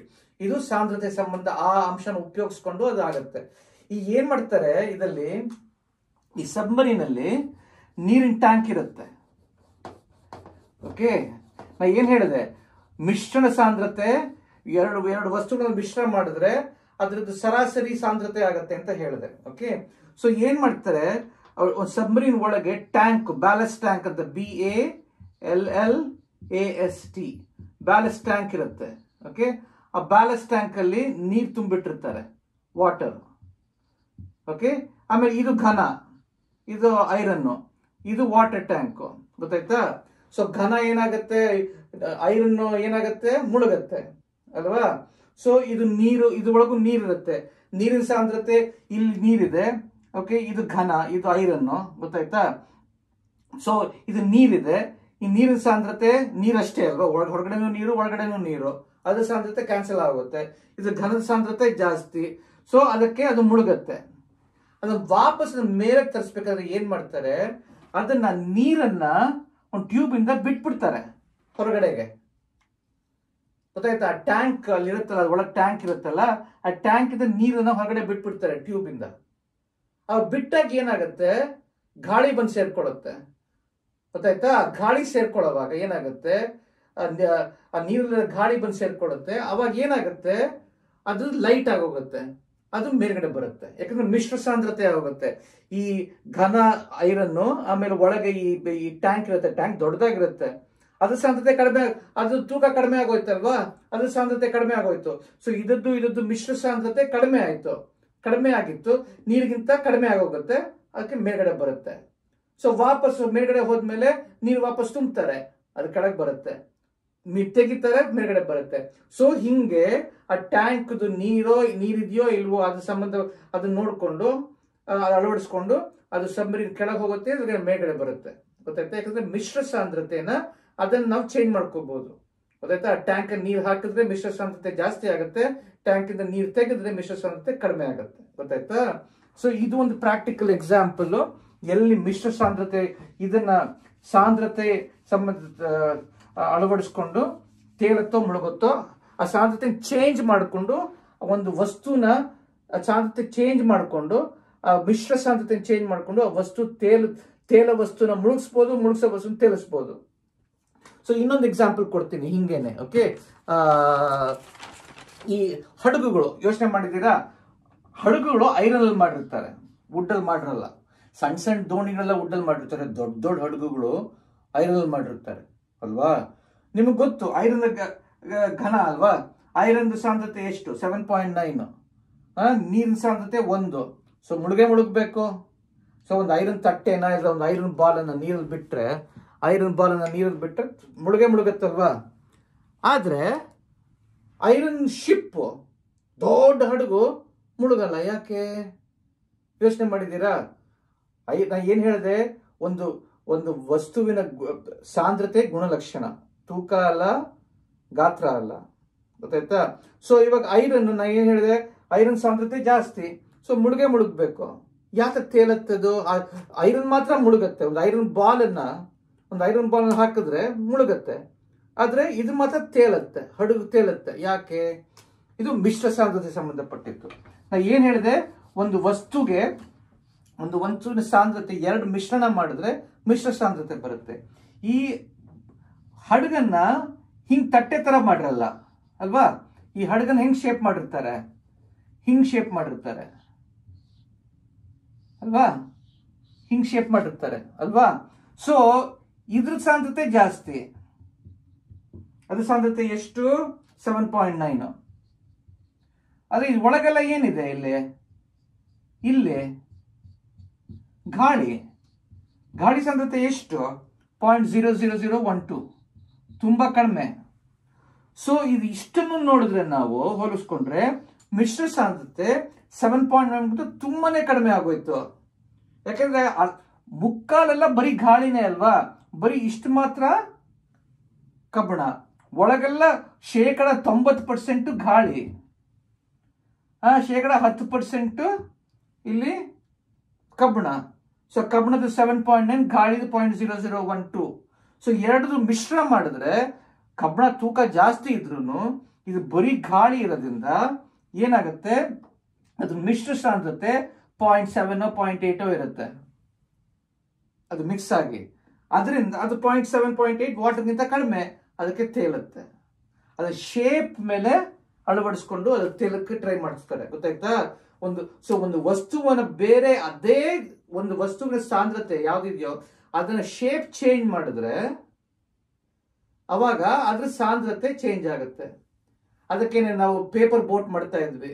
ಪೇಪರು ತೇಲತ್ತೆ, ಅದೇ ತಾನೇ ಪೇಪರ್ ತೇಲತ್ತೆ. ಬಟ್ ಪೇಪರ್ ಬೋಟ್ ಮಾಡಿದ್ರೆ ಅದ್ರ ಸಾಂದ್ರತೆ ಇನ್ನೂ ಕಡಿಮೆ ಆಗುತ್ತೆ, ಯಾಕಂದ್ರೆ ಒಳಗೆ ಗಾಳಿ ಇರುತ್ತೆ. ಅದಕ್ಕೆ ಇನ್ನೂ ಚೆನ್ನಾಗಿ ತೇಲತ್ತೆ, ಇನ್ನೂ ಚೆನ್ನಾಗಿ ಹರಿಯುತ್ತೆ. ಅದೇ ಪೇಪರ್ ಹಾಕಿದ್ರೆ ತೇಲತ್ತೆ, ಆದ್ರೆ ಸರಿಯಾಗಿ ಹರಿಯಲ್ಲ. ಅಂದ್ರೆ ಒಂದು ಬೋಟ್ ತರ ಮಾಡಿದ್ರೆ ಅದ್ರೊಳಗೆ ಗಾಳಿ ಇರುತ್ತೆ, ಇನ್ನೂ ಸಾಂದ್ರತೆ ಕಡಿಮೆ ಆಗುತ್ತೆ, ಮಿಶ್ರ ಸಾಂದ್ರತೆ. ಅದಕ್ಕೆ ಹಾಗೆ ಚೆನ್ನಾಗಿ ಹರಿಯುತ್ತೆ. ಗೊತ್ತಾಯ್ತಾ? ಸೊ ಹಿಂಗೆ ಒಂದು ವಸ್ತುವಿನ ಸಾಂದ್ರತೆನ ಬದಲಾಯಿಸಿ, ಅದನ್ನ ಒಂದು ಮಿಶ್ರ ಸಾಂದ್ರತೆ ಮಾಡಿ ಬದಲಾಯಿಸಿ, ಅದು ತೇಲತ್ತೋ ಮುಳುಗತ್ತೋ ಅದನ್ನ ನಾವು ಚೇಂಜ್ ಮಾಡ್ಬೋದು. ಅದನ್ನ ಒಂದು ವಸ್ತುವಿನ ಸಾಂದ್ರತೆಯನ್ನು ಅದನ್ನ ಕಡಿಮೆ ಮಾಡಿಸಿದ್ರೆ, ಇದರಲ್ಲಿ ಕಡಿಮೆ ಮಾಡಿಸಿದ್ದಾರೆ ನೋಡ್ರಿ. 7.9 ಇರೋದನ್ನ ಕಡಿಮೆ ಮಾಡಿಸಿ ಅದನ್ನ ತೇಲ ಮಾಡಿದ್ದಾರೆ ಹಡಗನ್ನ. ಅದೇ ತರ ಸಬ್ಮರೀನ್ ಅನ್ನ ಅದನ್ನ ಮುಳುಗಿಸಿ ಅದನ್ನ ವಾಪಸ್ ಬರೋ ತರ ಮಾಡ್ತಾರೆ. ಗೊತ್ತಾಯ್ತಾ? ಸೊ ಹಿಂಗೆ 2 ಎಕ್ಸಾಂಪಲ್ಸ್ ಕೊಟ್ಟಿದ್ದೀನಿ, ಹೆಂಗೆ ಸಾಂದ್ರತೆ ಚೇಂಜ್ ಮಾಡಿ ಒಂದು ವಸ್ತು ತೇಲತ್ತೋ ಮುಳುಗತ್ತೋ ಅದನ್ನ ನಾವು ಚೇಂಜ್ ಮಾಡ್ಬೋದು. ಗೊತ್ತಾಯ್ತಾ? ಇನ್ನೊಂದು ಎಕ್ಸಾಂಪಲ್ ಹೇಳ್ತೀನಿ, ಈ ತೇಲುವಿಕೆ ವಿಚಾರ. ಓಕೆ, ತುಂಬಾ ಇಂಟ್ರೆಸ್ಟಿಂಗು. ಇವಾಗ ನಾ ಏನ್ ಹೇಳಿದೆ, ಒಂದು ವಸ್ತು ಸಾಂದ್ರತೆ ಕಡಿಮೆ ಇದ್ರೆ ಮುಳುಗತ್ತೆ, ತೇಲತ್ತೆ. ಅದು ಸಾಂದ್ರತೆ ಜಾಸ್ತಿ ಇದ್ರೆ ಮುಳುಗತ್ತೆ ಅಂತ ಹೇಳಿದೆ ಒಂದು ಬೇರೆ ವಸ್ತುಲಿ. ಇವಾಗ ಒಂದು ಬಲೂನು, ಇವಾಗ ನೀವ್ಯಾವಾಗ ನೋಡಿದ್ರಿ, ನೀವೇ ಬಲೂನ್ಗೆ ಗಾಳಿ ತುಂಬ್ತೀರಿ, ಉಫ್ ಅಂದ್ಕೊಂಡು ಗಾಳಿ ತುಂಬ್ತೀರಿ. ಓಕೆ, ಅದು ಸುಮ್ಮನೆ ಬಿಡ್ತೀರಿ. ಅದು ಮೇಲಕ್ಕೆ ಹೋಗಲ್ಲ, ಅದು ಅಲ್ಲೇ ಹಿಂಗೆ ಹೊಡ್ಕೊಂಡು ಕೊನೆಗೊಂದು ಕೆಳಗೆ ಬಂದು ಬಿದ್ಬಿಡುತ್ತೆ. ನೋಡಿದೀರಾ? ಅದೇನ್ ಮೇಲಕ್ಕೆ ಹೋಗಲ್ಲ. ಗಾಳಿ ಬಂದ್ರೆ ಏನಾದ್ರು ಮೇಲಕ್ಕೆ ಹೋಗ್ಬೋದು ಅಷ್ಟೇ. ಗಾಳಿ ಇಲ್ಲದೆ ಇದ್ರೆ ಅದು ಸುಮ್ಮನೆ ಬಿಟ್ರೆ ಬಿದ್ಬಿಡುತ್ತೆ. ನೀವು ಅನ್ಕೋಬಹುದು, ಏನಪ್ಪ ಇದು, ನಾನು ಅಂಗಡಿಗೆ ಹೋಗಿ ಅಲ್ಲಿ ಒಬ್ಬ ಇರ್ತಾನಲ್ಲ, ಬಲೂನ್ ಅಂಗಡಿನವನು ಒಬ್ಬ ಇರ್ತಾನಲ್ಲ, ಅವ್ನ್ ಬಲೂನ್ ಮಾಡ್ತಾನಲ್ಲ, ಅವನ್ ಬಲೂನ್ ಮಾಡಿದ್ರೆ ಮಾತ್ರ ಮೇಲ್ಗಡೆ ಹೋಗುತ್ತೆ, ನಾನ್ ಮಾಡಿದ್ರೆ ಯಾಕೆ ಮೇಲ್ಗಡೆ ಹೋಗಲ್ಲ ಅಂತ ಯೋಚನೆ ಮಾಡಿದ್ದೀರಾ? ಯಾಕೆಂದ್ರೆ ನೀವು ಊದವಾಗ ಅದು ಗಾಳಿ ಒಳಗೆ, ಹೊರಗಡೆನೂ ಗಾಳಿ ಒಳಗಡೆನೂ ಗಾಳಿ. ಗಾಳಿಯ ಸಾಂದ್ರತೆ 0.00012, ಹೊರಗಡೆ ಸಾಂದ್ರತೆನೂ 0.0012. ಒಳಗಿನ ಗಾಳಿನೂ 0.0012, ಮೇಲಿನ ಸಾಂದ್ರತೆನೂ 0.0012, ಎರಡು ಒಂದೇ ಸಮಾನೆ. ಸೊ ಯಾತಕ್ಕೆ ಒಂದ್ ಮೇಲಕ್ಕೆ ಹೋಗ್ಬೇಕು, ಒಂದ್ ಕೆಳಗೆ ಬರ್ಬೇಕು? ಎರಡು ಒಂದೇ, ಅಲ್ಲೇ ಇರುತ್ತೆ, ಅಲ್ಲೇ ತೆವಳ್ಕೊಂಡಿರುತ್ತೆ. ಗೊತ್ತಾಯ್ತಾ? ಮೇಲಕ್ಕೆ ಹೋಗಲ್ಲ. ಮೇಲಕ್ಕೆ ಹೋದ್ರೆ ಅದು ಗಾಳಿಯಿಂದ ಹೋಗ್ತಾ ಇದೆ ಅಂತ ಆಯ್ತು ಅಷ್ಟೇ. ಅದು ಸುಮ್ಮನೆ ಅದರಿಂದ ಹೋಗ್ತಾ ಇಲ್ಲ. ತುಂಬಾ ದೊಡ್ಡ ರಭಸವಾದ ಗಾಳಿ ಬಂದ್ರೆ ಹೋಗ್ಬೋದು ಅಷ್ಟೇ. ಆದ್ರೆ ಈ ಬೆಲೂನ್ ಅಂಗಡಿನವನಿದಾನಲ್ಲ, ಅವನೇನ್ ಮಾಡ್ತಾನೆ ಗೊತ್ತಾ? ಅದ್ರಲ್ಲಿ ಹೀಲಿಯಂ ಅಂತ ಇದೆ, ಹೀಲಿಯಂ ಗ್ಯಾಸ್ ಅಂತ ಇದೆ. ಆ ಹೀಲಿಯಂ ಗ್ಯಾಸ್ ಇಂದ ತುಂಬ್ತಾನೆ. ಆ ಹೀಲಿಯಂ ಗ್ಯಾಸ್ ಎಲ್ಲರೂ ಇರಲ್ಲ, ಆ ಪಂಪ್ ಇರುತ್ತೆ ಅವ್ರ ಹತ್ರ. ಆ ಹೀಲಿಯಂ ಪಂಪ್, ಅದ್ರ ಒಳ್ಳೆ ಬೆಲೂನ್ ಮಾಡೋರು ಈ ಬರ್ತ್ಡೇಗೆಲ್ಲ ಮಾಡ್ತಾರಲ್ಲ, ಅವ್ರ ಹತ್ರ ಹೀಲಿಯಂ ಇರುತ್ತೆ. ಆ ಹೀಲಿಯಂ ಸಾಂದ್ರತೆ ಗಾಳಿ ಸಾಂದ್ರತೆಗಿಂತ ಕಡಿಮೆ, 0.00017, 3 0 2 0. ಸೊ ಹೀಲಿಯಂ ಸಾಂದ್ರತೆ ಗಾಳಿಗಿಂತ ಕಡಿಮೆ. ಸೊ ಅವನು ಆ ಬಲೂನ್ ಅನ್ನ ಹೀಲಿಯಂ ಇಂದ ತುಂಬ್ತಾನೆ, ಗಾಳಿಯಿಂದ ತುಂಬಲ್ಲ. ಸೊ ಅದ್ರ ಸಾಂದ್ರತೆ ಗಾಳಿಗಿಂತ ಕಡಿಮೆ. ಸೊ ಹೊರಗಡೆ ಗಾಳಿ 0.0012, ಒಳಗಡೆ ಹೀಲಿಯಂ 0.0017. ಇದ್ರ ಸಾಂದ್ರತೆ ಕಡಿಮೆ, ಅದಕ್ಕೆ ಅದ್ ಮೇಲಕ್ಕೆ ಹೋಗುತ್ತೆ. ಗೊತ್ತಾಯ್ತಾ? ಅದಕ್ಕೆ ಇದಕ್ಕೆಲ್ಲ ಸಮುದ್ರಕ್ಕೆಲ್ಲ, ಉಡುಪಿಗೆಲ್ಲ ಹೋದ್ರೆ ಸಮುದ್ರದಲ್ಲಿ ಯಾವೊಬ್ಬ ಬೆಲೂನ್ ಇಟ್ಕೊಂಡಿರ್ತಾನೆ, ಒಂದು ದೊಡ್ಡ ಇದರಲ್ಲಿ ಒಂದು ದೊಡ್ಡ ಸ್ಕ್ರೀನ್ ಮೇಲೆ ಬೆಲೂನ್ ಇಟ್ಕೊಂಡಿರ್ತಾನೆ, ಫಿಲ್ ಮಾಡ್ಕೊಡ್ತಾನೆ, ಎಲ್ಲ ಮೇಲಕ್ಕೆ ಹಾರುತ್ತೆ. ಬಟ್ ನಾವೇ ಅದನ್ನ ಊದಿದ್ರೆ ಹಾರಲ್ಲ. ಇದಕ್ಕೇನೆ ಅವನ ಹತ್ರ ಹೀಲಿಯಂ ಇರುತ್ತೆ, ಹೀಲಿಯಂ ಇಂದ ಚೆನ್ನಾಗಿ ಹಾರುತ್ತೆ. ನಾವು ಗಾಳಿಯಿಂದ ಮಾಡ್ತೀವಿ, ಅದಕ್ಕೆ ಹಾರಲ್ಲ. ಗೊತ್ತಾಯ್ತಾ? ಇವಾಗ 4ನೇ ಅಂಶ ವಿಚಾರ ಮಾತಾಡೋಣ. ಸಾಂದ್ರತೆ ಎರಡು ವಸ್ತುವಿನ ಮಿಶ್ರಣದಿಂದ ಬದಲಾಯಿಸುತ್ತದೆ. ನಾವು ಅವಾಗಲೇ ಮಾತಾಡಿದ್ವಿ ಇದು ವಿಚಾರ, ಬಟ್ ಇವಾಗ ಇನ್ನು ಸ್ವಲ್ಪ ಕೂಲಂಕುಷವಾಗಿ ಮಾತಾಡೋಣ. ಗೊತ್ತಾಯ್ತಾ? ಸೊ ನಾ ಏನ್ ಹೇಳಿದೆ, ನಾನು ಎರಡು ವಸ್ತುನ ಮಿಶ್ರಣ ಮಾಡಿದ್ರೆ ಅದ್ರ ಸಾಂದ್ರತೆ, ಅದು ಮಿಶ್ರ ಸಾಂದ್ರತೆ, ಅದು ಎರಡದು ಮಧ್ಯದಲ್ಲಿ ಬಂದು ಸೇರ್ಕೊಡುತ್ತೆ. ಎಷ್ಟು ಮಧ್ಯ ಇರುತ್ತೆ, ಅದು ಎಷ್ಟು ಮಿಕ್ಸ್ ಮಾಡ್ತೀರೋ ಅದು ಅದು ಅದು ರೇಷಿಯೋ, ಇದು ಜಾಸ್ತಿನೋ ಅದು ಜಾಸ್ತಿನೋ ಅದ್ರ ಮೇಲೆ ಗೊತ್ತಾಗುತ್ತೆ. ಗೊತ್ತಾಯ್ತಾ? ಸೊ ಇವಾಗ ನೀರಿನ ಸಾಂದ್ರತೆ 1.0, ಸಾಲ್ಟಿನ ಸಾಂದ್ರತೆ 2.2, ಉಪ್ಪಿನ ಸಾಂದ್ರತೆ.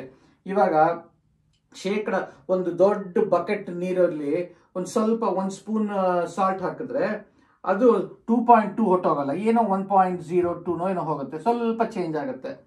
ಸಾಲ್ಟ್ ನೀರಿಗಿಂತ ಜಾಸ್ತಿ ಆಗುತ್ತೆ, ಬಟ್ ಅಷ್ಟು ಜಾಸ್ತಿ ಆಗಲ್ಲ, ಯಾಕಂದ್ರೆ ಕಡಿಮೆ ಹಾಕ್ತಾ ಇದೀನಿ ಉಪ್ಪು ಅಲ್ವಾ. ಬಟ್ ಜಾಸ್ತಿ ಉಪ್ಪು ಹಾಕೊಂಡು ಹೋಗ್ತಾ ಇದ್ರೆ, ಇವಾಗ 50% ಇದು ನೀರು, 50% ವಾಟರ್, ತುಂಬಾ ಉಪ್ಪು ಹಾಕ್ಬಿಟ್ರೆ, ಉಪ್ಪಿನ ಶಾರ ಅಂತಾರಲ್ಲ, ತುಂಬಾ ಉಪ್ಪು ಹಾಕ್ಬಿಟ್ರೆ ಅದು 1.0 ಪ್ಲಸ್ 2.2 ಡಿವೈಡ್ ಬೈ 2 ಅಂದ್ರೆ 1.6 ಆಗುತ್ತೆ. ಗೊತ್ತಾಯ್ತಾ? ಸೊ ಅಂದ್ರೆ ಇದಕ್ಕೂ ಅದಕ್ಕೂ ಅರ್ಧ ಹೊಟ್ಟೋಗುತ್ತೆ. ಇನ್ನೂ ಉಪ್ಪು ಹಾಕ್ತಾ ಇದ್ರೆ ಇನ್ನೂ ಜಾಸ್ತಿ ಹಾಕೊಂಡೇ ಹೋಗುತ್ತೆ. ಬರೀ ಉಪ್ಪೇ ಇದ್ಬಿಟ್ರೆ ಅವಾಗ 2.2 ವರೆಗೂ ಹೊಟ್ಟೋಗುತ್ತೆ. ಗೊತ್ತಾಯ್ತಾ? ಅರ್ಥ ಆಯ್ತಲ್ಲ? ಸೊ ಎಷ್ಟೋ ಜನ ಉಪ್ಪು ತೆಗಿತಾರೆ ಸಾಲ್ಟ್ ವಾಟರ್ ಇಂದ. ಅವಾಗ ಜಾಸ್ತಿ ಉಪ್ಪಿದ್ರೆ ಬರೀ ಉಪ್ಪು, ಏನಪ್ಪಾ ಉಪ್ಪು ಅಂದ್ರೆ ಅವಾಗ 2.2 ಕಡೆ ಹೊಟ್ಟೋಗುತ್ತೆ. ಗೊತ್ತಾಯ್ತಾ? ಸೊ ಹಿಂಗೆ ಆ ರೇಷಿಯೋ ಎಷ್ಟಿರುತ್ತೋ, ಎಷ್ಟು ಒಂದು ವಸ್ತುವುದು ಇನ್ನೊಂದು ವಸ್ತುವುದು ಮಿಶ್ರಣ ಎಷ್ಟಿರುತ್ತೋ ಅದ್ರ ಮೇಲೆ ಅಳವಡಿಸ್ಕೊಂಡು ಅದ್ರ ಸಾಂದ್ರತೆ, ಮಿಶ್ರ ಸಾಂದ್ರತೆ ಚೇಂಜ್ ಆಗುತ್ತೆ. ಸೊ ಈ ಚೇಂಜ್ ಆಗೋದನ್ನ ಉಪಯೋಗಿಸ್ಕೊಂಡು ಎಷ್ಟೋ ರಿಯಲ್ ಲೈಫ್ ಅಲ್ಲಿ ಕೆಲವು ಎಕ್ಸಾಂಪಲ್ಸ್ ಇದೆ. ಆಮೇಲೆ ಹೆಂಗೆ ಉಪಯೋಗಿಸ್ಕೊಳ್ಳೋದು ಅದ್ರ ವಿಚಾರನು ಎಕ್ಸಾಂಪಲ್ಸ್ ಇದೆ. ಒಂದು ಅವಾಗಲೇ ಹೇಳಿದೆ ನಾನು, ಹೆಂಗೆ ಒಂದು ಕಬ್ಬಿಣದ ಸಾಂದ್ರತೆ 7.9, ಬಟ್ ಒಂದು ಹಡಗಿನ ಸಾಂದ್ರತೆ, ಅದು ಗಾಳಿ ಮಿಕ್ಸ್ ಆಗಿ ಒಳಗೆ ಅದ್ರ ಮಿಶ್ರ ಸಾಂದ್ರತೆ ಕಡಿಮೆ ಆಗಿ ಅದು ತೇಲತ್ತೆ ಅಂತ ಹೇಳಿದೆ. ಗೊತ್ತಾಯ್ತಾ? ಸೊ ನಾನು ಇನ್ನೊಂದು ಎಕ್ಸಾಂಪಲ್ ಹೇಳಿದ್ದೆ, ಜ್ಞಾಪಕ ಇದೆಯಾ? ಅದನ್ನ ಇವಾಗ ಅರ್ಥ ಮಾಡ್ಕೊಂಡು ತುಂಬಾ ಚೆನ್ನಾಗಿರುತ್ತೆ. ಹ್ಯೂಮನ್ ಬಾಡಿದು ಅಂದ್ರೆ ಒಂದು ಮನುಷ್ಯನ ದೇಹದ ಸಾಂದ್ರತೆ 1.1, ನೀರಿಗಿಂತ ಸ್ವಲ್ಪ ಜಾಸ್ತಿ. ಯಾಕೆ ಅನ್ಸುತ್ತೆ ನೋಡಿದ್ರೆ? ನಾವೆಲ್ಲ ಚರ್ಮ, ಏನಪ್ಪಾ ಇದು ಘನ ಅಲ್ವಾ, ಘನಕ್ಕೆ ಸಾಂದ್ರತೆ ಜಾಸ್ತಿ ಇರ್ಬೇಕಲ್ವಾ, ಯಾಕಂದ್ರೆ ಘನ ಸಾಂದ್ರತೆ ಎಲ್ಲ ನೀರಿಗಿಂತ ಜಾಸ್ತಿ. ಏನಪ್ಪಾ ಇದು ನೀವು ಹೇಳ್ತಾ ಇದ್ರಿ, ಎಷ್ಟೇನಾ 1.1, ನೀರಿಗಿಂತ ಸ್ವಲ್ಪ ಜಾಸ್ತಿ, ಅಷ್ಟೇನಾ 10% ಜಾಸ್ತಿನಾ, ಯಾಕಪ್ಪ ಅಂತ ಕೇಳ್ತೀರಿ. ಯಾಕೆಂದ್ರೆ ನಾವು ಒಳಗ್ ನೋಡಿದ್ರೆ, ನಾವು ಶ್ವಾಸಕೋಶ ಒಳಗ್ ನೋಡಿದ್ರೆ ಮೋಸ್ಟ್ಲಿ ಎಲ್ಲ ನೀರೇ, ರಕ್ತ ನೀರೇನೆ ಅಲ್ವಾ. ಸೊ ಅದರಿಂದ ನಮ್ ಹ್ಯೂಮನ್ ಬಾಡಿದು ಚರ್ಮ, ಮೂಳೆ ಎಲ್ಲ ತುಂಬಾ ಕಡಿಮೆ. ಮೂಳೆನೂ ಅಷ್ಟೇ ತುಂಬಾ ಲೈಟ್, ಮೂಳೆ ಒಳಗೆ ಬರೀ ಗಾಳಿ ಇದೆ. ಗೊತ್ತಾಯ್ತಾ? ಅದಕ್ಕೇನೆ ಟೊಳ್ಳದು ಮೋಸ್ಟ್ಲಿ ನೀರೇ. ಶೇಕಡ 90% ಏನೋ ನೀರೇನೆ ನಮ್ಮ ಮನುಷ್ಯ, ನಮ್ಮ ದೇಹದಲ್ಲಿ. ಅದಕ್ಕೇನೆ ಹ್ಯೂಮನ್ ಬಾಡಿದು 1.1. ಬಟ್ ನಾ ಹೇಳಿದೆ, ಒಂದು ಕತೆ ಹೇಳಿದೆ, ಹೆಂಗೆ ಸಾಯಿಸಿದಾಗ, ಯಾರೊಬ್ಬರು ಸಾಯಿಸಿದಾಗ ಪತ್ತೆದಾರಿ ಕಥೆಯಲ್ಲಿ ಅದು ಮುಳುಗ್ದ, ಆದ್ರೆ ಆಮೇಲೆ ಫ್ಲೋಟ್ ಆಗ್ಬಿಟ್ಟ ಅಂತ. ಯಾತಕ್ಕೆ ಅಂತ ಅದೇನಾಗತ್ತೆ, ಅವಾಗ ಆ ಡೆಡ್ ಬಾಡಿಗೆ ಏನಾಗುತ್ತೆ, ಎಲ್ಲ ಬ್ಯಾಕ್ಟೀರಿಯಾ ಬಂದು ಅದೆಲ್ಲ ರಕ್ತ ಎಲ್ಲ ಅದು ಹೊರಗಡೆ ಬಂದು ಗಾಳಿ ಸೇರ್ಕೊಳ್ಳುತ್ತೆ. ಗಾಳಿ ಸೇರ್ಕೊಂಡು ಗಾಳಿ ಸಾಂದ್ರತೆ 0.0012 ಅವೆಲ್ಲ ಹೇಳಿದ್ದೀನಿ. ಸೊ ಅದಕ್ಕೆ ಡೆಡ್ ಬಾಡಿ ಸಾಂದ್ರತೆ ಇಳಿದ್ ಬಿಡುತ್ತೆ. ಹ್ಯೂಮನ್ ಬಾಡಿ ಬದುಕಿರೋ ಹ್ಯೂಮನ್ ಬಾಡಿ ಸಾಂದ್ರತೆ 1.1, ಡೆಡ್ ಬಾಡಿ ಸಾಂದ್ರತೆ 0.97, ಸ್ವಲ್ಪ ಕಡಿಮೆ, ನೀರಿಗಿಂತ ಸ್ವಲ್ಪ ಕಡಿಮೆ ಆಗುತ್ತೆ, ಅದಕ್ಕೆ ತೇಲುತ್ತೆ. ಪೂರ್ತಿ ತೇಲಲ್ಲ, ಬಟ್ ಸ್ವಲ್ಪ ನೀರಿಗಿಂತ ಸ್ವಲ್ಪ ಕಡಿಮೆ ಆದ್ರೂ ಸಾಕು, ಬಂದ್ಬಿಡುತ್ತೆ ಮೇಲಕ್ಕೆ. ಗೊತ್ತಾಯ್ತಾ? ತಿಂತ ಬ್ಯಾಕ್ಟೀರಿಯಾ ತಿಂದು ಆ ರಕ್ತ ಎಲ್ಲ ಹೊರಗಡೆ ಬಂದು ಗಾಳಿ ಹೊರಗಡೆ ಸೇರ್ಕೊಂಡು ಮಿಶ್ರ ಸಾಂದ್ರತೆ ಸ್ವಲ್ಪ ಕಡಿಮೆ ಆಗಿ ಅದು ತೇಲಕ್ಕೆ ಶುರು ಆಗುತ್ತೆ. ಗೊತ್ತಾಯ್ತಾ? ಸೊ ಇದು ಇನ್ನೊಂದು ಎಕ್ಸಾಂಪಲ್ ಹೇಳ್ತೀನಿ, ಇದು ಮಿಶ್ರ ಸಾಂದ್ರತೆ ವಿಚಾರ, ಒಂದು ರಿಯಲ್ ಲೈಫ್ ಎಕ್ಸಾಂಪಲ್ ಹೇಳ್ತೀನಿ, ಆಮೇಲೆ ಒಂದು ಹೆಂಗ್ ಉಪಯೋಗ ಹೇಳ್ತೀನಿ. ನಾ ಏನ್ ಹೇಳಿದೆ, ನಾನು ಉಪ್ಪನ್ನ ಮಿಕ್ಸ್ ಮಾಡ್ತಾ ಇದ್ರೆ ಇದು ಸಾಂದ್ರತೆ ಜಾಸ್ತಿ ಆಗ್ತಾ ಇರುತ್ತೆ ಅಂತ ಹೇಳಿದೆ. ಹ್ಯೂಮನ್ ಬಾಡಿದು ಸಾಂದ್ರತೆ ಎಷ್ಟು? 1.1, ಕರೆಕ್ಟ್ ತಾನೆ? ನೀರಿನ ಸಾಂದ್ರತೆ ಎಷ್ಟು? 1. ಸಾಲ್ಟಿನ ಸಾಂದ್ರತೆ ಎಷ್ಟು? 2.2. ಓಕೆ, ಸೊ ಇವಾಗ ಇದು ಮ್ಯಾಥ್ ನೀವು ನೆಕ್ಸ್ಟ್ ಅಂತ ತಿಳ್ಕೊಳ್ರಿ. ಓಕೆ, ಸೊ 1% ಉಪ್ಪು ಹಾಕಿದ್ರೆ ನೀರಲ್ಲಿ, ಓಕೆ, ಅವಾಗ ಎಷ್ಟು? 99% ನೀರು, 1% ಉಪ್ಪು. ಅದ್ರ ಮಿಶ್ರ ಸಾಂದ್ರತೆ 1 × 0.99 ಪ್ಲಸ್ 2.2 × 0.01, ಅಂದ್ರೆ 99%, 99% ನೀರು, 1% ಉಪ್ಪು. ಓಕೆ, ಅದನ್ನ ಎರಡನ್ನು ನೀವು ಕ್ಯಾಲ್ಕುಲೇಟ್ ಮಾಡಿದ್ರೆ ಅದು ಏನು 1.02 ಏನೋ ಆಗುತ್ತೆ ಅನ್ಸುತ್ತೆ ಅಷ್ಟೇ. ಗೊತ್ತಾಯ್ತಾ? ಬಟ್ ಇದನ್ನ ನೀವು ಕಡಿಮೆ ಮಾಡ್ಕೊಂಡು ಹೋಗ್ತಾ ಇದ್ರೆ, ನೀರನ್ನು ಕಡಿಮೆ ಮಾಡ್ಕೊಂಡು ಹೋಗ್ತಾ ಇದ್ರೆ, ಓಕೆ, 1.0 × 0.5% ಉಪ್ಪು ಹಾಕ್ತೀವಿ ಅಂತ ಇಟ್ಕೊಳ್ಳೋಣ, ಪ್ಲಸ್ 2.2 × 0.05, ಓಕೆ, ಆಮೇಲೆ 10% ಉಪ್ಪು ಹಾಕಿದ್ರೆ 1.0 × 0.9 ಪ್ಲಸ್ 2.2 × 0.1. ಸೊ ಏನ್ ತೋರಿಸ್ತಾ ಇದ್ದೀನಿ ನಾನು? ನೀರಿನ ಸಾಂದ್ರತೆ 1, ಉಪ್ಪಿನ ಸಾಂದ್ರತೆ 2.2, 99% ನೀರು ಹಾಕಿದ್ರೆ ಇದು ಮಿಶ್ರ ಸಾಂದ್ರತೆ. ಓಕೆ, 5% ಉಪ್ಪು ಹಾಕಿದ್ರೆ ಇದು ಮಿಶ್ರ ಸಾಂದ್ರತೆ, 10% ನೀರು ಹಾಕಿದ್ರೆ ಇದು ಮಿಶ್ರ ಸಾಂದ್ರತೆ. 10% ಉಪ್ಪು ಹಾಕಿದ್ರೆ ಮಿಶ್ರ ಸಾಂದ್ರತೆ 1.1 ಹತ್ತು ಬಿಡುತ್ತೆ, ಇದು 1.05 ಇರುತ್ತೆ, ಇದು 1.01 ಇರುತ್ತೆ. ಗೊತ್ತಾಯ್ತಾ? ಸೊ ಇದು ಯೋಚನೆ ಮಾಡ್ತಾ ಇರಿ, ಇಲ್ಲಿ ಎಷ್ಟು ಉಪ್ಪು ಹಾಕ್ಬೇಕು ಒಂದು ಮನುಷ್ಯ ತೇಲಕ್ಕೆ. ಮನುಷ್ಯನ ಸಾಂದ್ರತೆ ಎಷ್ಟು? 1.1. ಸೊ ಉಪ್ಪು ಹಾಕ್ತಾ 10% 20% ಉಪ್ಪು ಹಾಕ್ಬಿಟ್ರೆ ಅದ್ರ ಮಿಶ್ರ ಸಾಂದ್ರತೆ ನಮ್ಮ ಮನುಷ್ಯನ ಸಾಂದ್ರತೆಗಿಂತ ಜಾಸ್ತಿ ಆಗೋಗುತ್ತೆ. ಆವಾಗ ಮನುಷ್ಯ ತೇಲ್ತಾನೆ, ಸತ್ತಿರೋ ಮನುಷ್ಯ ಅಲ್ಲ, ಬದುಕಿರೋ ಮನುಷ್ಯನೂ ಸೇಲ್ತಾನೆ. ಸೊ ಇಸ್ರೇಲ್ ಅಂತ ಒಂದು ಊರಿದೆ, ಒಂದು ದೇಶ ಇದೆ, ಅಲ್ಲಿ ಡೆಡ್ ಸಿ ಅಂತ ಒಂದು ಜಾಗ ಇದೆ. ಡೆಡ್ ಸಿ, ಸತ್ತಿರ ಸಮುದ್ರ, ಅದ್ರ ಹೆಸರೇ ಡೆಡ್ ಸಿ. ಯಾಕೆಂದ್ರೆ ಆ ಸಮುದ್ರದಲ್ಲಿ ಎಷ್ಟು ಉಪ್ಪಿದೆ ಅಂದ್ರೆ ಏನು ಬದುಕಲ್ವಂತೆ. ಯಾವ ಮರನೂ ಬೆಳೆಯಲ್ಲ, ಏನು ಸುತ್ತಮುತ್ತ ಜಾಗದಲ್ಲಿ ಏನು ಬೆಳೆಯಲ್ಲ, ಅದಕ್ಕೆ ಡೆಡ್ ಸಿ ಅಂತ ಕರೀತಾರೆ. ಅದರಲ್ಲಿ ಉಪ್ಪಿನ ಅಂಶ ಎಷ್ಟಿದೆ ಅಂದ್ರೆ ಅದರಲ್ಲಿ 15% 20% ಉಪ್ಪಿದೆ. ಎಷ್ಟಿದೆ ಅಂದ್ರೆ ಅದು ಮಿಶ್ರ ಸಾಂದ್ರತೆ 1.2 ಇದೆ. ಓಕೆ, ಹ್ಯೂಮನ್ ಬಾಡಿ ಸಾಂದ್ರತೆ 1.1, ಅದು ಅದಕ್ಕಿಂತ ಕಡಿಮೆ ತೇಲತ್ತೆ. ಸೊ ನೀವು ಫೋಟೋಸ್ ನೋಡ್ರಿ, ಬೇಕಾದ್ರೆ ಡೆಡ್ ಸಿ ಅಂತ ಟೈಪ್ ಮಾಡಿ ಗೂಗಲ್ ಮಾಡಿ ನೋಡ್ರಿ. ಅದರ ಮನುಷ್ಯರು ಹಾಗೆ ಅವ್ರಿಗೆ ಈಜಕ್ ಬರದೇ ಇದ್ರು ಹಾಯಾಗಿ ತೇಲ್ತಾ ಇರ್ತಾರೆ. ನನಗೆ ಈಜಕ್ ಬರಲ್ಲ, ನಾನು ಅಲ್ಲಿ ಹೋದ್ರೆ ಅಲ್ಲಿ ಹಾಯಾಗಿ ಕೂತು ನಡಿಬೋದು, ಬೇಕಾದ್ರೆ ಏನೂ ಆಗಲ್ಲ, ನಡಿಯಕ್ಕಾಗಲ್ಲ. ಬಟ್ ಹಾಯಾಗಿ ಅಲ್ಲಿ ನನ್ಗೆ ಈಜಕ್ ಬರದೇ ಇದ್ರು ಸುಮ್ಮನೆ ಅದ್ರ ಮೇಲೆ ನೀರ್ ಮೇಲೆ ಹೋಗಿ ಕೂತ್ಕೊಂಡ್ರೆ ನಾನು ಮುಳುಗಲ್ಲ ನಾನು, ಯಾಕಂದ್ರೆ ನನ್ನ ಸಾಂದ್ರತೆ ಆ ಉಪ್ಪಿ ನೀರಿನ ಸಾಂದ್ರತೆಗಿಂತ ಕಡಿಮೆ. ಗೊತ್ತಾಯ್ತಾ? ಇದೊಂದು ಎಕ್ಸಾಂಪಲ್, ಮಿಶ್ರ ಸಾಂದ್ರತೆ ಉಪಯೋಗಿಸ್ಕೊಂಡು ಹೆಂಗೆ ಮುಳುಗತ್ತೋ ತೇಲತ್ತೋ ಅದು ಚೇಂಜ್ ಆಗುತ್ತೆ. ಗೊತ್ತಾಯ್ತಾ? ಸೊ ಇದು ರಿಯಲ್ ಲೈಫ್ ಅಲ್ಲಿ ಎಲ್ಲಿ ಉಪಯೋಗಿಸ್ತಾರೆ ಅಂತ ಇನ್ನೊಂದು ಎಕ್ಸಾಂಪಲ್ ಹೇಳ್ತೀನಿ. ಓಕೆ, ಇವಾಗ ನೀವು ನೋಡಿರ್ಬೋದು, ನೀವು ಮನೆಯಲ್ಲಿ ಮಡಕೆಗಳು ತರ್ತೀರಿ ಅನ್ಸುತ್ತಲ್ವಾ?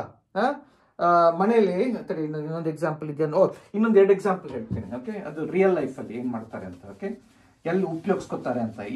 ಇದು ಡೆಡ್ ಸಿ ಉಪಯೋಗಿಸ್ಕೊಳ್ಳೋದಲ್ಲ, ನಾವು ರಿಯಲ್ ಲೈಫಲ್ಲಿ ಎಲ್ಲಿ ಉಪಯೋಗಿಸ್ಕೊಳ್ಳೋದು ಮಿಶ್ರ ಸಾಂದ್ರತೆ ವಿಚಾರ ಹೇಳ್ತೀನಿ.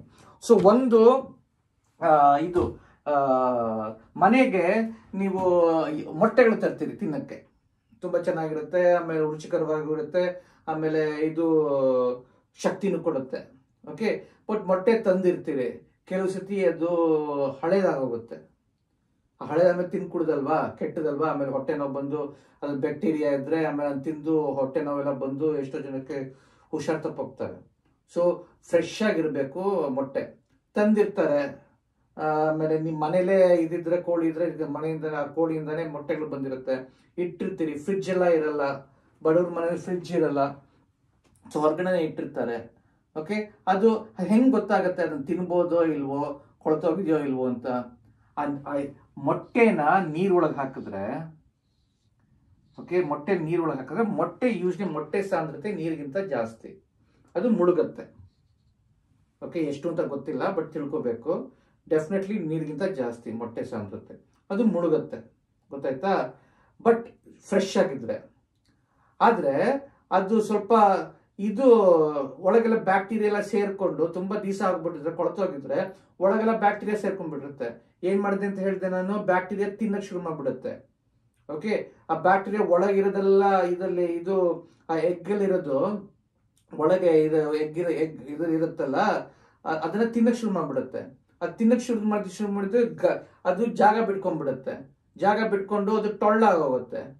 ಅದು ಟೊಳ್ಳಾದ್ಮೇಲೆ ಒಳಗೆ ಗಾಳಿಗೂ ಸೇರಕ್ಕಾಗಲ್ಲ, ಯಾಕಂದ್ರೆ ಅದು ಒಳಗೆ ಇದಲ್ವಾ, ಒಳಗೆ ಅದೆಲ್ಲ ಅದು ಡಿಕಂಪೋಸ್ ಆಗಿ ಟೊಳ್ಳಾಗಿ ಅದ್ರದ್ದು ಸಾಂದ್ರತೆ ಕಡಿಮೆ ಆಗುತ್ತೆ. ಸಾಂದ್ರತೆ ಕಡಿಮೆ ಆಗಿ ಮೇಲಕ್ಕೆ ಬಂದ್ಬಿಡುತ್ತೆ, ಗೊತ್ತಾಯ್ತಾ? ಸೊ ಯಾವಾಗ್ಲೂ ಎಷ್ಟೋ ಇವಾಗ ಹಳೆ ಇದು ಮೊಟ್ಟೆಗಳು ಚೆನ್ನಾಗಿದೆಯಾ ಕೊಳ್ತೋಗಿದೆಯಾ ಅಂತ ತಿಳ್ಕೊಳಕ್ಕೆ ಅದನ್ನ ನೀರೊಳಗೆ ಬಿಟ್ರೆ, ಅದೇನ ತೇಲಕ್ಕೆ ಶುರು ಮಾಡಿದ್ರೆ ಅದು ಕೊಳ್ತೋಗಿದೆ, ಅದನ್ನು ಉಪಯೋಗಿಸ್ಕೊಳ್ಳೋದು ಅಂತ ಗೊತ್ತಾಗುತ್ತೆ. ಸೊ ಇದೊಂದು ಒಳ್ಳೆ ಉಪಯೋಗ. ಹೆಂಗೆ ಸಾಂದ್ರತೆ ಚೇಂಜ್ ಆಗಿದೆ, ಇದು ಮಿಶ್ರ ಆಗಿದೆ ಅಲ್ವಾ? ಯಾಕಂದ್ರೆ ಯಾತಕ್ಕದ್ದು ಸಾಂದ್ರತೆ ಚೇಂಜ್ ಆಯ್ತು, ಅದು ಒಳಗೆ ಬ್ಯಾಕ್ಟೀರಿಯಾ ತಿಂದು ಅದು ಒಳಗೆ ಅದೆಲ್ಲ ಯಾವ್ದು ಇದಿತ್ತೋ ಮಾಂಸ ಇದಿತ್ತೋ ಅದರಲ್ಲಿ ಎಗ್ ಯೋಕ್ ಅಂತಾರಲ್ಲ, ಅದು ಚೇಂಜ್ ಆಗೋಯ್ತು. ಅದು ಏನಿತ್ತು ಅದು ಚೇಂಜ್ ಆಗೋಯ್ತು. ಅದು ಚೇಂಜ್ ಆಗೋದ್ರಿಂದ ಮಿಶ್ರ ಸಾಂದ್ರತೆ ಜಾಸ್ತಿ ಕಡಿಮೆ ಆಗೋಯ್ತು. ಒಳಗೆ ಗಾಳಿ ಬಂದ್ಬಿಡ್ತು, ಸೇರ್ಕೊಂಡ್ಬಿಡ್ತು. ಅದು ಪೋರಸ್ ಆಗಿರುತ್ತೆ, ಅದು ಒಳಗೆ ಇದು ನೋಡಕ್ಕೆ ಇದಾಗಿದ್ರು ಅದ್ರಲ್ಲಿ ಒಳಗೆ ಇದಿರುತ್ತೆ, ಪೋರ್ಸ್ ಇರುತ್ತೆ, ಏನಂತ ರಂಧ್ರ ಅಂತಾರಲ್ಲ, ಅದು ಒಳಗೆ ಹೋಗಿ ಗಾಳಿ ಸೇರ್ಕೊಂಡ್ಬಿಡುತ್ತೆ. ಆ ಗಾಳಿ ಸೇರ್ಕೊಂಡು ಗಾಳಿ ಸಾಂದ್ರತೆ ತುಂಬಾ ಕಡಿಮೆ, ಸೊ ಮಿಶ್ರ ಸಾಂದ್ರತೆ ಕಡಿಮೆ ಆಗುತ್ತೆ, ಅದಕ್ಕೆ ತೇಲುತ್ತೆ. ಗೊತ್ತಾಯ್ತಾ? ಇದೊಂದು ಎಕ್ಸಾಂಪಲ್ ಹೆಂಗೆ ರಿಯಲ್ ಲೈಫ್ ಅಲ್ಲಿ ಹೆಂಗೆ ಮಿಶ್ರ ಸಾಂದ್ರತೆ ಒಂದು ಸಾಂದ್ರತೆ ಚೇಂಜ್ ಮಾಡೋದನ್ನ ಉಪಯೋಗಿಸ್ಕೊಂಡು ನಮ್ಮ ರಿಯಲ್ ಲೈಫ್ ಅಲ್ಲಿ ಉಪಯೋಗಿಸ್ಕೋಬಹುದು. ಅದು ಕೊಳ್ತೋಗಿದೆಯೋ ಇಲ್ವೋ ಅಂತ ಗೊತ್ತಾಗುತ್ತೆ. ಇನ್ನೊಂದು ಎಕ್ಸಾಂಪಲ್ ಏನು ಅಂದ್ರೆ, ನಿಮ್ ಮನೆಯಲ್ಲಿ ದೊಡ್ಡ ದೊಡ್ಡ ಪಾಟ್ಸ್ ಇರುತ್ತೆ, ದೊಡ್ಡ ದೊಡ್ಡ ಗಿಡಗಳು ಹಾಕಕ್ಕೆ ದೊಡ್ಡ ದೊಡ್ಡ ಪಾಟ್ಸ್, ಬಟ್ ಸಣ್ಣ ಸಣ್ಣ ಪಾಟ್ಸ್ ಕೊಂಡ್ಕೊತೀರಿ, ಅದು ಲೈಟ್ ಆಗಿರುತ್ತೆ, ಗೊತ್ತಾಯ್ತಾ? ದೊಡ್ಡ ಪಾಟ್ಸ್ ಹೆವಿ ಆಗಿರುತ್ತೆ, ಅದನ್ನ ತಂದು ಇಟ್ಟು ಅದಕ್ಕೆ ದೊಡ್ಡ ದೊಡ್ಡ ಪ್ಲಾಂಟ್ಸ್ ಎಲ್ಲ ಹಾಕ್ತೀರಿ. ಬಟ್ ಸಣ್ಣ ಪ್ಲಾಂಟ್ಸ್ ಮನೆ ಒಳಗೆ ಡೆಕೋರೇಷನ್ ಮಾಡಿ ಪೇಂಟ್ ಮಾಡಿ ಅದನ್ನ ಇಟ್ಟಿರ್ತಾರೆ, ನೋಡಿದಿರ? ನಿಮ್ಮ ಮನೆಗಳು ಮಾಡ್ತಿರಲ್ವಾ ನೀವು? ದೊಡ್ಡ ಪಾಟ್ಸ್ ಹೊರಗಡೆ ಇಡ್ತೀರಿ, ಅದನ್ನ ಗಿಡಗಳು ಹಾಕ್ತೀರಿ, ಅದು ಹೆವಿ ಆಗಿರುತ್ತೆ, ಹತ್ತಕ್ಕೆ ಆಗಲ್ಲ. ಸಣ್ಣ ಪಾಟ್ಸ್ ಲೈಟ್ ಆಗಿರುತ್ತೆ. ಅದನ್ನ ಹೆಂಗ್ ಮಾಡ್ತಾರೆ? ಬೇರೆ ಬೇರೆ ಜೇಡಿ ಮಣ್ಣು, ಒಂದೊಂದು ಜೇಡಿ ಮಣ್ಣು ಸಾಂದ್ರತೆ ಬೇರೆ ಇರುತ್ತೆ, ಅದನ್ನ ಮಿಕ್ಸ್ ಮಾಡಿ ಮಣ್ಣು ಜೇಡಿ ಮಣ್ಣು ಮಿಕ್ಸ್ ಮಾಡಿ, ಮಣ್ಣಿನ ಸಾಂದ್ರತೆ ಕಡಿಮೆ ಇರುತ್ತೆ, ಜೇಡಿ ಮಣ್ಣಿನ ಸಾಂದ್ರತೆ ಜಾಸ್ತಿ ಇರುತ್ತೆ. ಅದು ಎಷ್ಟು ಮಿಕ್ಸ್ ಮಾಡ್ತಾರೋ ಅದು ತಕ್ಕಂತೆ ಅದ್ರದ್ದು ಸಾಂದ್ರತೆ ಚೇಂಜ್ ಆಗುತ್ತೆ. ಸೊ ದೊಡ್ಡ ದೊಡ್ಡ ಹೆವಿ ಪಾಟ್ಸ್ಗೆ ಜಾಸ್ತಿ ಜೇಡಿ ಮಣ್ಣು ಕಡಿಮೆ ಮಣ್ಣು ಹಾಕ್ತಾರೆ, ಲೈಟ್ ಪಾಟ್ಸ್ಗೆ ಜಾಸ್ತಿ ಮಣ್ಣು ಕಡಿಮೆ ಜೇಡಿ ಮಣ್ಣು ಹಾಕಿ ಆ ಮಿಕ್ಸ್ಚರ್ ಆ ಮಿಕ್ಸ್ ಅನ್ನು ಚೇಂಜ್ ಮಾಡಿ ಅದು ಸಾಂದ್ರತೆ ಚೇಂಜ್ ಮಾಡ್ತಾರೆ. ಸೊ ಹಿಂಗೆ 2 ಎಕ್ಸಾಂಪಲ್ಸ್ ಕೊಟ್ಟಿದ್ದೀನಿ, ಆಯ್ತಾ? ಇವತ್ತಾಗಿ ತಿಳ್ಕೊಂಡೆ ನಾನು, ನೋಡಿ ಗೂಗಲ್ ಮಾಡಿ. ಮೊಟ್ಟೆ ಸಾಂದ್ರತೆ, ಫ್ರೆಶ್ ಆಗಿರೋ ಮೊಟ್ಟೆ ಸಾಂದ್ರತೆ 1.03, ಸ್ವಲ್ಪ ನೀರಿಗಿಂತ ಸ್ವಲ್ಪ ಜಾಸ್ತಿ, ಅದಕ್ಕೆ ಮುಳುಗತ್ತೆ. ಬಟ್ ಒಳಗೆ ಅದು ಬ್ಯಾಕ್ಟೀರಿಯಾ ತಿನ್ನಕ್ಕೆ ಶುರು ಮಾಡಿ ಪೋರ್ಸ್ ರಂಧ್ರದ ಮೂಲಕ ಗಾಳಿ ಸೇರ್ಕೊಂಡಾಗ ಅದು ಸಾಂದ್ರತೆ ಕಡಿಮೆ ಮಾಡಿ 0.099 ಬಂದ್ಬಿಟ್ರೆ ಸಾಕು, ತೇಲಕ್ಕೆ ಶುರು ಆಗುತ್ತೆ. ಎಲ್ಲ ಒಂದ್ ಹತ್ರನೇ ಇರುತ್ತೆ, ಒಂದಕ್ಕಿಂತ ಸ್ವಲ್ಪ ಜಾಸ್ತಿ ಇದ್ರೆ ಮುಳುಗತ್ತೆ, ಸ್ವಲ್ಪ ಕಡಿಮೆ ಆದ್ರೆ ತೇಲುತ್ತೆ.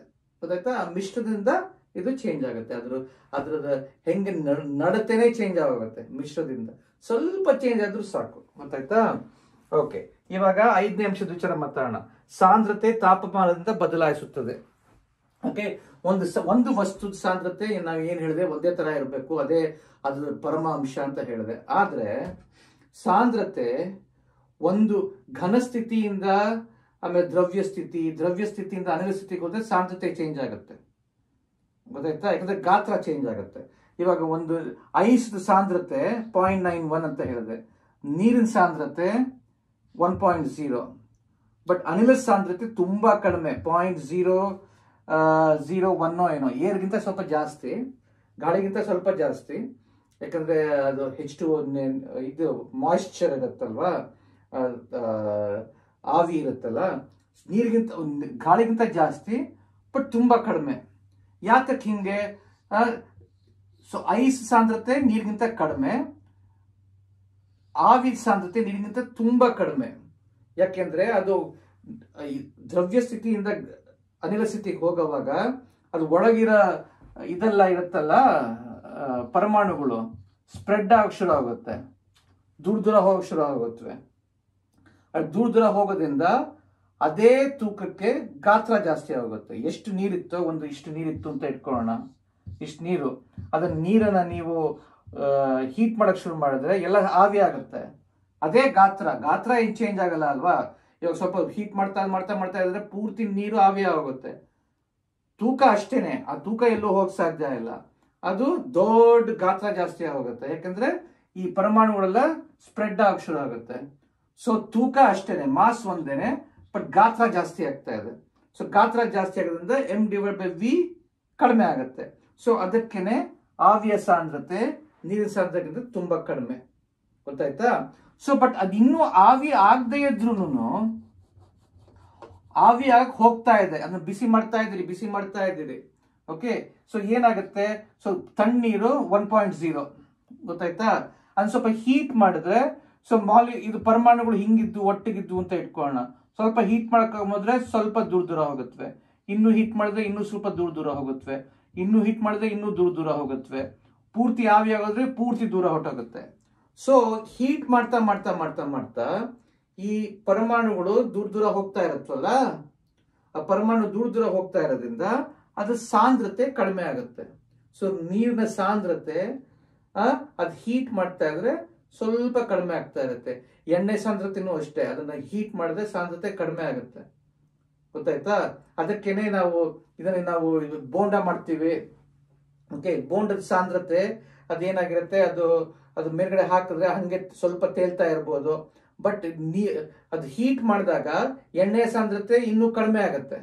ಅವಾಗ ಬೋಂಡ ಪೂರ್ತಿ ಒಳ ಹೊಟ್ಟೋಗುತ್ತೆ. ಯಾಕಂದ್ರೆ ಎಣ್ಣೆ ಸಾಂದ್ರತೆ ಕಡಿಮೆ ಆಗುತ್ತೆ. ಸೊ ಬೋಂಡ ಪೂರ್ತಿ ಒಳ ಹೊಟ್ಟೋಗುತ್ತೆ. ಗೊತ್ತಾಯ್ತಾ? ಸೊ ಒಂದು ದ್ರವ್ಯದ ವಸ್ತುಗೆ ತಾಪಮಾನ ಜಾಸ್ತಿ ಮಾಡಿದ್ರೆ ಅದ್ರದ್ದು ಸಾಂದ್ರತೆ ಕಡಿಮೆ ಹಾಕೊಂಡು ಹೋಗ್ತಾ ಇರುತ್ತೆ. ಪೂರ್ತಿ ಆವಿ ಆದ್ಮೇಲೆ ಇನ್ನೂ ಕಡಿಮೆ ಆಗೋಗುತ್ತೆ. ಗೊತ್ತಾಯ್ತಾ? ಸೊ ನೀವು ಪ್ಲಾಟ್ ಮಾಡಿದ್ರೆ, ಅದ್ರ ಸಾಂದ್ರತೆಯನ್ನು ಪ್ಲಾಟ್ ಮಾಡಿದ್ರೆ, ಸೊ ನೀರು 27 ಡಿಗ್ರೀಸ್ 1 ಇದ್ರೆ ಮಾಡ್ತಾ ಇದ್ರೆ ಇಳಿತೆ ಪೂರ್ತಿ ಆವಿ ಆದ್ಮೇಲೆ ಪೂರ್ತಿ ಇಳಿದ್ ಬಿಡುತ್ತೆ. 0.001 ಹೊಟ್ಟೋಗುತ್ತೆ. ಬರ್ತಾ ಇಳಿತಾ ಇರುತ್ತೆ. ಆಮೇಲೆ ಆವಿ ಆದ್ಮೇಲೆ ತುಂಬಾ ಕಡಿಮೆ ಆಗುತ್ತೆ. ಗೊತ್ತಾಯ್ತಾ?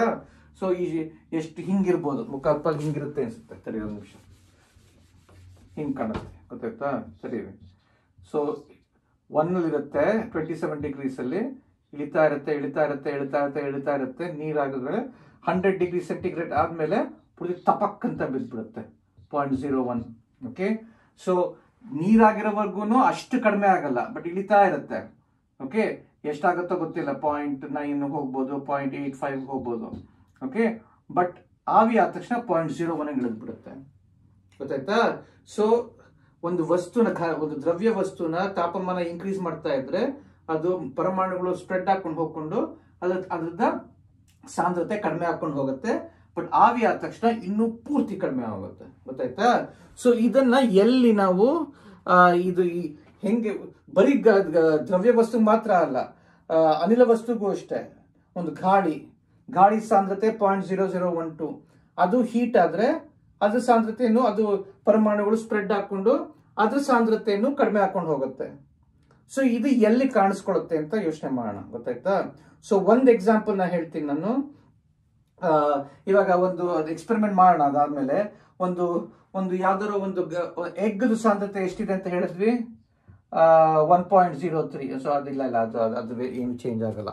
ಓಕೆ, ಸೊ ಅದು ವಿಚಾರ ಆಮೇಲೆ ಎಕ್ಸ್ಪೆರಿಮೆಂಟ್ ಮಾಡುವಾಗ ಅದು ವಿಚಾರ ಮಾತಾಡೋಣ. ಇವಾಗ ರಿಯಲ್ ಲೈಫ್ ಎಕ್ಸಾಂಪಲ್ಸ್ ವಿಚಾರ ಮಾತಾಡೋಣ, ಗೊತ್ತಾಯ್ತಾ? ಸೊ ಇವಾಗ ಇವಾಗ ಅಪಾರ್ಟ್ಮೆಂಟ್ ಬಿಲ್ಡಿಂಗ್ಸ್ ಅಲ್ಲಿ ಇವಾಗ ಫಸ್ಟ್ ಫ್ಲೋರ್ ಇರುತ್ತೆ, ಸೆಕೆಂಡ್ ಫ್ಲೋರ್ ಇರುತ್ತೆ, ಥರ್ಡ್ ಫ್ಲೋರ್ ಇರುತ್ತೆ, ಫೋರ್ತ್ ಫ್ಲೋರ್ ಇರುತ್ತೆ, ಗೊತ್ತಾಯ್ತಾ?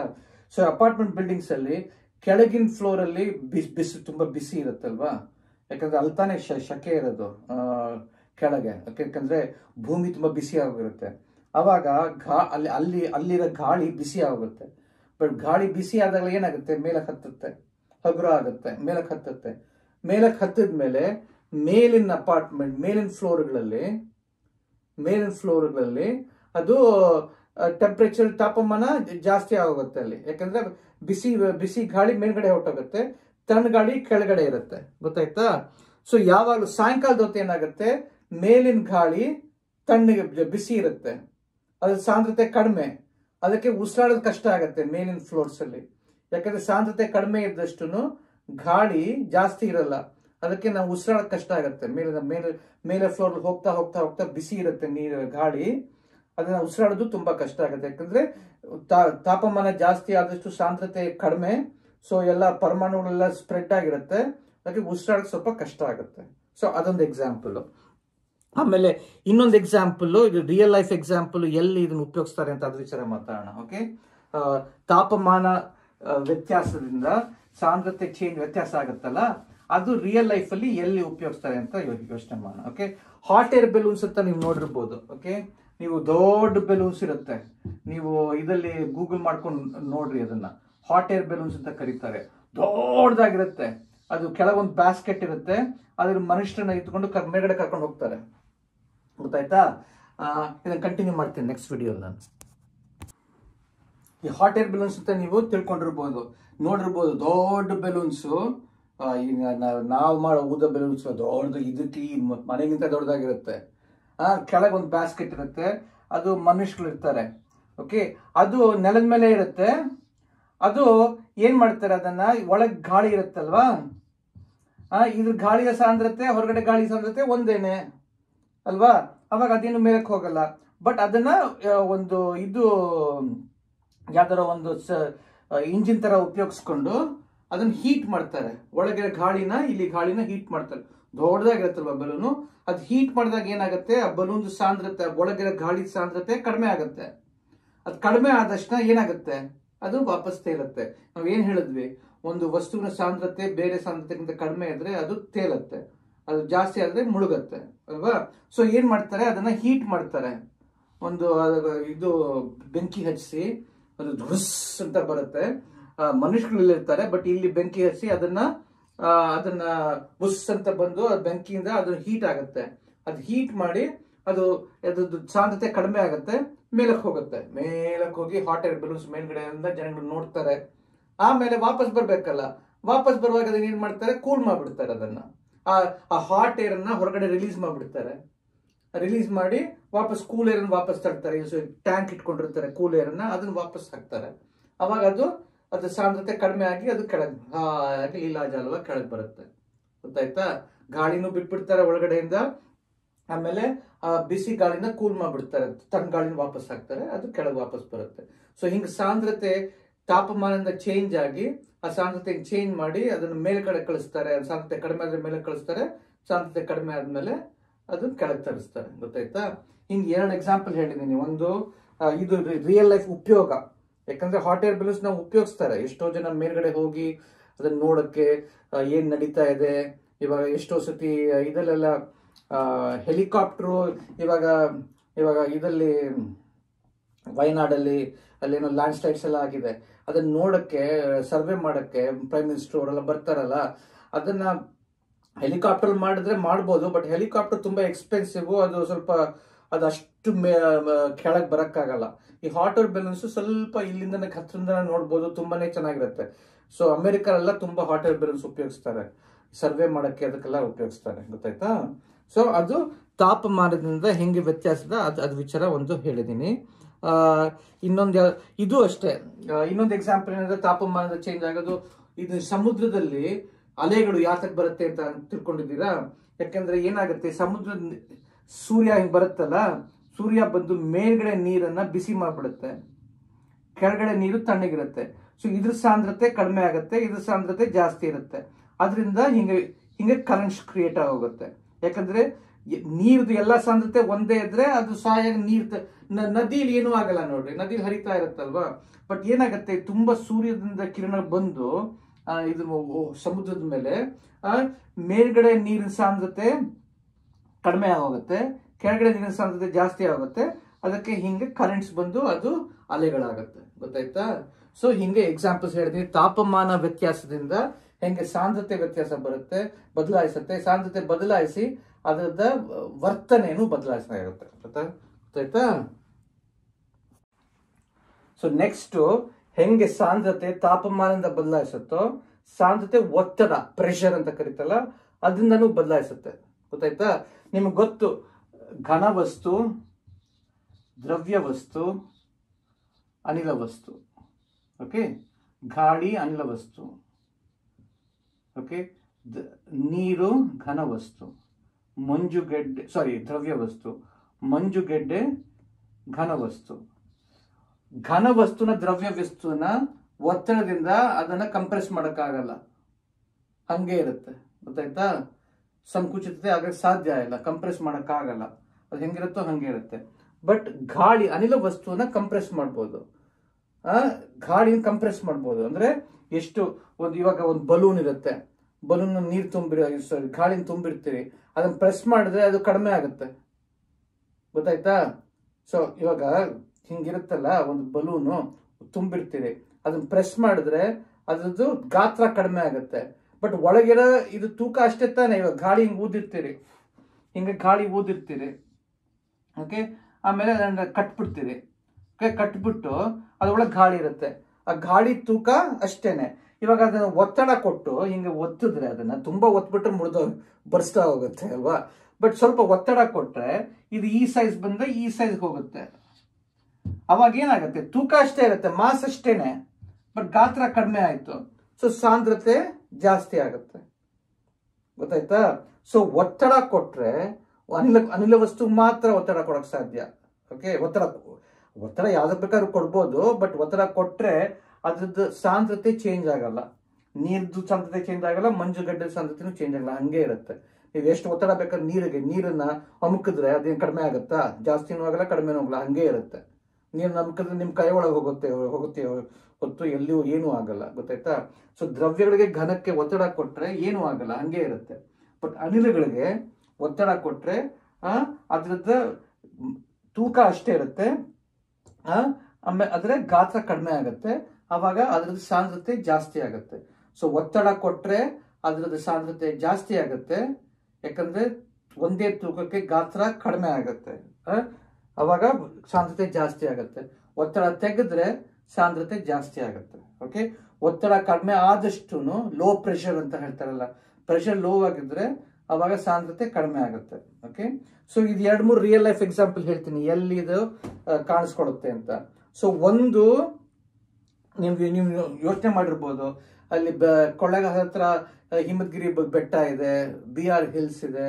ಆ ದೊಡ್ಡ ದೊಡ್ಡ ಬೆಟ್ಟಗಳಿಗೆ ಹೋದ್ರೆ ನೀವು ಇಲ್ಲಿರ್ತೀರಿ, ಬಸ್ಸಲ್ಲಿ ಹೋಗ್ತೀರಿ, ದೊಡ್ಡ ದೊಡ್ಡ ಬೆಟ್ಟಕ್ಕೆ ಹೋಗ್ತೀರಿ, ಆ ಬೆಟ್ಟದಲ್ಲಿ ಉಸಿರಾಡಕ್ ಕಷ್ಟ ಆಗುತ್ತೆ. ಯಾಕೆ ಅಂತ ತಿಳ್ಕೊಂಡಿದ್ದೀರಾ?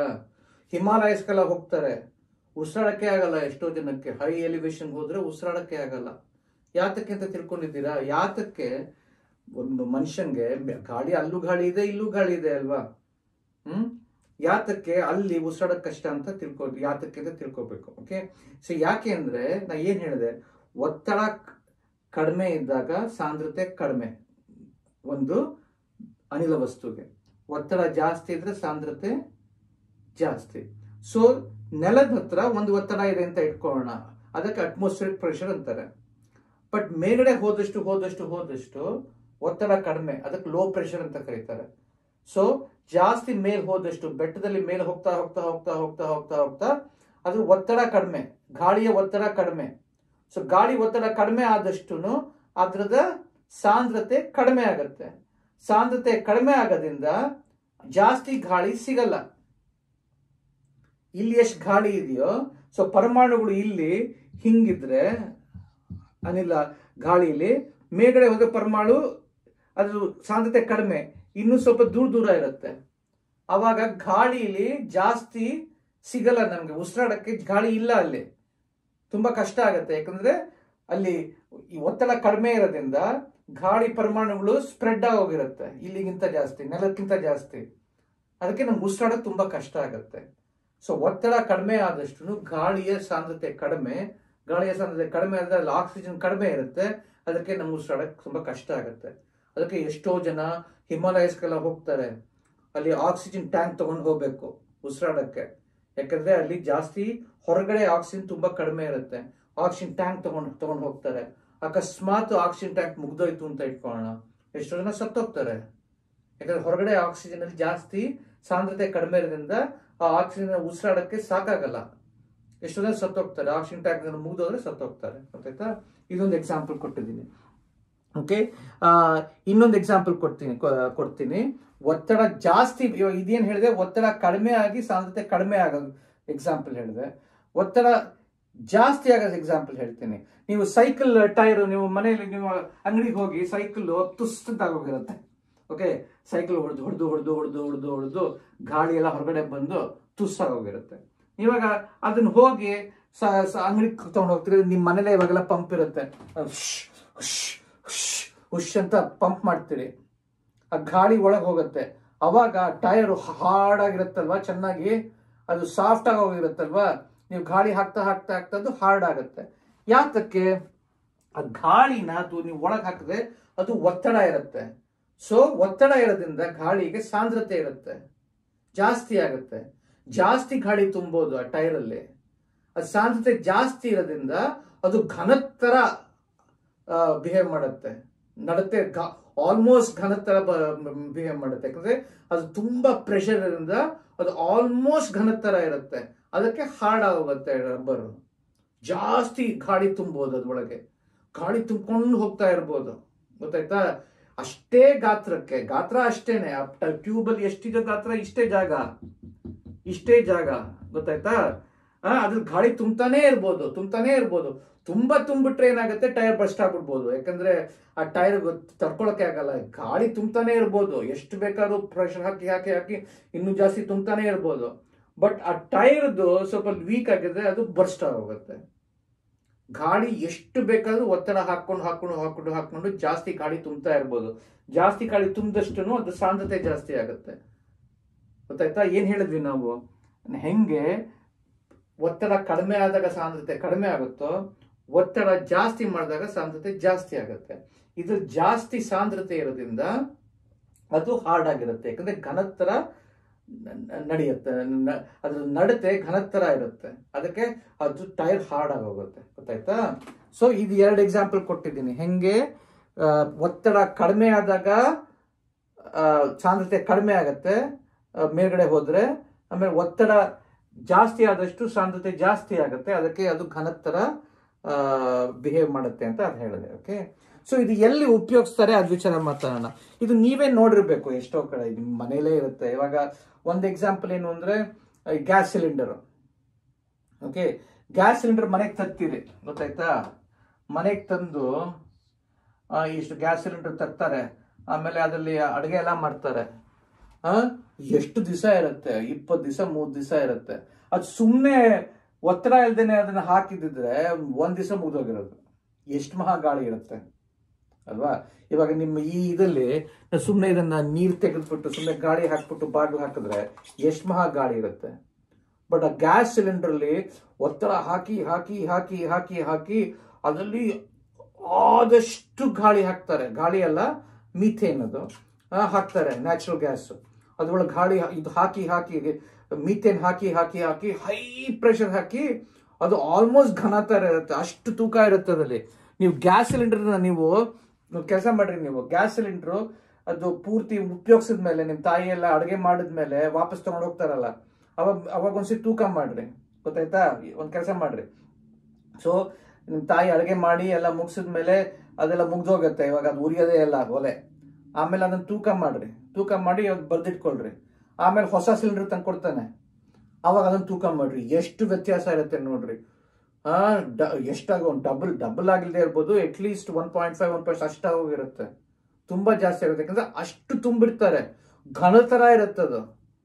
ಗಾಳಿ ಘನ ಹೆಂಗಾಗ ಸಾಧ್ಯ? ಒತ್ತಡದಿಂದ. ಗಾಳಿ ಘನ ಆಗ ಸಾಧ್ಯ. ನಾ ಏನ್ ಹೇಳಿದೆ, ಗಾಳಿಯ ಇದು ಸಾಂದ್ರತೆ 0.0012 ಅಂತ ಹೇಳಿದೆ. ನೀರಿನ ಸಾಂದ್ರತೆ 1.0, ಐರನ್ ಸಾಂದ್ರತೆ 7.9. ಬಟ್ ಇದಲ್ಲಿ ಪ್ರೆಷರ್ ಹಾಕಿ ಹಾಕಿ ಹಾಕಿ ಹಾಕಿ ಹಾಕಿ ಮೀಥೇನ್ದು ಸಾಂದ್ರತೆ ತುಂಬಾ ಜಾಸ್ತಿ ಆಗೋಗಿರುತ್ತೆ.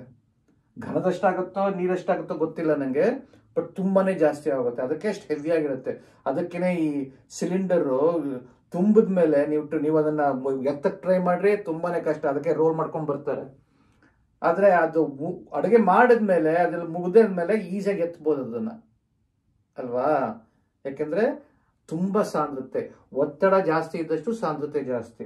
ಅದಕ್ಕೆ ಜಾಸ್ತಿ ತುಂಬೋದು, ಅದರಲ್ಲಿ ತುಂಬಾ ಮೀಥೇನ್ ತುಂಬೋದು. ಇನ್ನೊಂದು ಎಕ್ಸಾಂಪಲ್ ಹೇಳ್ತೀನಿ, ಆಕ್ಸಿಜನ್ ಟ್ಯಾಂಕ್. ಇವಾಗ ಹಾಸ್ಪಿಟಲ್ಸ್ ಎಲ್ಲ ಪೇಷಂಟ್ಸ್ಗೆ ಆಕ್ಸಿಜನ್ ಕೊಡ್ತಾರೆ. ಒಂದು ಟ್ಯಾಂಕ್ ಹಿಂಗಿರುತ್ತೆ, ನೋಡಿರ್ಬೇಕಲ್ವಾ? ಆ ಟ್ಯಾಂಕ್ ಅಲ್ಲಿ ಆಕ್ಸಿಜನ್ ಕೊಡ್ತಾರೆ. ಅದ್ರಲ್ಲಿ ಎಷ್ಟೋ ದಿವಸ ಇರುತ್ತೆ ಒಂದು ಆಕ್ಸಿಜನ್. ಇವಾಗ ನಮ್ಮ ತಾಯಿಗೆ ಹುಷಾರಿಲ್ಲದೆ ಇದ್ದಾಗ ಹಾಸ್ಪಿಟಲ್ ಕರ್ಕೊಂಡ್ ಬಂದ್ಮೇಲೆ ಮನೆಗೆ ಒಂದು ಆಕ್ಸಿಜನ್ ಟ್ಯಾಂಕ್ ತಂದಿದ್ವಿ. ಅದು ಒಂದು 15 ದಿವಸ 20 ದಿವಸನ ಇತ್ತು. ಯಾಕೆ? ಅದರಲ್ಲಿ ಪ್ರೆಷರ್ ಹಾಕಿ ಅದರಲ್ಲಿ ಜಾಸ್ತಿ ಆಕ್ಸಿಜನ್ ತುಂಬಿರ್ತಾರೆ. ಅದು ತುಂಬಾ ದಿವಸ ಬರುತ್ತೆ. ನೋಡಕ್ ಇಷ್ಟಿರುತ್ತೆ, ಅದ್ರ ಆಕ್ಚುಲಿ ಆಕ್ಸಿಜನ್ ಎಷ್ಟಿರುತ್ತೆ ಗೊತ್ತಾ? ಒಂದು ಎಷ್ಟು ಟ್ಯಾಂಕ್ ಎಷ್ಟಿರುತ್ತೆ ನೋಡಕ್ಕೆ, ಅದ್ರ ಒಂದು 100ರಷ್ಟು ಇರ್ಬೋದು. ಅಷ್ಟು ಪ್ರೆಷರ್ ಹಾಕಿರ್ತಾರೆ, ಗೊತ್ತಾಯ್ತಾ? ಅದಕ್ಕೇನೆ ಜಾಸ್ತಿ ಆಕ್ಸಿಜನ್ ಹಾಕಕ್ ಸಾಧ್ಯ. ಸೊ ಪ್ರೆಷರ್ ಹಾಕಿ ಹಾಕಿ ಹಾಕಿ ಹಾಕಿ ಜಾಸ್ತಿ ಆಕ್ಸಿಜನ್ ತುಂಬಿರ್ತಾರೆ. ಅದು ಸಾಂದ್ರತೆ ಘನದ ಸಾಂದ್ರತೆ ಇರುತ್ತೆ. ಅದು ಎಷ್ಟು ಅಂತ ನಾನು ಗೂಗಲ್ ಮಾಡಿ ಹೇಳ್ತೀನಿ ಒಂದು 2 ನಿಮಿಷದಲ್ಲಿ. ಬಟ್ ತುಂಬಾ ಘನದ ಸಾಂದ್ರತೆ ಇರುತ್ತೆ. ಅದಕ್ಕೆ ಸೊ ಸಾಂದ್ರತೆ ಪ್ರೆಷರ್ ಒತ್ತಡ ಹಾಕಿ ಹಾಕಿ ಹಾಕಿ ಸಾಂದ್ರತೆ ಜಾಸ್ತಿ ಮಾಡ್ಬೋದು, ಗೊತ್ತಾಯ್ತಾ? ಇದು 2 ಎಕ್ಸಾಂಪಲ್ ಕೊಟ್ಟಿದ್ದೀನಿ, ಹೆಂಗೆ ಉಪಯೋಗಿಸೋದು ಅಂತ ಹೇಳ್ಕೊಟ್ಟಿದ್ದೀನಿ. ಓಕೆ, ಇವತ್ತ ತಿಳ್ಕೊಂಡೆ ನಾನು ಅದ್ರ ವಿಚಾರ. ಸೊ ಆಕ್ಸಿಜನ್ದು ಸುಮ್ಮನೆ ಹಂಗೆ ಹೊರಗಡೆ ಇದ್ರೆ ಅದ್ರದ್ದು ಇದು ಸಾಂದ್ರತೆ 0.0014 ಗಾಳಿ ಅಷ್ಟೇನೆ, ಗೊತ್ತಾಯ್ತಾ? ಆದ್ರೆ ಅದು ಪ್ರೆಷರ್ ಮಾಡಿ ಆಕ್ಸಿಜನ್ ಟ್ಯಾಂಕ್ ಅಲ್ಲಿ ಇದ್ರೆ ಅದ್ರ ಸಾಂದ್ರತೆ 1.4 ಗ್ರಾಮ್ಸ್ ಪರ್ ಸೆಂಟಿಮೀಟರ್ ಕ್ಯೂಬ್. ಅಂದ್ರೆ ಆಲ್ಮೋಸ್ಟ್ ನೀರಿಗಿಂತ ಜಾಸ್ತಿ. ಘನದಷ್ಟಲ್ಲ, ಬಟ್ ದ್ರವ್ಯದಷ್ಟು. ಸೊ 870 ಟೈಮ್ಸ್ ಇನ್ಕ್ರೀಸ್ ಅಂತೆ.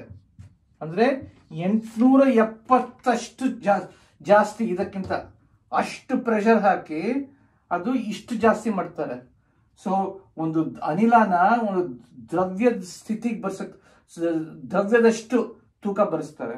ಗ್ಯಾಸ್ ಸಿಲಿಂಡರ್ ನೀವು ಮನೇಲಿ ಅಡುಗೆ ಮಾಡೋಕೆ ಇದಿರುತ್ತಲ್ಲ, ಅದ್ರದ್ದು ಮೀಥೇನ್ ಅದ್ರದ್ದು ನ್ಯಾಚುರಲ್ ಸಾಂದ್ರತೆ 0.0007, ತುಂಬಾ ಕಡಿಮೆ.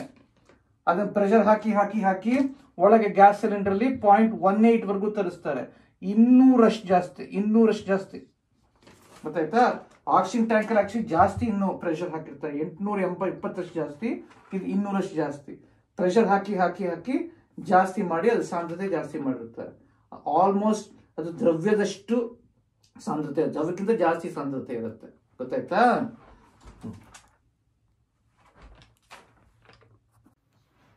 ಇವಾಗ ಕಡೆಯದಾಗಿ ನಾವು 7ನೇ ಗುಣಲಕ್ಷಣ ವಿಚಾರ ಮಾತಾಡೋಣ. ಸಾಂದ್ರತೆಯಲ್ಲಿ ವಸ್ತುಗಳು ಸಾಂದ್ರತೆಯ ವ್ಯತ್ಯಾಸದಿಂದ ಬೇರ್ಪಡಿಸಲಾಗಬಹುದು.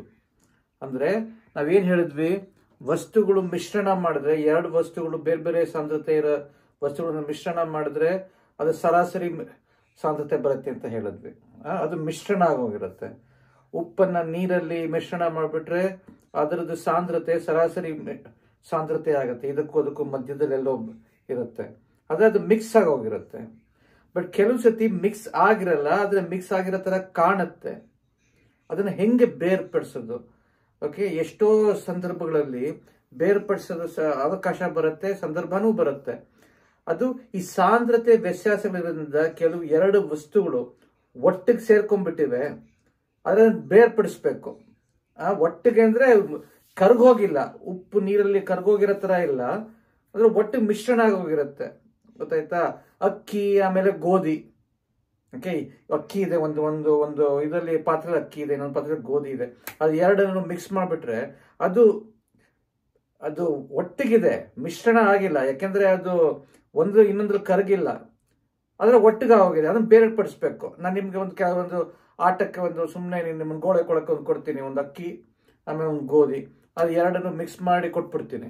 ನಾನು ನಿಮ್ಗೆ ಹೇಳ್ತೀನಿ, ನೋಡಪ್ಪ ನೀನು ಎಲ್ಲ ಅಕ್ಕಿ ಕಾಳುಗಳನ್ನ ಒಂದ್ ಕಡೆ ಹಾಕು, ಗೋಧಿ ಕಾಳು ಒಂದ್ ಕಡೆ ಹಾಕು, ಇದ್ರೊಳಗೆ ಒಂದು 1000 ಅಕ್ಕಿ ಕಾಳು 1000 ಗೋಧಿ ಕಾಳು, ಅದನ್ನ ಬೇರ್ಪಡಿಸಕ್ಕೆ ತಲೆ ಕೆಟ್ಟೋಗುತ್ತೆ ಅಲ್ವಾ. ಸೊ ಈ ಹೆಂಗದು ಮಿಶ್ರಣ ಆಗಿಲ್ಲ ಅಲ್ವಾ, ಅದು ಬೇರೆ ಬೇರೆನೇ ಇದೆ, ಬಟ್ ಒಟ್ಟಿಗಿದೆ, ಅದನ್ನ ಬೇರ್ಪಡಿಸೋದು ಕಷ್ಟ.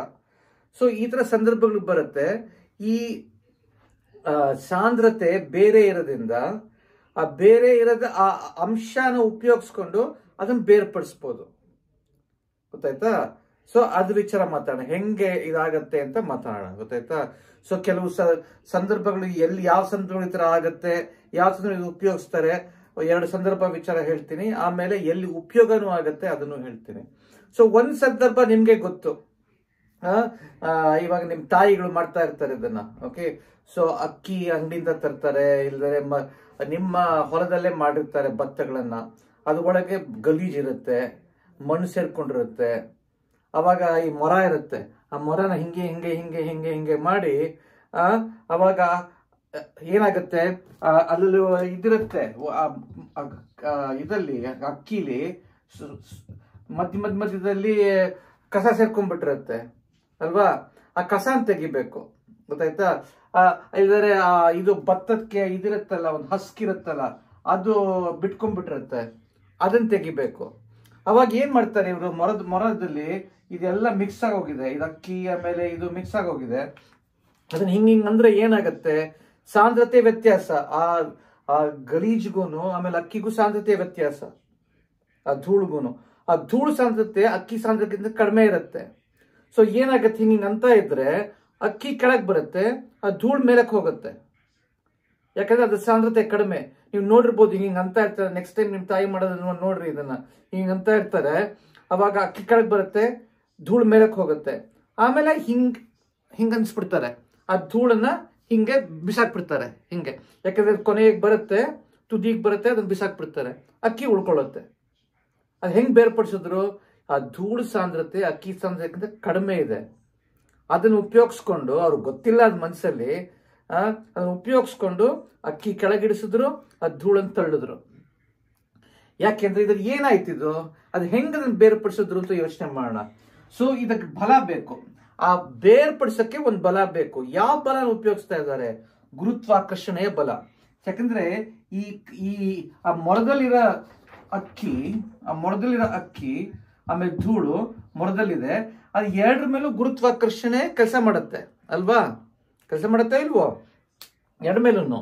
ಆದ್ರೆ ಅಕ್ಕಿ ಮೇಲೆ ಗುರುತ್ವಾಕರ್ಷಣೆ ಜಾಸ್ತಿ ಕೆಲಸ ಮಾಡುತ್ತೆ, ಯಾಕಂದ್ರೆ ಅದ್ರ ಸಾಂದ್ರತೆ ಜಾಸ್ತಿ, ಧೂಳ್ ಮೇಲೆ ಕಡಿಮೆ ಕೆಲಸ ಮಾಡುತ್ತೆ, ಸಾಂದ್ರತೆ ಕಡಿಮೆ ಅಲ್ವಾ. ಸೊ ಇದೇನಾಗತ್ತೆ, ಅವಾಗ ಹಿಂಗ್ ಮಾಡ್ತಾ ಇರೋವಾಗ ಅದು ಬೇರ್ಪಡಿಸ್ಕೊಂಡ್ಬಿಡುತ್ತೆ, ಅವಾಗ ಅದನ್ನ ಆ ಕಡೆ ತಳ್ಬಿಡ್ಬೋದು, ಗೊತ್ತಾಯ್ತಾ. ಸೊ ಇದೊಂದು ಎಕ್ಸಾಂಪಲ್, ಹೆಂಗೆ ಸಾಂದ್ರತೆ ಎರಡೆರಡು ವಸ್ತುಗಳು ಮಿಶ್ರಣ ಆಗಿಲ್ಲ, ಬಟ್ ಜೊತೆ ಸೇರ್ಕೊಂಡ್ಬಿಟ್ಟಿದೆ, ಹಿಂಗೆ ಮಿಶ್ರಣ ಆಗಿಲ್ಲ, ಮಿಶ್ರಣ ಆಗ್ಬಿಟ್ರೆ ಕಷ್ಟ ಅದನ್ನ ಬೇರ್ಪಡಿಸೋದು, ಗೊತ್ತಾಯ್ತಾ. ಜೊತೆ ಸೇರ್ಸ್ಕೊಂಡ್ಬಿಟ್ಟಿದೆ, ಅದನ್ನ ತೆಗ್ಸಕ್ಕೆ ಈ ಸಾಂದ್ರತೆ ವ್ಯತ್ಯಾಸಗಳಿಂದ ಹಿಂಗೆ ಗುರುತ್ವಾಕರ್ಷಣೆ ಉಪಯೋಗಿಸ್ಕೊಂಡು ಹಿಂಗೆ ಅಲ್ಲಾಡಿಸಿ ಅದನ್ನ ಬೇರ್ಪಡಿಸ್ತಾರೆ. ಓಕೆ, ಇನ್ನೊಂದು ಎಕ್ಸಾಂಪಲ್ ಹೇಳ್ತೀನಿ, ಇದಿನ್ನೂ ಚೆನ್ನಾಗಿದೆ. ಇದು ಚೆನ್ನಾಗಿಲ್ಲ, ಚೆನ್ನಾಗೊಂದೇ ಅಲ್ಲ, ಇದು ಇವಾಗ ಆಗ್ತಾ ಇದೆ. ಇವಾಗ ವಯನಾಡಲ್ಲಿ ಇವಾಗ ಲ್ಯಾಂಡ್ ಸ್ಲೈಡ್ ಆಗ್ತಾ ಇದೆ. ಮಣ್ಣೆಲ್ಲ ಇದರಲ್ಲಿ ಬೆಟ್ಟಗಳಿಂದ ನೀರು ಮಳೆ ಬಂದು ಮಣ್ಣೆಲ್ಲ ಬಂದ್ಬಿಡ್ತಾ ಇದೆ, ಗೊತ್ತಾಯ್ತಾ. ಬಂದ್ಬಿಟ್ಟು ಎಲ್ಲಿಗೆ ಸೇರ್ಕೊಳ್ಳುತ್ತೆ, ನದಿಗೆ ಸರೋವರಕ್ಕೆ ಸೇರ್ಕೊಳ್ಳುತ್ತೆ. ಸೊ ಏನಾಗತ್ತೆ ಅವಾಗ, ಈ ನದಿ ಸರೋವರ ಇರುತ್ತಲ್ಲ, ಆ ಮಣ್ಣೆಲ್ಲ ಬೆಟ್ಟದಲ್ಲೆಲ್ಲ ಲ್ಯಾಂಡ್ ಸ್ಲೈಡ್ಸ್ ಎಲ್ಲ ಬಂದು ಸೇರ್ಕೊಂಡ್ಬಿಡುತ್ತೆ ಅಲ್ವಾ, ಕರೆಕ್ಟ್ ತಾನೆ. ಅವಾಗ ಏನಾಗತ್ತೆ, ಸ್ವಲ್ಪ ಎಷ್ಟೋ ದಿವಸಗಳು ಆ ನದಿ ಮಣ್ಣಾಗಿ ಕಾಣುತ್ತೆ, ಬುಕ್ ಕಾಣುತ್ತೆ, ಮಣ್ಣಿನ ಬಣ್ಣ ಆಗೋಗಿರುತ್ತೆ ಅಲ್ವಾ. ಬಟ್ ಸ್ವಲ್ಪ ದಿವಸ ಆದ್ಮೇಲೆ ಮಳೆ ಎಲ್ಲ ನಿಂತ ಮೇಲೆ, ಆ ಲ್ಯಾಂಡ್ ಸ್ಲೈಡ್ ಎಲ್ಲ ಆಗ ನಿಂತ ಮೇಲೆ ಏನಾಗತ್ತೆ, ಆ ಮಣ್ಣಿದೆಯಲ್ಲ ಆ ಮಣ್ಣಿನ ಸಾಂದ್ರತೆ ಈ ನೀರಿನ ಸಾಂದ್ರತೆಗಿಂತ ಜಾಸ್ತಿ, ಎಸ್ಪೆಷಲಿ ಸರೋವರದಲ್ಲಿ. ಓಕೆ, ಮಣ್ಣಿನ ನೀರಿನ ಸಾಂದ್ರತೆ ಯಾಕಂದ್ರೆ ನದಿಲಿ ಹರಿತಾ ಇರುತ್ತೆ, ಮಣ್ಣನ್ನು ಅದ್ರ ಜೊತೆ ದೋಚ್ಕೊಂಡು ಹೊಟ್ಟೋಗುತ್ತೆ. ಬಟ್ ಸರೋವರದಲ್ಲಿ ನದಿ ಹರಿತಾ ಇಲ್ಲ ಅಲ್ವಾ. ಸೊ ಇವಾಗ ಆ ಲ್ಯಾಂಡ್ ಸ್ಲೈಡ್ ಆಗಿ ಬೆಟ್ಟದಿಂದ ಎಲ್ಲ ಮಣ್ಣೆಲ್ಲ ಬಂದು ಸೇರ್ಕೊಂಡ್ಬಿಟ್ರೆ ಈ ಸರೋವರದಲ್ಲಿ ಸ್ವಲ್ಪ ದಿವಸ ಆ ಸರೋವರ ಬೂಕ್ ಕಾಣುತ್ತೆ. ಬಟ್ ಆಮೇಲೆ ಏನಾಗುತ್ತೆ, ಆ ಮಣ್ಣು ಮೆತ್ತಿಗೆ ಕೆಳಗೆ ಬಂದು ಸೆಟ್ಲ್ ಆಗೋಗುತ್ತೆ. ಇಲ್ಲಿ ಸೆಟ್ಲ್ ಆಗಿ ಅದೇ ಸೆಡಿಮೆಂಟೇಶನ್ ಅಂತ ಕರೀತಾರೆ ಇಂಗ್ಲಿಷ್ ಅಲ್ಲಿ. ಕನ್ನಡದಲ್ಲಿ ಏನು ಅಂತ ತಿಳ್ಕೊಳ್ರಿ ಮೇಷ್ ಹತ್ರ. ಸೆಡಿಮೆಂಟೇಶನ್ ಅಂತ ಕರೀತಾರೆ. ಮಣ್ಣೆಲ್ಲ ಕೆಳಗೆ ಸೇರ್ಕೊಂಡು ಅವಾಗ ನೀರು ವಾಪಸ್ಸು ಕ್ಲಿಯರ್ ಆಗೋಗುತ್ತೆ. ಗೊತ್ತಾಯ್ತಾ? ಕ್ಲಿಯರ್ ಆಗಿ ಹೋಗುತ್ತೆ. ಅದು ತುಂಬಾ ಆಕ್ಚುಲಿ ಡೇಂಜರಸ್. ಯಾಕಂದ್ರೆ ಏನಾಗ್ತಾ ಇದೆ, ಎಷ್ಟೋ ನದಿಗಳಲ್ಲಿ ಇವಾಗ ನಮ್ಮ ದೇಶದಲ್ಲಿ ನದಿಗಳು ಸರೋವರದಲ್ಲೆಲ್ಲ ಹಿಂಗೆ ಲ್ಯಾಂಡ್ ಸ್ಲೈಡ್ಸ್ ಎಲ್ಲ ಆಗಿ ಮರಗಳೆಲ್ಲ ಕತ್ತರಿಸ್ಬಿಡ್ತಾರೆ. ಬೆಟ್ಟದ ಅದಕ್ಕೆ ಮರಗಳು ಕತ್ತರಿಸ್ಕೊಡುದು ಅಂತ ಹೇಳೋದು. ಯಾಕಂದ್ರೆ ಈ ಬೆಟ್ಟಗಳಲ್ಲಿ ಈ ಸರೋವರ ಇರುತ್ತೆ. ಈ ಬೆಟ್ಟದ ಮರ ಇದ್ರೆ ಆ ಮರದ ಬೇರುಗಳು ಅದಕ್ಕೆ ಆ ಮಣ್ಣಿಗೆ ಸ್ಥಿಮಿತ ಕೊಡುತ್ತೆ. ಓಕೆ, ಅದು ನಿಂತ್ಕೊಳ್ಳುತ್ತೆ ಸರಿಯಾಗಿ. ಅವಾಗ ಮಳೆ ಬಂದ್ರೆ ಆ ಮರಗಳು ತಡೆಗಟ್ಟತ್ತೆ, ಆ ಮಣ್ಣು ದೋಚ್ಕೊಂಡು ಹೋಗದೆ ಇರತ್ತರ. ಬಟ್ ಏನ್ ಮಾಡ್ತಾ ಇದೀವಿ ನಾವು, ಮರಗಳನ್ನೆಲ್ಲ ಕಟ್ ಮಾಡ್ಬಿಡ್ತಾ ಇದೀವಿ. ಸೊ ಮಳೆ ಬಂದಾಗ ಆ ಮಣ್ಣಿಗೆ ಏನು ಸ್ಥಿಮಿತ ಇಲ್ಲ, ಯಾವುದು ಹಿಡಿತಾ ಇಲ್ಲ, ಮರ ಇಲ್ಲ. ಸೊ ಹಾಯಾಗಿ ದೋಚ್ಕೊಂಡ್ಬಂದ್ಬಿಡತ್ತೆ. ದೋಚ್ಕೊಂಡ್ಬಂದು ಈ ನೀರಿಗೆ ಬಂದ್ಬಿಡತ್ತೆ. ಆ ನೀರಿಗೆ ಬಂದು ಸೆಟ್ಲ್ ಆಗಿ ಕೊನೆಗೆ ಏನಾಗ್ತಾ ಇದೆ,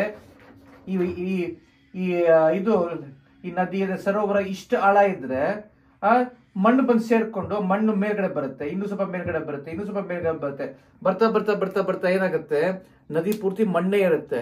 ಅವಾಗ ನದಿ ಆಳ ಕಡಿಮೆ ಹೋಗ್ತಾ ಇದೆ. ಇವಾಗೆಲ್ಲ ಆ ಸೆಡಿಮೆಂಟೇಶನ್ ಅಂತ ಇದೆಯಲ್ಲ, ತುಂಬಾ ಒಳ್ಳೇದಲ್ಲ, ಅದು ಡೇಂಜರಸ್. ಅದಕ್ಕೆ ಮರಗಳ ಕತ್ತರಿಸ್ಕೊಡುದು ಅಂತ ಹೇಳೋದು. ಗೊತ್ತಾಯ್ತಾ? ಸೊ ಇಲ್ಲಿ ಬೇರ್ಪಡೆ ಆಗ್ತಾ ಇದೆ, ಕಾಣಿಸ್ತಾ ಇದೆ ಅಲ್ವಾ. ನೀವು ಬೇಕಾದ್ರೆ ನೋಡ್ಬೋದು, ನೀವು ಒಂದು ಕಪ್ಪಲ್ಲಿ ನೀರಲ್ಲಿ ಉಪ್ಪು ಮಣ್ಣು ಹಾಕಿದ್ರೆ ಆ ಮಣ್ಣು ಮಿಶ್ರಣ ಆಗಲ್ಲ ನೀರಲ್ಲಲ್ವಾ, ಮಿಶ್ರಣ ಆಗಲ್ಲ. ಬಟ್ ನೋಡಿದ್ರೆ ಬುಕ್ಕಾಗಿರುತ್ತೆ, ಸ್ವಲ್ಪ ಹೊತ್ತಾದ್ಮೇಲೆ ಸೆಟ್ಲ್ ಆಗೋಗುತ್ತೆ. ಅದು ಇದರಲ್ಲಿ ಗುರುತ್ವಾಕರ್ಷಣೆ ಉಪಯೋಗಿಸ್ಕೊಂಡು ಅದು ಬೇರ್ಪಡೆ ಆಗ್ತಾ ಇದೆ. ಗೊತ್ತಾಯ್ತಾ? ಹಿಂಗೆ 2 ಎಕ್ಸಾಂಪಲ್ ಕೊಟ್ಟಿದ್ದೀನಿ. ಓಕೆ, ಇವಾಗ ನಾನು ಎಲ್ಲಿ ಇದನ್ನು ಉಪಯೋಗಿಸ್ತಾರೆ ಜೀವನದಲ್ಲಿ ಅಂತ ಅದ್ರ ವಿಚಾರ ಮಾತಾಡೋಣ. ಗೊತ್ತಾಯ್ತಾ? ಸೊ ಇವಾಗ ಈ ಗುರುತ್ವಾಕರ್ಷಣೆಯಿಂದ ಮೆತ್ತಿಗೆ ಸೆಟ್ಲ್ ಆಗುತ್ತೆ. ಇವಾಗ ನಾನು ಇವಾಗ ಈ ಕಪ್ಪಲ್ಲಿ ನೀನು ನೀರು ತುಂಬಿಸ್ಬಿಟ್ಟು ಆಮೇಲೆ ಸ್ವಲ್ಪ ಮಣ್ಣು ಹಾಕಿದ್ರೆ ಮೆತ್ತಿಗೆ ಸ್ವಲ್ಪ ಹೊತ್ತಾದ್ಮೇಲೆ ಒಂದು ಅರ್ಧ ಗಂಟೆ ಆದ್ಮೇಲೆ ಫಸ್ಟ್ ನೋಡಿದ್ರೆ ಹಿಂಗೆ ಸ್ವಲ್ಪ ಬುಕ್ ಆಗಿರುತ್ತೆ, ಮಣ್ಣೆಲ್ಲ ಸೇರ್ಕೊಂಡ್ಬಿಡುತ್ತೆ ಅಲ್ವಾ. ಸ್ವಲ್ಪ ಹೊತ್ತು ಆದ್ಮೇಲೆ ಅದು ಹಂಗೆ ಬಿಟ್ರೆ, ಅದನ್ನ ಮೆತ್ತಿಗೆ ಬಿಟ್ರೆ ಅದು ಸ್ವಲ್ಪ ಕ್ಲಿಯರ್ ಆಗ್ಬಿಟ್ಟು ಮಣ್ಣೆಲ್ಲ ಕೆಳಗೆ ಬಂದು ಸೇರ್ಕೊಳ್ಳುತ್ತೆ. ಹಂಗೇನೆ ಇವಾಗ ಅದು ಆ ಪ್ರಿನ್ಸಿಪಲ್ ಉಪಯೋಗಿಸ್ಕೊಂಡೇನೆ ಈ ವಾಟರ್ ಫಿಲ್ಟ್ರೇಷನ್ ಎಲ್ಲ ಮಾಡೋದು. ನೀವು ನೋಡ್ಬೇಕು, ವಾಟರ್ ಫಿಲ್ಟ್ರೇಷನ್, ಕಾಫಿ ಫಿಲ್ಟರ್ ಹಂಗೆ ವರ್ಕ್ ಆಗೋದು. ಗೊತ್ತಾಯ್ತಾ? ಕಾಫಿನ ಮೆತ್ತಿಗೆ ಹಿಂಗ ಫಿಲ್ಟರ್ ಹಾಕಿ, ಇಲ್ಲೊಂದು ಫಿಲ್ಟರ್ ಹಾಕಿ ಕಾಫಿನ ಬಿಡ್ತಾರೆ, ಅದು ಮೆತ್ತಿಗೆ ಕೆಳಗೆ ಬಂದು ನೀರ್ ಜೊತೆ ಸೇರ್ಕೊಳ್ಳುತ್ತೆ. ಗೊತ್ತಾಯ್ತಾ? ಆಮೇಲೆ ಎಷ್ಟೋ ಇದು ವಾಟರ್ ಫಿಲ್ಟರ್ ನಾವು ಸೈನ್ಸ್ ಕ್ಲಬ್ ಮಾಡಿದ್ವಿ. ಏನ್ ಮಾಡ್ತೀವಿ, ನೀರನ್ನ ಇಲ್ಲೆಲ್ಲ ಮಣ್ಣಿರೋ ನೀರನ್ನೆಲ್ಲ ಹಿಂಗ್ ಬಿಟ್ರೆ ಅದೆಲ್ಲ ಮೆತ್ತಿಗೆ ಅದು ಗಲೀಜೆಲ್ಲ ಕೆಳಗೆ ಬಂದು ಹೋಗಿ ನೀರ್ ಮಾತ್ರ ಮೇಲ್ಗಡೆ ಹೋಗಿ ನಿಂತ್ಕೊಳ್ಳುತ್ತೆ. ಗೊತ್ತಾಯ್ತಾ? ಸೊ ಹಿಂಗೆ ಬೇರ್ಪಡೆ ಮಾಡೋದು, ಗುರುತ್ವಾಕರ್ಷಣೆಯಿಂದ ಬೇರ್ಪಡಿಸೋದು, ಅದು ಎಷ್ಟೋ ಕಡೆ ಇದೆ. ಆದ್ರೆ ತೊಂದರೆ ಏನು ಅಂದ್ರೆ, ಗುರುತ್ವಾಕರ್ಷಣೆಯಿಂದ ಬೇರ್ಪಡೆ ಆಗೋದು ತುಂಬಾ ಟೈಮ್ ತಗೊಳುತ್ತೆ, ಅಷ್ಟು ಬೇಗ ಆಗಲ್ಲ. ಯಾಕಂದ್ರೆ ಗುರುತ್ವಾಕರ್ಷಣೆ ಮೆತ್ತ ಕೆಲಸ ಮಾಡುತ್ತೆ. ಗೊತ್ತಾಯ್ತಾ? ಅದನ್ನ ಫಾಸ್ಟ್ ಆಗಿ ಮಾಡ್ಬೇಕಾದ್ರೆ ಈ ಸೆಂಟ್ರಿಫ್ಯೂಗಲ್ ಫೋರ್ಸ್ ಅಂತ ಉಪಯೋಗಿಸ್ತಾರೆ. ಅದಕ್ಕೆ ಕನ್ನಡದಲ್ಲಿ ಸೆಂಟ್ರಿಫ್ಯೂಗಲ್ ಫೋರ್ಸ್ಗೆ ಏನು ಅಂತಂದೆಲ್ಲ ಬರ್ದಿಟ್ಕೊಂಡಿದ್ದೆ ನಾನು. ತಡಿ ನೋಡ್ತೀನಿ ಕನ್ನಡದಲ್ಲಿ. ಸೆಂಟ್ರಿಫ್ಯೂಗಲ್ ಫೋರ್ಸ್ಗೆ ಏನಪ್ಪ ಹೆಸರು, ಅದೆಲ್ಲೋ ಒಂದು ಬರ್ದಿಟ್ಕೊಂಡಿದ್ದೆ ನಾನು, ಎಲ್ಲಿದೆ ಅಂತ ಗೊತ್ತಿಲ್ಲ, ಆಮೇಲೆ ಹೇಳ್ತೀನಿ. ನಾನು ಎಕ್ಸ್ಪೆರಿಮೆಂಟ್ ಮಾಡೋ ಟೈಮಲ್ಲಿ ಹೇಳ್ತೀನಿ. ಸೆಂಟ್ರಿಫ್ಯೂಗಲ್ ಫೋರ್ಸ್ ಅಂತ. ಅದು ಅಳಿಸ್ತೀನಿ, ಒಂದು ನಿಮಿಷ.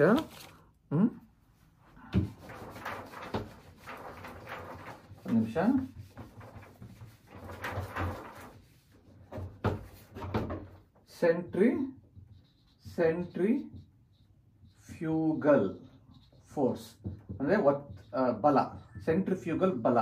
ಅದಕ್ಕೆ ಕನ್ನಡದಲ್ಲಿ ಏನು ಅಂತ ಎಲ್ಲೋ ಬರ್ದಿಟ್ಕೊಂಡಿದ್ದೆ ನಾನು. ಅದು ಎಲ್ ಬರ್ದೋ ಗೊತ್ತಿಲ್ಲ, ಅದಾದ್ಮೇಲೆ ಹೇಳ್ತೀನಿ, ನಾನು ಎಕ್ಸ್ಪೆರಿಮೆಂಟ್ ಮಾಡುವಾಗ ಹೇಳ್ತೀನಿ. ಆಯ್ತಾ? ಸೊ ನೀವು ಈ ಸೆಂಟ್ರಿಫ್ಯೂಗಲ್ ಫೋರ್ಸ್ ನೋಡಿರ್ಬೋದು, 2 ಹುಡುಗಿರು ಹಿಂಗ್ ಇಟ್ಕೊಂಡು ಆಟ ಆಡ್ತಾರೆ, ಅದೇನೋ ಒಂದು ಆಟ ಆಡ್ತಾರೆ, ಹಿಂಗ್ ಇಟ್ಕೊಂಡು ಹಿಂಗ್ ತಿರುಗ್ತಾ ಇರ್ತಾರೆ, ನೋಡಿದೀರಾ? ಅದೇನು ಅಂತ ಗೊತ್ತಿಲ್ಲ, ಅದೊಂಥರ ಹಿಂಗೆ ತಿರುಗ್ತಾರೆ. ಅವಾಗ ಏನು ನೋಡಿದೀರಾ, ಅವ್ರ ಜಡೆಗಳು ಹಿಂದೆ ಹಾರ್ಬಿಡುತ್ತೆ, ನೋಡಿದಿರಲ್ವಾ?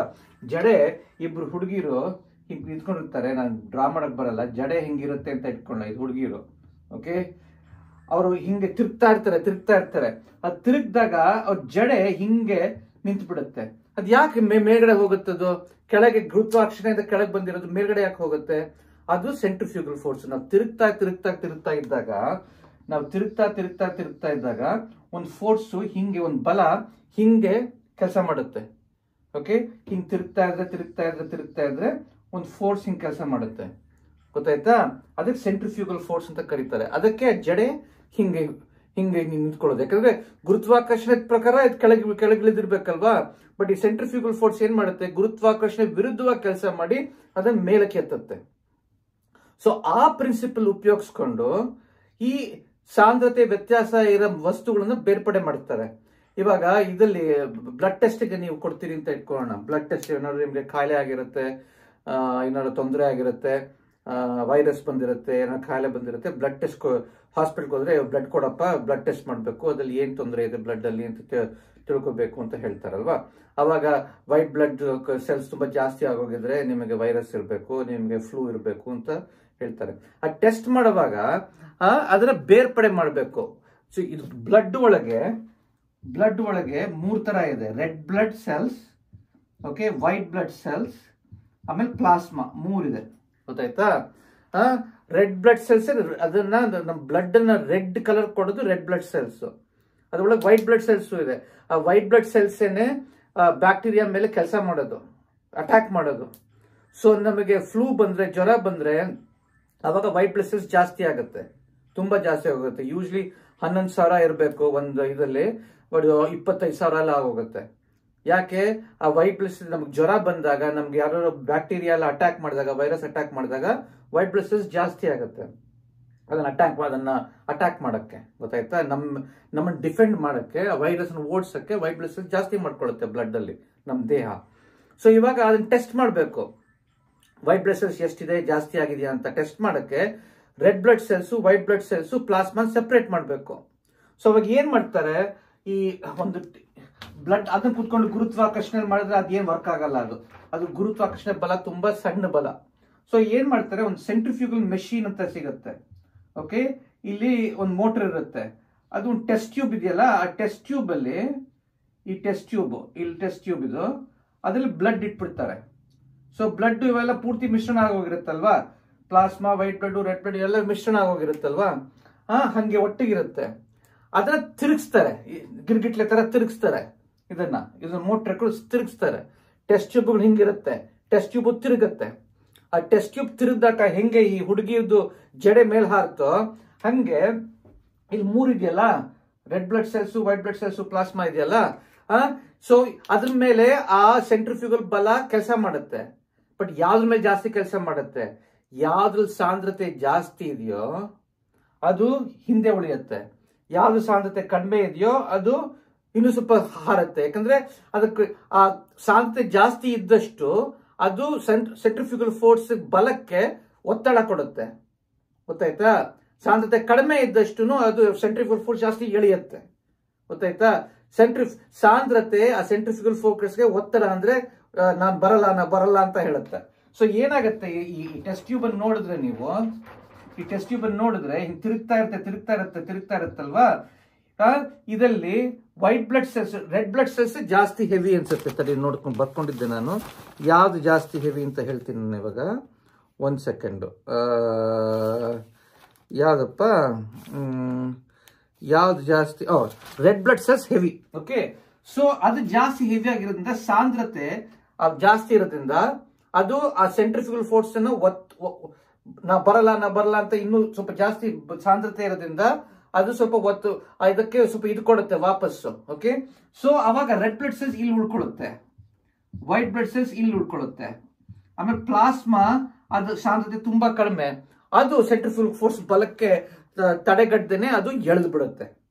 ಸೊ ಯಾವ್ದು ಸಾಂದ್ರತೆ ಕಡಿಮೆ ಇದೆಯೋ ಅದ್ರ ಮೇಲೆ ಸೆಂಟ್ರಿಫ್ಯೂಗಲ್ ಫೋರ್ಸ್ ಜಾಸ್ತಿ ಕೆಲಸ ಮಾಡುತ್ತೆ, ಯಾವ್ದು ಸಾಂದ್ರತೆ ಸಾರಿ ಯಾವ್ದು ಸಾಂದ್ರತೆ ಕಡಿಮೆ ಇದೆಯೋ ಸೆಂಟ್ರಿಫ್ಯೂಗಲ್ ಫೋರ್ಸ್ ಜಾಸ್ತಿ ಕೆಲಸ ಮಾಡುತ್ತೆ, ಯಾವ್ದು ಸಾಂದ್ರತೆ ಕಡಿಮೆ ಇದೆಯೋ ಜಾಸ್ತಿ ಇದೆಯೋ ಅದೇ ಸೆಂಟ್ರಿಫ್ಯೂಗಲ್ ಫೋರ್ಸ್ ಜಾಸ್ತಿ ಕೆಲಸ ಮಾಡಲ್ಲ. ಯಾಕಂದ್ರೆ ಆ ಸಾಂದ್ರತೆ ಜಾಸ್ತಿ ಸಾಂದ್ರತೆಯಾದ ವಸ್ತು ಅದನ್ನ ತಡೆಗಟ್ಟುತ್ತೆ. ಗೊತ್ತಾಯ್ತಾ? ಸೊ ಅದಕ್ಕೇನೆ ಏನಾಗುತ್ತೆ, ತಿರುಗಿಸ್ತಾ ಇದ್ರೆ ಈ ಲ್ಯಾಬ್ಗೆಲ್ಲ ಹೋದ್ರೆ, ಡಯಾಗ್ನೋಸ್ಟಿಕ್ ಲ್ಯಾಬ್ಗೆಲ್ಲ ಹೋದ್ರೆ ಬ್ಲಡ್ ಟೆಸ್ಟ್ ಕೊಟ್ಟಾಗ ಅದನ್ನ ತಿರುಗಿಸ್ತಾರೆ. ಅದು ತಿರುಗಿಸಿ ಇದು ರೆಡ್ ಬ್ಲಡ್ ಸೆಲ್ಸ್ ಇಲ್ಲಿ ಸೇರ್ಕೊಳ್ಳುತ್ತೆ, ಇದು ಇಲ್ಲಿ ಬಿಡುತ್ತೆ, ಅದನ್ನ ಹಾಯಾಗಿ ಸೆಪರೇಟ್ ಮಾಡ್ಬೋದು. ಸೊ ಹಂಗೇನೆ ಬ್ಲಡ್ ಟೆಸ್ಟ್ ಮಾಡೋದು. ಅವಾಗ ಬ್ಲಡ್ ಸೆಲ್ಸ್ ಅನ್ನ ಸೆಪರೇಟ್ ಮಾಡಿ ಇದು ಕೆಂಪಿಗಿರುತ್ತೆ, ಇದು ಬಿಳಿಗಿರುತ್ತೆ, ಇದು ಸ್ವಲ್ಪ ಕ್ಲಿಯರ್ ಆಗಿ ನೀರ್ ತರ ಇರುತ್ತೆ. ಅದು ಮೂರನ್ನು ಸೆಪರೇಟ್ ಮಾಡಿ ಅವಾಗ ವೈಟ್ ಬ್ಲಡ್ ಸೆಲ್ಸ್ ಎಷ್ಟಿದೆ ಅಂತ ನೋಡ್ತಾರೆ, ಹಂಗೆ ಟೆಸ್ಟ್ ಮಾಡ್ತಾರೆ. ಸೊ ಇದು ಒಳ್ಳೆ ಎಕ್ಸಾಂಪಲ್ ಹೆಂಗ್ ಉಪಯೋಗಿಸ್ತಾರೆ. ಈ ಸೆಂಟ್ರಿಫ್ಯೂಗಲ್ ಫೋರ್ಸ್ ಅನ್ನು ಉಪಯೋಗಿಸ್ಕೊಂಡು ಸಾಂದ್ರತೆ ವ್ಯತ್ಯಾಸ ಇರೋ ವಸ್ತುಗಳನ್ನ ಬೇರ್ಪಡಿಸಿ ಹೆಂಗೆ ಉಪಯೋಗಿಸ್ತಾರೆ ಅಂತ ಅದೊಂದು ಎಕ್ಸಾಂಪಲ್. ಆಯ್ತಾ? ಸೊ ಹಿಂಗೆ ನಾವು 7 ಗುಣಲಕ್ಷಣ ವಿಚಾರ ಮಾತಾಡಿದ್ವಿ. ಸಾಂದ್ರತೆ, ತೂಕ ಡಿವೈಡ್ ಬೈ ಗಾತ್ರ ಮಾತಾಡಿದ್ವಿ. ಆಮೇಲೆ ಸಾಂದ್ರತೆ ಒಂದು ವಸ್ತುವಿನ ಪರಮ ಗುಣಲಕ್ಷಣ ಅಂತ ಮಾತಾಡಿದ್ವಿ. ಆಮೇಲೆ ಸಾಂದ್ರತೆ, ಆಮೇಲೆ ಘನದ ಸಾಂದ್ರತೆ, ನೀರಿನ ದ್ರವ್ಯ ಸಾಂದ್ರತೆ ವ್ಯತ್ಯಾಸದಿಂದ ತೇಲುವಿಕೆ ನಿರ್ಧರಿಸಿರುತ್ತೆ ಅಂತ ಮಾತಾಡಿದ್ವಿ. ಆಮೇಲೆ 2 ವಸ್ತುಗಳು ಮಿಶ್ರಣ ಆದ್ರೆ ಸಾಂದ್ರತೆ ಸರಾಸರಿ ಸಾಂದ್ರತೆ ಬರುತ್ತೆ ಅಂತ ಹೇಳಿದ್ವಿ. ಆಮೇಲೆ ತಾಪಮಾನ ಜಾಸ್ತಿ ಆದ್ರೆ ಸಾಂದ್ರತೆ ಕಡಿಮೆ ಆಗತ್ತೆ ಅಂತ ಹೇಳಿದ್ವಿ. ಆಮೇಲೆ ಒತ್ತಡ ಜಾಸ್ತಿ ಆದ್ರೆ ಸಾಂದ್ರತೆ ಜಾಸ್ತಿ ಆಗತ್ತೆ ಅಂತ ಹೇಳಿದ್ವಿ. ಆಮೇಲೆ ಲಾಸ್ಟ್ ಬೇರೆ ಬೇರೆ ಸಾಂದ್ರತೆಯದು ವಸ್ತುಗಳು ಒಂಥರ ಮಿಶ್ರಣ ಆಗಿಲ್ದೇನೂ ಸ್ವಲ್ಪ ಒಟ್ಟಿಗೆ ಸೇರ್ಕೊಂಡ್ಬಿಟ್ಟಿದ್ರೆ ಅದನ್ನ ಬೇರ್ಪಡಿಸಕ್ಕೆ ಸೆಂಟ್ರಿಫ್ಯೂಗಲ್ ಫೋರ್ಸ್ ಉಪಯೋಗಿಸಿ, ಇಲ್ಲದೆ ಗುರುತ್ವಾಕರ್ಷಣೆ ಉಪಯೋಗಿಸಿ ಅದನ್ನ ಬೇರ್ಪಡಿಸಬಹುದು ಅಂತ ಹೇಳಿದ್ವಿ. ಹಿಂಗೆ 7 ಅಂಶಗಳ ವಿತರ ಮಾತಾಡಿದ್ದೀವಿ. ರಿಯಲ್ ಲೈಫ್ ಎಕ್ಸಾಂಪಲ್ಸ್ ಕೊಟ್ಟಿದ್ದೀನಿ, ಆಮೇಲೆ ಇದು ಉಪಯೋಗಗಳು ಕೊಟ್ಟಿದ್ದೀನಿ. ಇನ್ನು ಅದಕ್ಕೆ ಸಂಬಂಧಪಟ್ಟಂತೆ ಎಕ್ಸ್ಪೆರಿಮೆಂಟ್ಸ್ ಮಾಡೋಣ. ಆಯ್ತಾ?